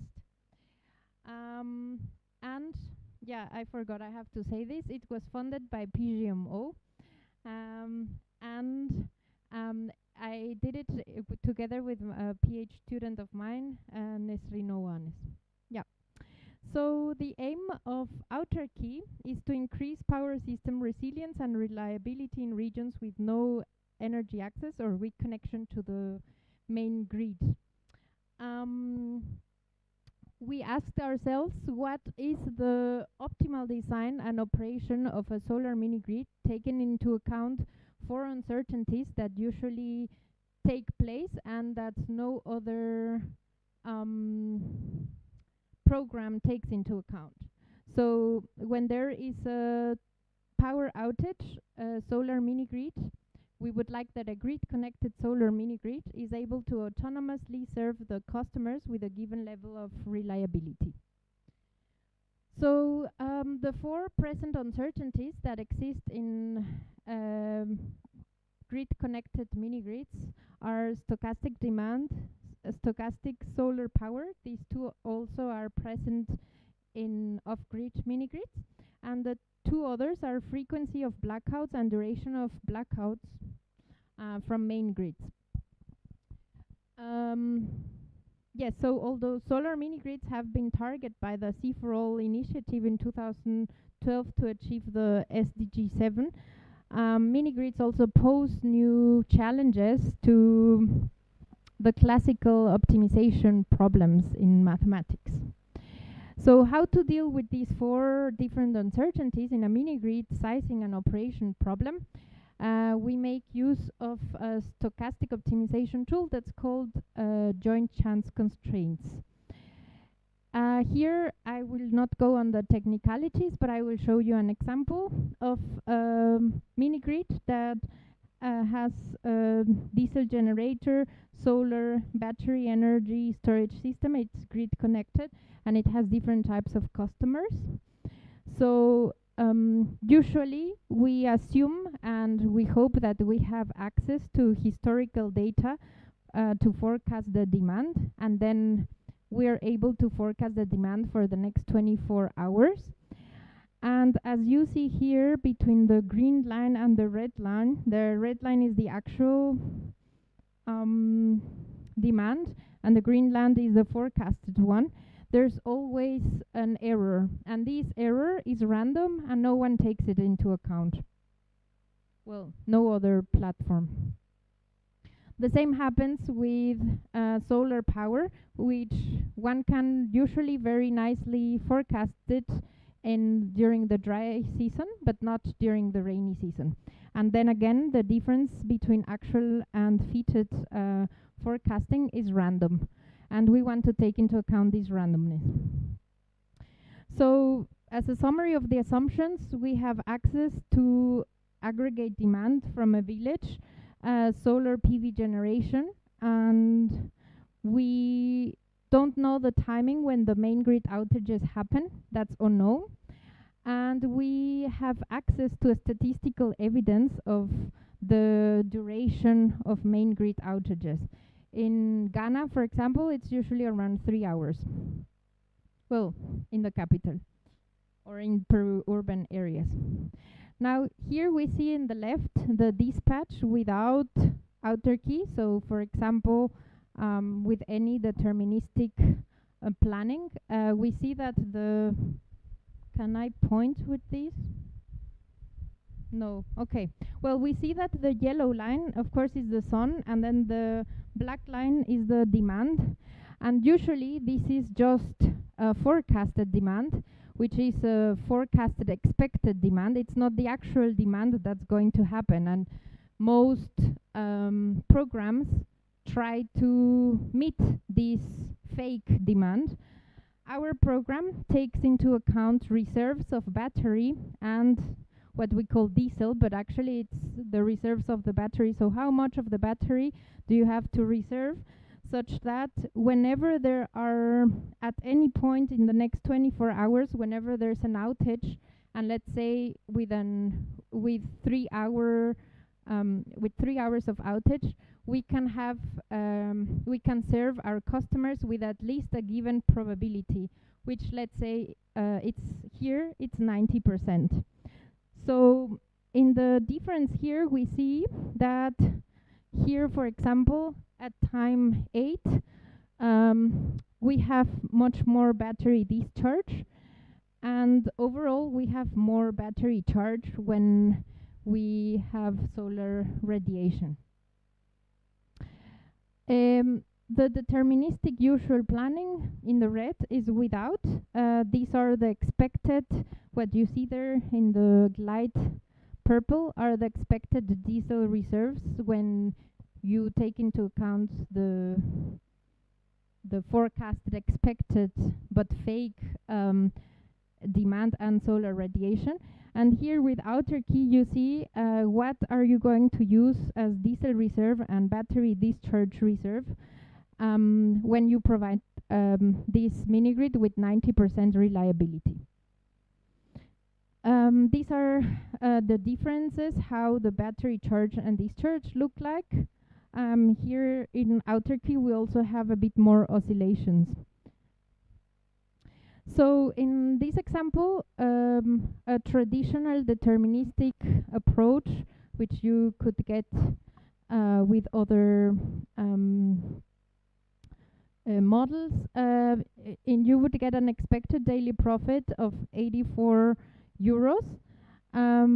With autarky, if you take into account reliability per time, only when outages may occur, but not during the whole duration of time, you can get a bit more profit, which is 63. And when you take into account a 90% reliability during the whole duration of the outage, your expected profit is a bit less, 60. However, the traditional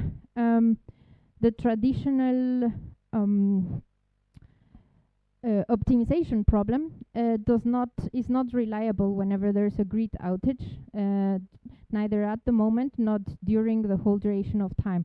What they would do in practice is just turn on the diesel, and this would be more costly. Here on the right, we see just the graph of the tension between the reliability level on the x-axis and on the y-axis, the expected profit. So the more reliability you want, you will have lower expected profit. Here in the left, we see 10 different stochastic values that might happen, and whenever the graphs go below 0, this means that the demand will not be served 100% in the villages. And here with outer key, we see that this is with the battery management, such that only 1 or 2 out of these lines get out below 0. Yes, and then of course we have the tension between resilience level, outage duration, and mini-grid size. So to achieve high resilience, high probability of being autonomous as a mini-grid whenever there's a blackout, for larger outage duration, the sizing solution might become expensive. So the current limitations as per now is that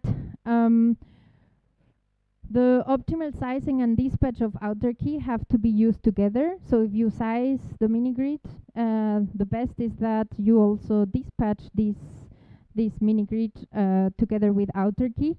So we had been talking that outer key could be put into other open source programs, like for example NPM from EnAccess, such that this helps so that outer key mandates how do you dispatch the mini-grid.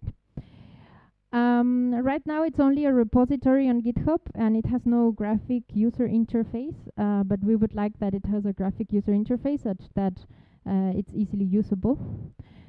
And in future work we would like to study the lifetime of battery on the regular operation and under outer key. Also build an appealing user interface, and we're also studying swarm grids under the same framework. And yes, if you want to contribute or talk to me or reach me, that's my email. And our documentation, it's still not perfect, so we're still working on that.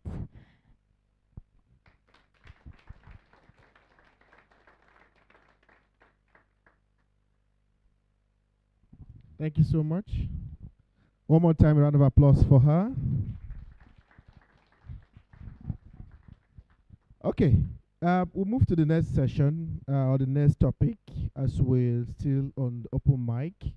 Like I said, while preparing for the session or the symposium, we sort of received different requests to speak on different topic, of course, that is targeted to the conversation for this symposium. For the next topic, I would like to, which of course is talking on leveraging open source for geospatial tools for energy access projects, a practitioner perspective. I would like to invite Matthias, for an energy analyst from Trama Techno. He will tell us more. Please, Matthias, a round of applause for him as she comes up. All right.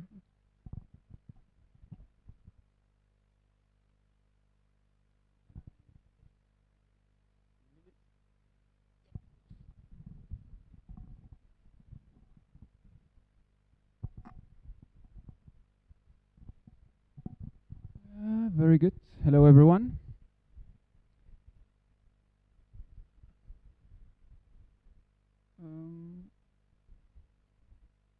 Yes, here we go. Very good. So, good afternoon, everyone. I'm very happy to be standing here today. My name is Matthias Küstner. I'm an energy access consultant at TTA. And today I will be shortly presenting our practitioner's perspective on the use of open source geospatial tools for energy access projects. So first, to start, I wanted to briefly present what we do at TTA.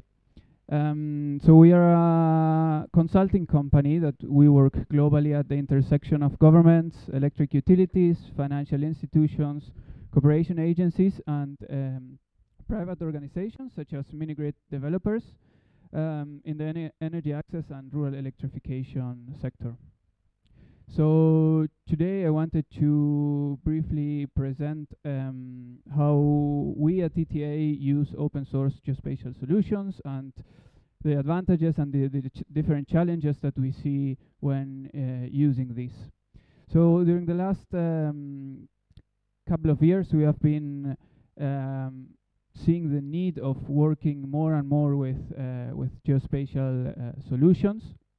That's why we started using internally within our projects geospatial solutions to carry out geospatial analysis and also to provide support in decision-making processes to government agencies generally for the implementation of energy access projects.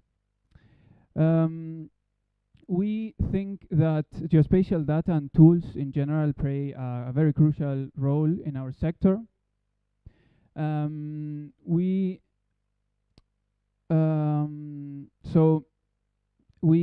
The importance of geospatial tools in our space is mainly based for us in having the ability to integrate spatial data with socioeconomic indicators, being able to map renewable energy resources, and also for the planning and monitoring of energy infrastructure. We think also that geospatial data and tools have a huge impact on a wide variety of potential users. So from the high-level decision makers such as electrification planning agencies, financial institutions, to consulting companies that provide also support to the latter, and also not to forget they can have a huge impact on local technology suppliers and field operators that work nationally in each energy sector. Two of the main reasons why we use geospatial tools at TTA is to carry out least cost electrification analysis and to identify areas for energy intervention. So in this sense, this type of activities we normally provided within the technical advisory that we provide to government agencies, and we have here at our disposal both proprietary and open source solutions to carry out these activities. In terms of advantages that we see of using open source geospatial tools such as Onset or the Energy Access Explorer, we think that this type of tools offer very cost-effective solutions for this type of activities. In economic terms, more or less, we estimate that up to maybe 75% of a GIS-based project cost could be saved by using open source tools instead of using proprietary tools. So in addition to this, these type of tools also provide us, when using them, with a very high flexibility to be able to adjust and customize these tools to the local context of each country, of each project, and to the specific project requirements. At the same time, the main open source geospatial software that we use also internally in our TTA is QGIS, as you probably all know, to carry out geospatial and engineering analysis. And in this sense, we internally in the past we have used QGIS, for example, in projects where we had to do site prioritization. We did this in a project in Panama and Latin America last year. Also to identify service areas for electrification in different communities in Mauritania, and even to develop a model within QGIS, a very basic model to conceptualize mini-grid distribution lines, and from there estimate power flows and voltage drops within those lines. So all of this was possible because of QGIS actually being an open source solution, provided us with a lot of flexibility again, and allowed us to actually adjust the methods for all of these to the specific project requirements. And in some sense also it allowed us to avoid duplication of efforts in terms of using available, publicly available plugins and models. And lastly, in terms of advantages, the use of open source geospatial tools also supports us internally in TTA with our capacity building and skill development of using and doing geospatial analysis. In this sense, TTA has been benefiting lately from, for example, online training of QGIS generally, but also online free online trainings from different tools like Onset, EnAccess Explorer, or OnStove that are also made available through the Climate Compatible Growth platform. And this is really important for us to build internal capacity with the objective of first of all understanding the available tools that are to carry out the analysis that we need in our projects. Also to improve the skills to critically revise the methods and the outputs that come from applying all of these models, and also finally to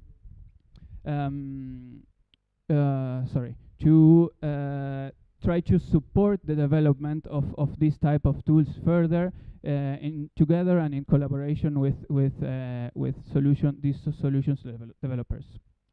But well, of course, advantages are not the only aspect of the using open source geospatial solutions. We also have challenges for it, and the ones that we think are the most important ones are, on one side, that we think that geospatial tools are not reaching really the hands of local technology suppliers and operators, and for this we would like to have more flexible tools adjusted to their needs and also enhance mutual collaboration. In terms of data, I think we spoke about data already today, but we see also the risk of using a lot of publicly available data and very generic one, and not using very realistic and ground truth data. And for this, we think that the use of multi-source data collection processes with cross-validation and sharing field data, real field data, is key for these tools to be applied as effectively as possible. And finally, one of the last challenges that we also experience is that to apply most of these tools, the tools that are openly available, we need to have some kind of internal technical expertise and capacity. And this can take sometimes it can be time consuming and resource consuming. So in this sense, from our side, from the user's perspective, we think that we need to prioritize capacity building, we need to prioritize the collaboration with solution providers to promote user-friendly tools, and on the other side, from the solution providers, we also think that we need to enhance collaboration between solution providers to be able to, for us to navigate this sea of exceptional solutions. Going to end? Okay, I will need to hurry up then. Just I wanted to showcase how we at TTA make use of some of the QGIS and the geospatial analysis, but I think we don't have too much time for this. So I'll come to the end where I wanted to just wrap up here and recognize for us the need to have open source geospatial solutions backed up with whole communities that are focused on accelerating the pace to reach sustainable development goals in the energy access sector. And we recognize the need to keep building capacity internally, to keep sharing knowledge, keep sharing real ground truth data, and facilitating collaboration among stakeholders for the benefit of all users, from high-level decision makers to the local field operators as well. So we call to action for continued investment and support for open source initiatives, which we think will drive innovation and can address the challenges of the energy access sector. 30 seconds? There's only one more thing I want to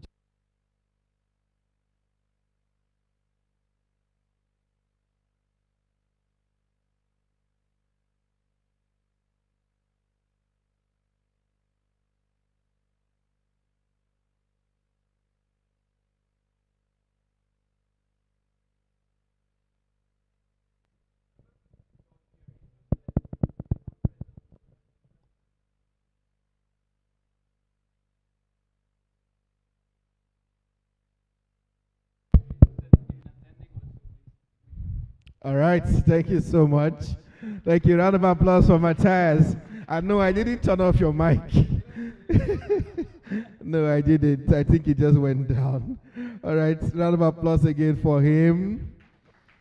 Please, we want to do these sessions as quick as possible so that we can wrap up in the next 30 minutes. So please, the next speakers, let's try to stick to time, at least around a couple of minutes, 6 minutes, 7 minutes, so that we don't overshoot time. All right. So the next conversation, very important. I also want to really keenly listen. It's one that I really like. I want to hear this more. So please, this topic is on the household energy use perspective, women's inclusion in DRE technologies and repairability. Very important topic as this session will take us through, of course, the role women play, which is very important in all of this conversation we are having. And ladies and gentlemen, no other person than the one and only Chioma Ome, Country Director, Solar Sisters, to walk us through this particular topic. Please keep clapping for her until she makes her way to the podium. Chioma, help us with time and keep this as brief as possible, please, so we can wrap up. Thank you. Yeah, thank you. I wonder how you talk about a global issue under 10 minutes, but we'll try. All right. Hi, everyone. My name is Chioma Ome, and I'm the Country Director for Solar Sister Nigeria. Solar Sister is a social enterprise that empowers women in Africa to build sustainable clean energy businesses. In Nigeria, we have over 4,000 women entrepreneurs, enabling clean energy access in 30 states in the country. So basically today, my work today is just to build a nexus between women inclusion, DRE technology adoption, and repairability. It's a fact that when it comes to the household level, women are household energy managers. When it comes to micro and small businesses, women contribute the most. So any micro and small business that uses energy places women at the forefront. So household, MSMEs, we see that women are forefront in energy use. When it comes to smallholder farmers, we are increasingly seeing large women, amount of women participating more as smallholder farmers. And we're looking at, energy access for smallholder farmers, right? So mainstreaming women in the design, the deployment, and maintenance of energy solution is a critical ongoing concern, right? So if we say women are household energy managers, MSME energy managers, and we are developing technologies for household, technologies for scaling for businesses, it means that the first user we need to consider are the women. So when it comes to the design, how do we create that? How do we close that gap? Promoting women's inclusion in distributed renewable energy is crucial because it increases women's participation. It's crucial to increase women's participation in the design and testing phase. At one time, a manufacturer of a clean energy product, a cook stove, brought a cook stove to me and he said, introduce this product to your entrepreneurs. So I introduced the product to our entrepreneurs. It has an electrical blower. I introduced it to our entrepreneurs, and our entrepreneurs gave their feedback saying they will literally have to stay in the kitchen using this cook stove, watching it so that the blower does not fall down. And I brought it to him and I said, no woman wants to sit in the kitchen just looking at a cook stove. It just does. So I asked him a question. When you designed this cook stove, did you check in with your wife to say, just give me feedback? And he told me no. It's like, perfect. That's where the problem is. So when we increase women's participation in the design, not as an afterthought, not as an end user, but as people who are primarily going to be uptakers and adopters of that technology, you're increasing your chance when you want to commercialize and scale, right? Innovations should be tailored with a gender lens, and we mean it in all sense. I mean, we have participated in several projects, beautiful, perfect renewable energy project, and it's when Solar Sister comes in, they're like, yeah, gender. So it's like gender is an afterthought. And meanwhile, what they used to get the grants was that they are going to include gender, but in reality, it just doesn't happen, right? Design should prioritize usability and repairability. So I had an interesting poll towards this event, and it was a WhatsApp poll. I wanted to do a survey with people who are already digitally included, right? So I did a quick WhatsApp poll, and in the question I asked, when an electrical gadget spoils in your home, who will most likely pick it up to fix or repair it?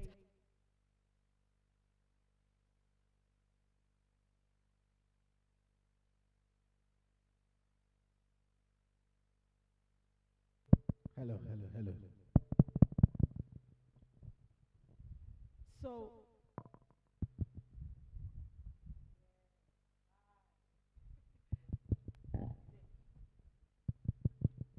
okay, so the total responded I asked, was 180 people responded. Out of the 180 people who responded, 109 said the males will first be the people to pick it up and repair it. And just 59 out of the 180 say females. And of course, two amazing people said they don't even want to respond, which is okay. That brings me to data in open source. How do you deal with people who just don't want to, give data, but that's not our focus. So when we're talking about repairability and DRE solutions, we're saying maintenance, right?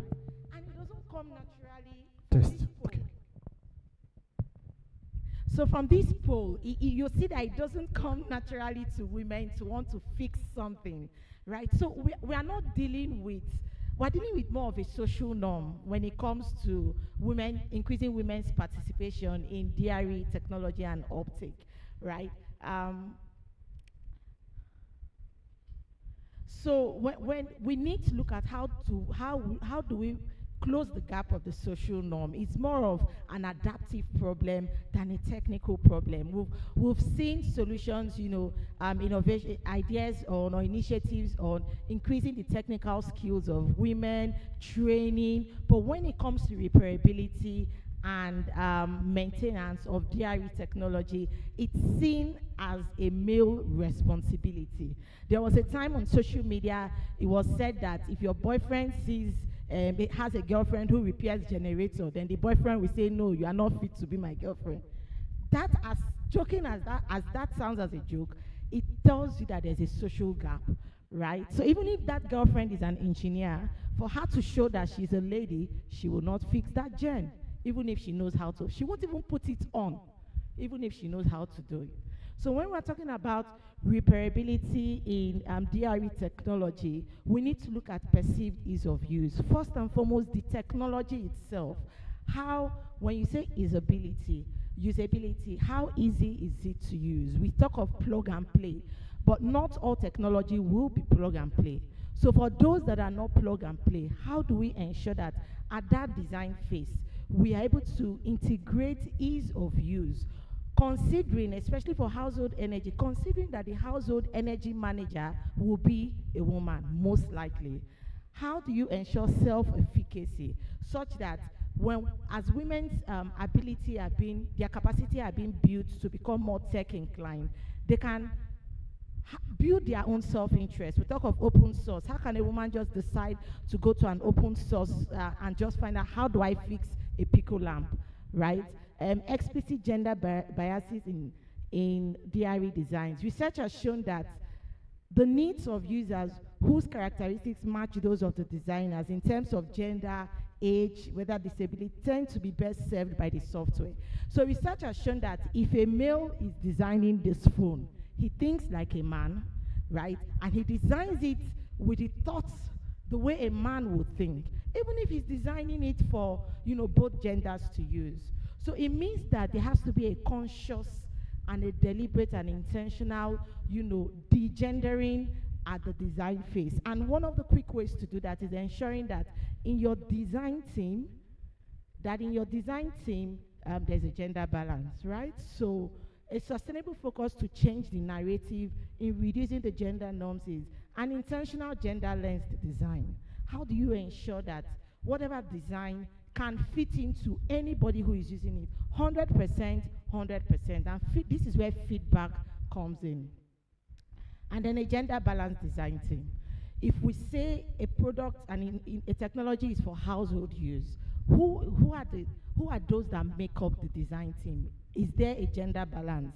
And then promoting gender-neutral engagement and biases with technology in the next generation. We're saying it's a social norm. It's more of an adaptive problem. So we need to go back to the basics because we want to change something that will close a social norm in the future. So we need to go back to our schools. We need to go back to STEM. We need to go back to how do we include more girls in STEM? How do we model existing women participating in STEM-related fields so that on the average, when we hear the word engineering, that young girl doesn't think that it has to be a man. When she has to fix something, she doesn't think that is a man or her brother that has to fix it, but that she can fix it. When she sees a plug, it's okay as a woman to feel friendly with red, blue, and white wires. So we're dealing with a social norm, and it's an adaptive problem. So we kind of have to use an adaptive solution to integrate and close the gap between gender, DRE technology, open source, and repairability. So gender inclusive designs of distributed renewable energy technology, they are pivotal, not only for driving initial adoption, but also for ensuring sustained utilization within off-grid communities. All right, thank you so much. And just to say you kept to time, and you discussed this, and you finished right on time. I like that. All right. Well, okay, thank you. Thank you. Since we have more women at this symposium, of course, speaking to us, can we say that when we think of open source, maybe women are way ahead in this conversation? I don't know, do we agree on that, or we think it's just for the symposium? Okay, so but thank you so much, Choma. It's a very important perspective of this whole conversation you have given to us. Yes, I'm very aware she has been very vocal within the space, of course, making sure that, and I follow your work, by the way, making sure that we are thinking on this other aspect and getting this just transition to see that most especially women, we think about how this, come to them. So once again, please, round of applause for Choma for that powerful presentation. Okay, we'll move to the next one real quick, and this next topic is on open source internet services provider and energy access. Where does this meet? What is it about? And really, what do we take out of this? Very important, another important topic we'll delve into shortly in the next 5-6 minutes. Please, ladies and gentlemen, permit me to invite Elvis Atro Okama Inc. I don't know if I said that correctly. Yes. All right. Please, round of applause for him as he makes his presentation. Please, 5-6 minutes.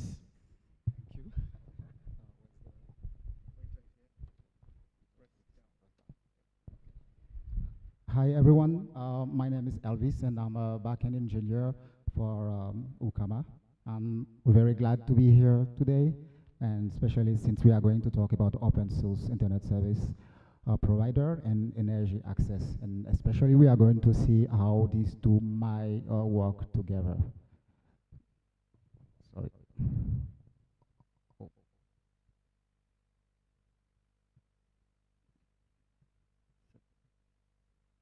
Okay, so as I mentioned, I work for a company named Ukama, which is a California-based company. And what we are doing right now is we're building a set of open source tools to allow or empower anybody to be able to build their own decentralized cellular network. Of course, we are going to define what we mean by decentralized cellular network, but before we do that, let's try to explain what does the issue that we are trying to solve and why we start building this set of tools in the first place. So despite all the advances that we've been seeing lately, there's still a lot of people who lack access to reliable and affordable internet connectivity. And in order to close that gap, we have various solutions that have been actually have been tried, and the solution basically involve technology that we all know, especially Wi-Fi, cellular, and satellite. Now, each of these technologies have their own set of advantages and disadvantages. For example, Wi-Fi is very great because it's very easy to set up, but when you go outdoor and you want to cover the wide area, you get into some trouble. In the meantime, cellular by design is meant to cover wide areas, but it lacks the flexibility of deployment that you have with Wi-Fi. So it looks like the perfect solution need to have both capabilities of ease of deployment that we have with Wi-Fi and natural ability to cover wide areas that we have in cellular. Now, let's assume that we have this perfect solution already existed, and we are trying to deploy the solution in some remote areas. Then we face another issue, which is the power issue, because most of the time, these rural areas, they don't have like reliable source of power. And in the meantime, when you have companies, the microgrid companies do know how to solve the power issue, and they go to those areas, they find themselves into the issue of connectivity. So it looks like these two issues are kind of happening together. When you know how to solve the connectivity issue, you have the power issue, and when you know how to solve the power issue, you have the connectivity issue. So we were thinking, since these two issues kind of happening together most of the time, why can't we solve these two together? In other words, why can't we empower microgrid developer to be able to build their own cellular network, but not just any type of cellular network, a decentralized cellular network. And by decentralized, we mean it's a network that everybody can build. I can build my own cellular network. You can build your own cellular network. The network belongs to you. And it's a very bottom to the top approach of building a network, a cellular network, unlike the traditional cellular network that we know, where you have a company who is responsible to deploy the network and expand the network. With decentralized cellular network, you build your own cellular network, you add more nodes if you want, and if you want to open it to other people, you can connect to another network. If you want to make it free of access for the people in the area, you can do that. Or if you want to charge people, you can sell a data package. You can also do that. It's up to you. The network belongs to you. You're free to do whatever policies or whatever business model that you want to do. Assuming you plug your preferred type of backhaul, you can provide internet coverage in the area, in the range, and everybody get access to the internet. So at Ukama, we provide that kind of solution in terms of LT node, and you can deploy these, and we make a significant effort to reduce the size of this equipment. So our nodes are just like some small boxes that you can put on the roof or in the tree, on the mast, plug and play, and that's it. And since this is LTE technology, you have all the benefits of covering the coverage of a cellular network. So you can go to 1 kilometers for handset and 5 to 10 kilometers using CPE. So we can see how this might be interesting for microgrid developers, especially if they have, for example, many sites spread in a very wide area and they want all these sites to be interconnected. They can use their own cellular network in order to run their own operations, if that makes sense to them. Or another possibility would be to bundle both internet and power and to sell this directly to the customers, or any other model that might be make sense for them. And for the second point, where the microgrid chooses to bundle both internet and power together, they can define their own set of data package on the network, and they can distribute the package to reseller, and the reseller can sell this package to the people in the local community, thus generating extra revenue.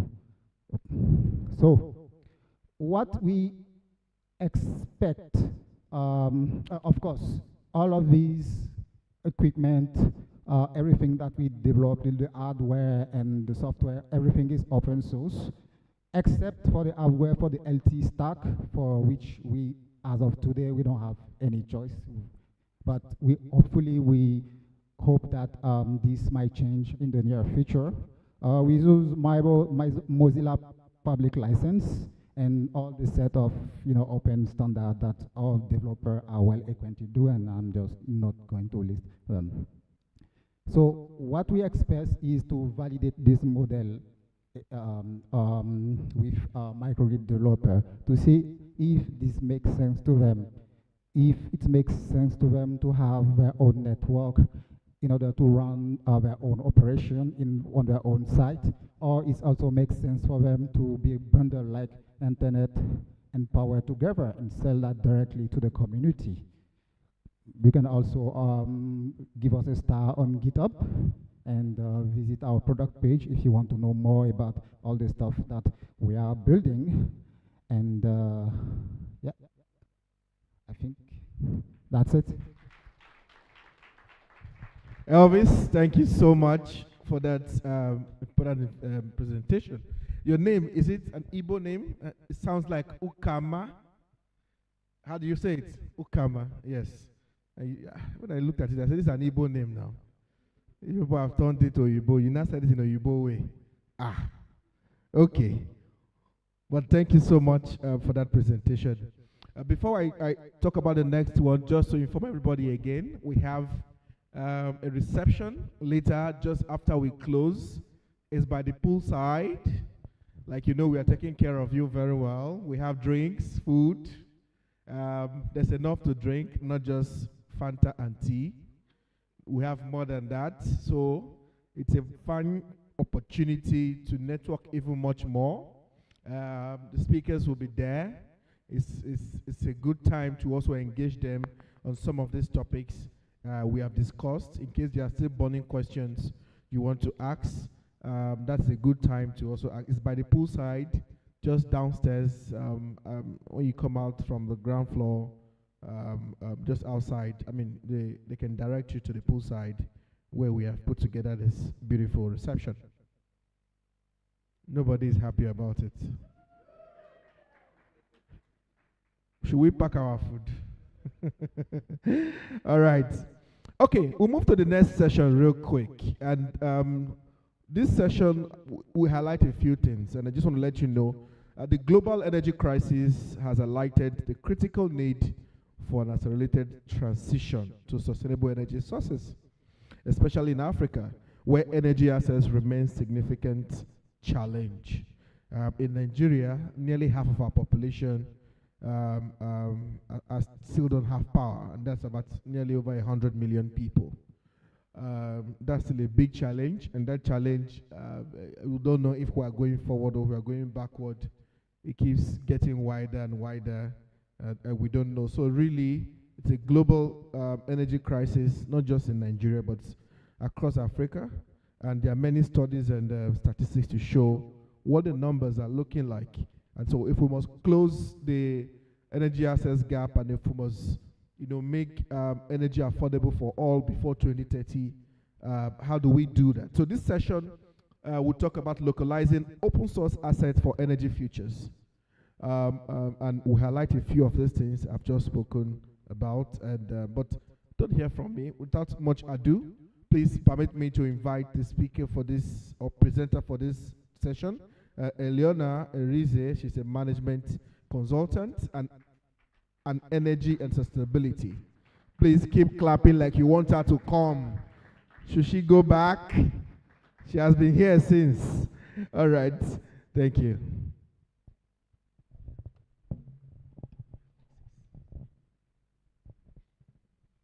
Thank you, Wisdom, for that kind introduction. Hello, everyone. Good evening. And I'm excited to be here. Just to say that a lot of the speakers have done a lot of justice to what I want to say. Seems like we're kind of in sync. Sorry, the remote. Yeah.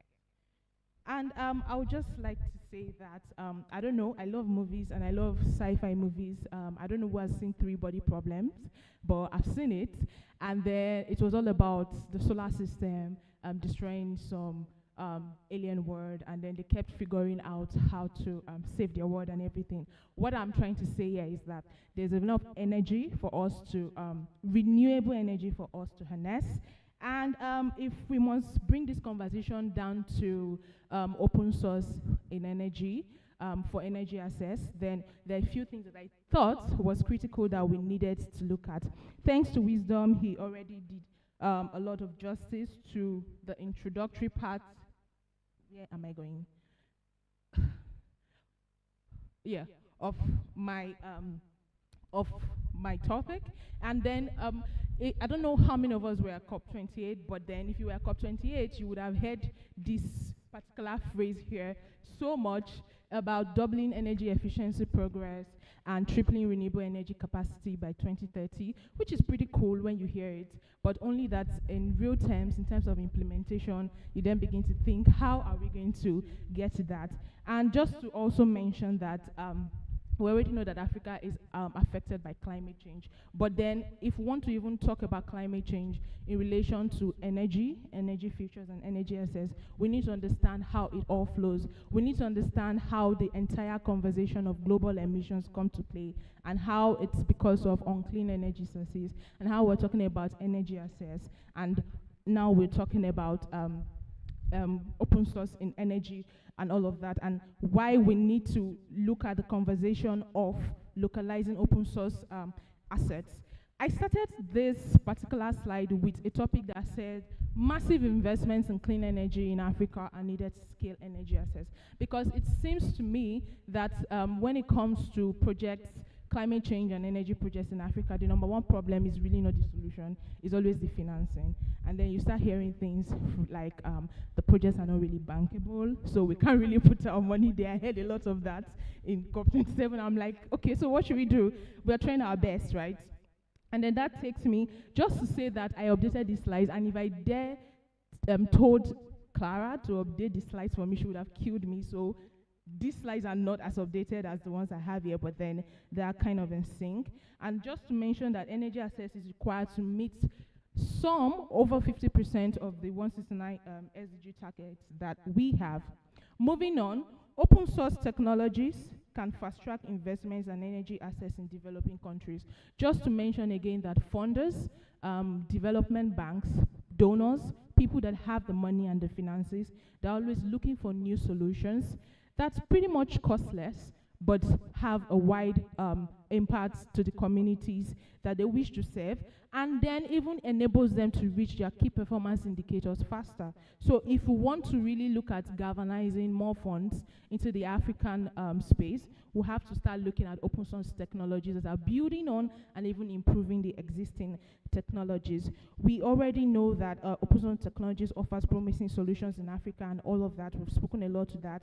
And we've spoken a lot to the stakeholders that are even needed to work together to promote the open source conversation in Africa.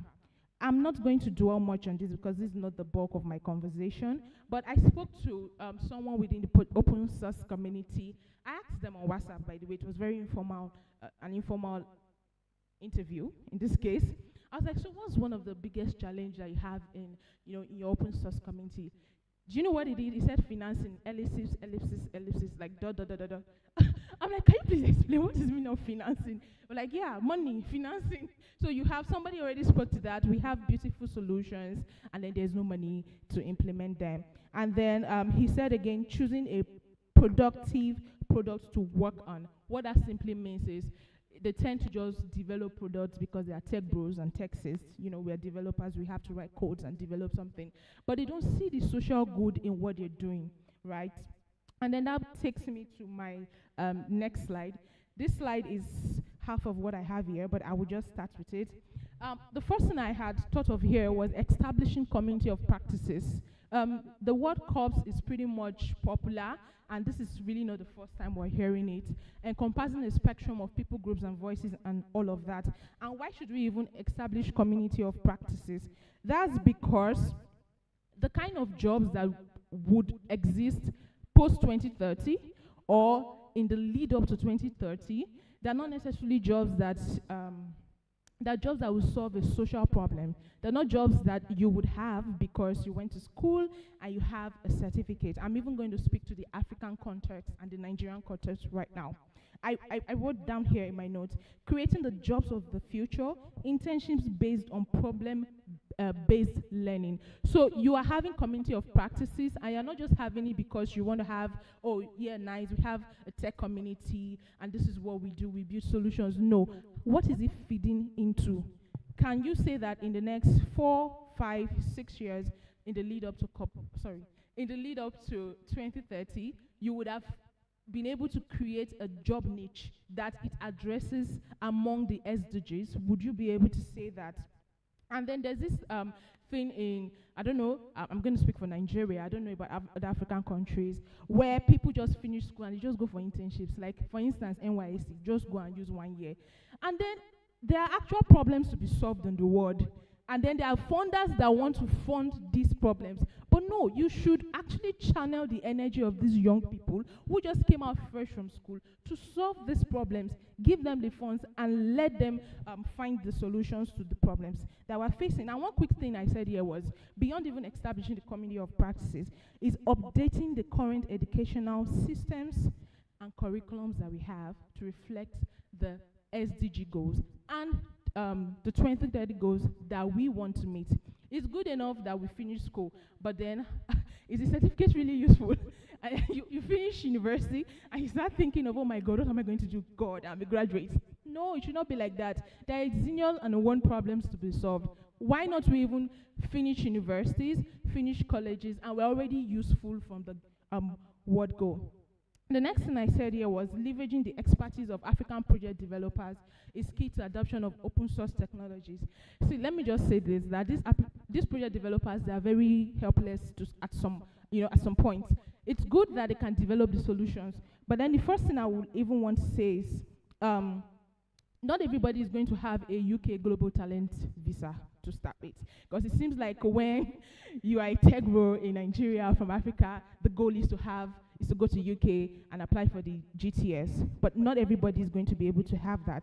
And just to mention again that if we want to leverage the expertise of African project developers, and they should be able to bring in financing, from the banks and the donors and all of that, then we have to teach them how to develop bankable products. It's good to have the passion. It's good to develop products for social good. It's good to develop projects that would solve the sustainable development goals, but are they bankable? Can somebody put their money there and then they're going to see their profits? For one thing, funders like to see their profit margins. They like to see in the next 1, 2, 3, 4, 5 years. They like to see realistic figures. And just to say that in leveraging the expertise of African project developers, we're able to move a lot more products from pre-seed and seed stage to series A, B, C, and D, and all of that, because we would be able to now harness the community power, and even the fact that we even taught them how to develop bankable products and so on. And then that way we wouldn't even have to develop parallel products. We'll be developing products that are complementary in nature, because we have a community of African project developers that are not just doing developing products or technologies for social good, but then they are doing that to build on a certain gap that already exists, and by doing so, we are sure that they are building complementary products. And something else I also added here was the government incentivizing open source technologies to advance the development and improvement of technologies. You know, it's really good when we say leverage the expertise of project developers, but just to say this, is it not the back end that you have access to, or the technology that you have access to that you can build on? It's what you have access to you can actually build on. So if the government has to step in and mediate some of these conversations between the international private organizations that are coming, between the Nigerian community and the institutions that are coming into Nigeria, that would be very great in giving access to these project developers to improve on the products. And then the last thing I said here was translation, collaboration with local partners, and user feedback gathering are essential to localize global open source assets effectively, wisdom and with you. But just to say that when I say translation here, I didn't mean to say English to French or English to Hausa or Igbo. I really meant saying adapting the message, aligning the message, synchronizing the message of open source for social good and global development, tailoring the message to the people that need to hear it, and even making the open source community realize that you're not just a tech bro, you're not just developing a technology product. No, that's not what you're doing. You're actually contributing to the global good, and then and another way, you're also making some money. And then translating all of this to the people that matter, collaborating with the local partners and user feedback gathering, they are quite very essential to localizing this global open source assets effectively. And so that I don't read whatever is on the slide there, I just said localizing open source assets is a goal with this few points of mine. And just to end it by saying that embracing open source technologies and fostering collaboration among diverse stakeholders are vital towards galvanizing international support and finance mechanisms, achieving universal energy access, and combating climate change in Africa and beyond. Thank you. Thank you so much. Thank you. Thank you. Thank you. I mean, I like the passion as you made the presentation. I'm sure you need like an hour to help us dissect some of these things you've raised. Unfortunately, we don't have an hour, but please, ladies and gentlemen, a round of applause for Leona. She's a management consultant on energy and sustainability. Very important topic she has raised. If you agree with me, then she has tried to touch a few points. And before, let me just highlight, I've been talking about bankability. I've been being in this space for the last 5 years. I've seen many young people with very brilliant ideas. But a lot of the times, when you look at it, I mean, in the long term of it, they've not been able to put together the ideas to even to be able to attract funding. So, I mean, I worked for an investment management company at a time where we helped them to come together in a incubation program, where you train them for 6 months, teach them a lot of things, how to set up and everything. They need that knowledge. That helps them to, you know, put their head straight on the idea they think and the problem they want to solve. So about bankability, sometimes what is in the gap of it all is they don't have the knowledge. They have the innovative idea of what they want to solve, but they need help to put that together to make sense, so that they can get an investor and how they can even engage the investor for their ideas. So just thought to share that thought. But anyways, we move forward real quick, and the next topic for this open mic is very important. We speak to batteries.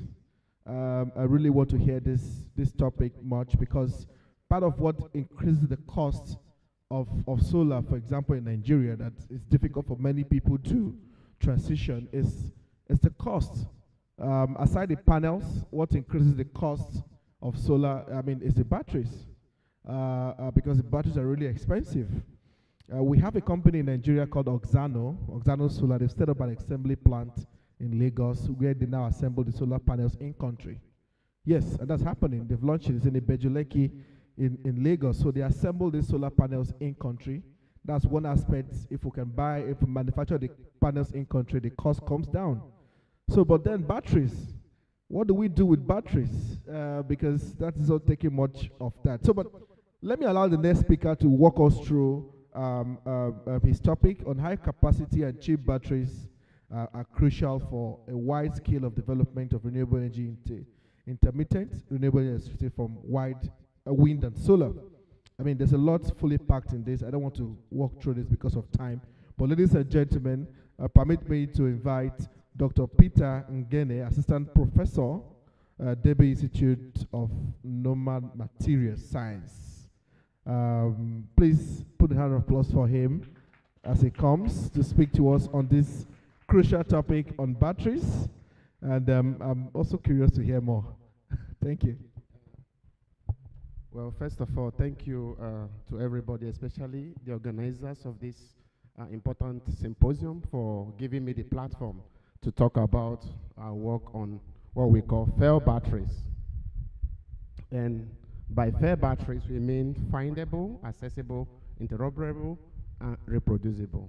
And so my name is Peter Ngene. I'm an assistant professor at the Dubai Institute for Nanomaterial Science at Utrecht University. And together is also Stanley Fayez, my colleague, who is really who is actually introducing me into this open access technology. Well, without wasting much time, I think I like what Elona, I think the last speaker has said, two important messages: that we don't really have insufficient amount of energy for us to use. We have more than we can need. Nature has given us more than we can need.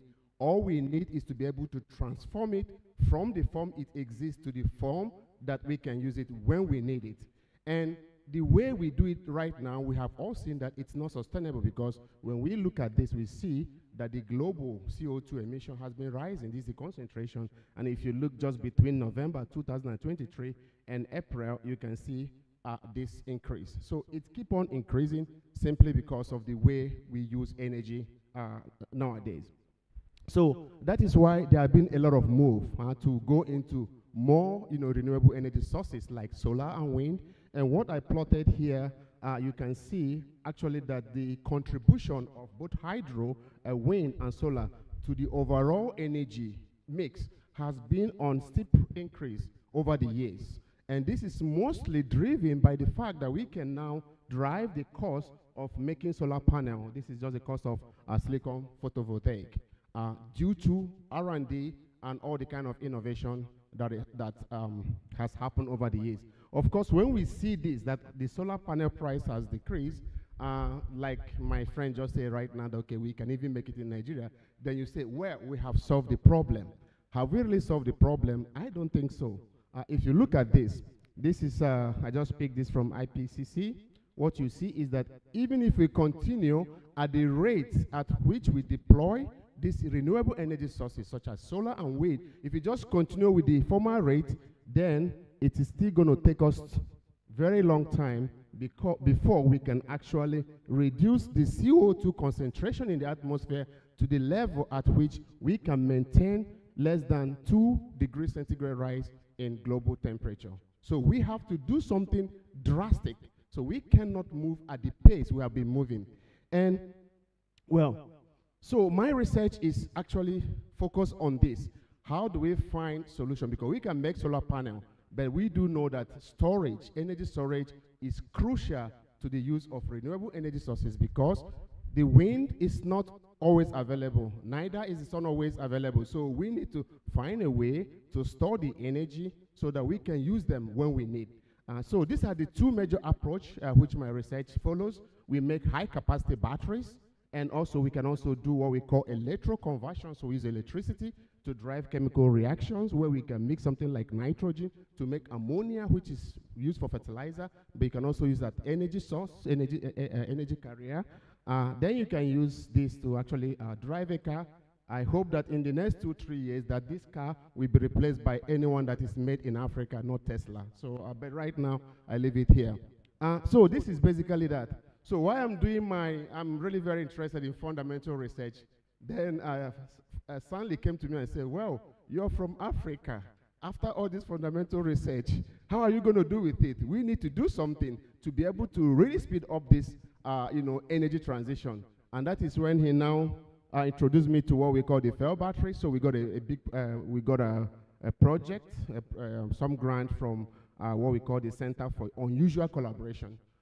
So the idea is to have a multidisciplinary approach to be able to solve this problem, because if you see here, we really need to be able to not only just make the materials, but also to be able to deploy them very quickly and be able to train people immediately to be able to know how to repair this material, fix them when they are broken, so that we'll be able to really catch up with the pace we want to. So we found this. What you can see here is that this is a very unusual collaboration, because here you see all kind of expertise from different universities in the Netherlands. For example, you can see Stephanie Hobbs. She's actually into sociology of development, and she worked with the developing countries, especially Papua New Guinea. And then Martin, actually, he has a lot of projects looking at rural electrification in Sierra Leone. So he's often in Sierra Leone doing this kind of thing, looking at the social aspect, the maintenance aspect. Then I am really into materials development together with Stanley. So we can see we put all this expertise to be able to solve this problem in a multidisciplinary approach. So what is the idea of the flow battery? Now, if you look at battery is just made up of very simple 3 components. So we have what we call the anode here, and then the cathode, and in between is something we call the electrolyte. Now, the battery you have in your pocket is basically made up of this. This lithium-ion battery is very expensive. We cannot go with this. And because actually batteries are there, but can we afford them? No.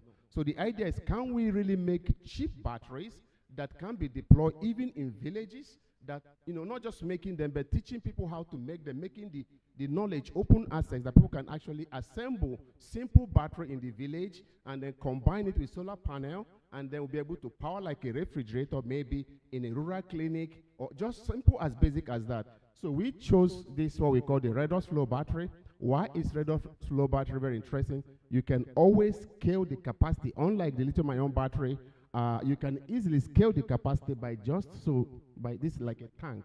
You have the basic components that give rise to the electricity, but then you can actually increase the capacity that you can store, the energy you can store, by simply changing these 2 things, which we call the anolyte and catholyte. These are just like materials, they're like liquid. You can pump them just by pumping them, and then they pass through this way, and then you generate electricity. So if you can increase the size of this tank, it means that actually you can increase the amount of energy that you can store in this place. So it's easy for upscaling. And apart from the easiness of upscaling, you have diversity of materials. Here we look at something like a vanadium flow battery, but you can also make this using abundant materials, even iron and zinc and other things. There are a lot of chemistries, even polymer. You can actually just make the solution, you can pump them, and they undergo what we call redox reaction, and then you harness electron from that, which gives you electricity. And then also its flexibility. You can actually deploy it in so many places. Like I say, you can actually make it very, very crude. In fact, what some of the students also from Stanley's lab had done, even using paper as a membrane to really make this battery work. So you can actually go down, really to make a cheap battery out of this. And of course, that it should be low cost, because we also want to use locally available resources. We look at the place we want to deploy it, and then we can use the resources that are available there.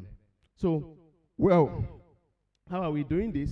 First of all, because we are academics, and we are often extremely very busy, and you cannot do this all alone. So we're also collaborating with these 2 gentlemen, Daniel Fernandez and Kik Smith, who have founded this flow battery research collective. So together with them, we start with actually, can we fabricate these devices? You can fabricate the different parts of making this. You can use machine. You can also use what you call it 3D printing to actually print these parts. And after doing that, Then, not only just doing that, but also we make the knowledge of making these different parts open. And another thing is actually also really educating people. So we have a kind of symposium and workshop where we start with students. We try to teach them how to fabricate these different components of the batteries. And I don't have the picture here. If you look at the old batteries around 1831, you know, when batteries started, like the Daniel cell, you will be surprised to see that what they used those days were just simple pots. Just putting few chemicals in different pots and they could get electricity. And my dream is that we should go back to those kind of things, you know, to be able to provide access to electricity to especially the rural area. I think somebody mentioned that almost 100 million Nigerians don't have electricity, access to power. That cannot be allowed in this 21st century. So we should be able to use our knowledge, our understanding to make batteries.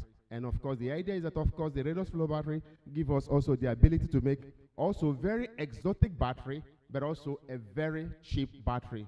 And what you have here is just a simple device, and you can see if you can pass it through this from the student. Actually, you can flow. These are the places you can flow in and flow out. And what you see is just like a unit, and you can just make this in parallel, and you'll be able to just make simple batteries that people can use at home. Okay. So what are we looking at? So we have workshop and symposium to train people and to make this knowledge to be open. Also student and artisan. The idea is so to be able to train artists and local people who are able to really do this also in villages. That is our dream. We are just starting, but that's our dream. Real life case study, deploy this battery in certain places, especially clinic, to at least Martin, which is one of which is one of the consortium member. He already worked in Sierra Leone using, looking at batteries and how they can be used to power local clinic. We want to get data, real life data on the performance of this battery to see how we can improve them as time goes on. And that's performance evaluation and also cost analysis. Of course, this cost analysis will also depend on the prevailing local environment in all these communities. And then we should be able to build database. So the database that will be able to, people can look at and then say, okay, well, we have this type of batteries. This is the type of battery that I need, and this is what I need to be able to get this battery. And finally, funding. So this funding is a bit highlighted because to be able to do this, I always tell Stanley that, if you want to get large grants, if you want to get 2 million euros ERC to do work, you have to really think about fundamental blue sky research to show, okay, this has not been done. Most times it's not applicable. But when you now want to do this kind of thing, you begin to struggle with the current funding instrument. Where do you get funding to be able to do this thing? Because we don't want to patent our idea, we just want to make it open source and train people how to do this. So funding this kind of research is very, very difficult. And so we are looking at different sources of getting funding to be able to do this, but also if we know some, we also make it open to other people so that they can also have access to that. So with this, I just want to thank the organizers for the opportunity. And yeah, I wanted to thank our university, but at least Clara removed it, but okay. Yeah, because we are here because of them. So I also want to thank NWO, which is the Netherlands funding organization that gave us money for this, and then what we call the Center for Unusual Collaboration, which funded this research. Thank you all.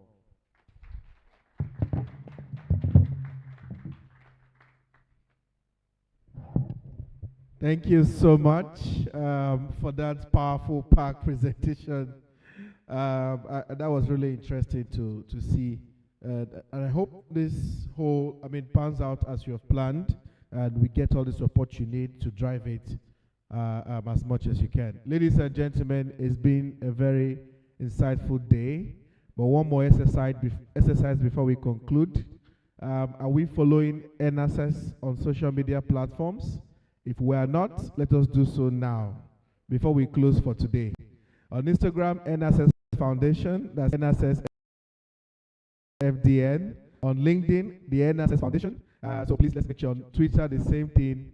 Let's go follow EnAccess now, and you do so for the World Resource Institute. If we have not done that before, let's do it now, before we leave, before we wrap up.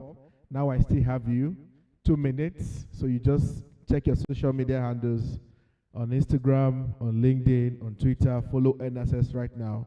And most importantly, you should be on the Discord community for open source symposium. Very important. The conversations don't end in this room.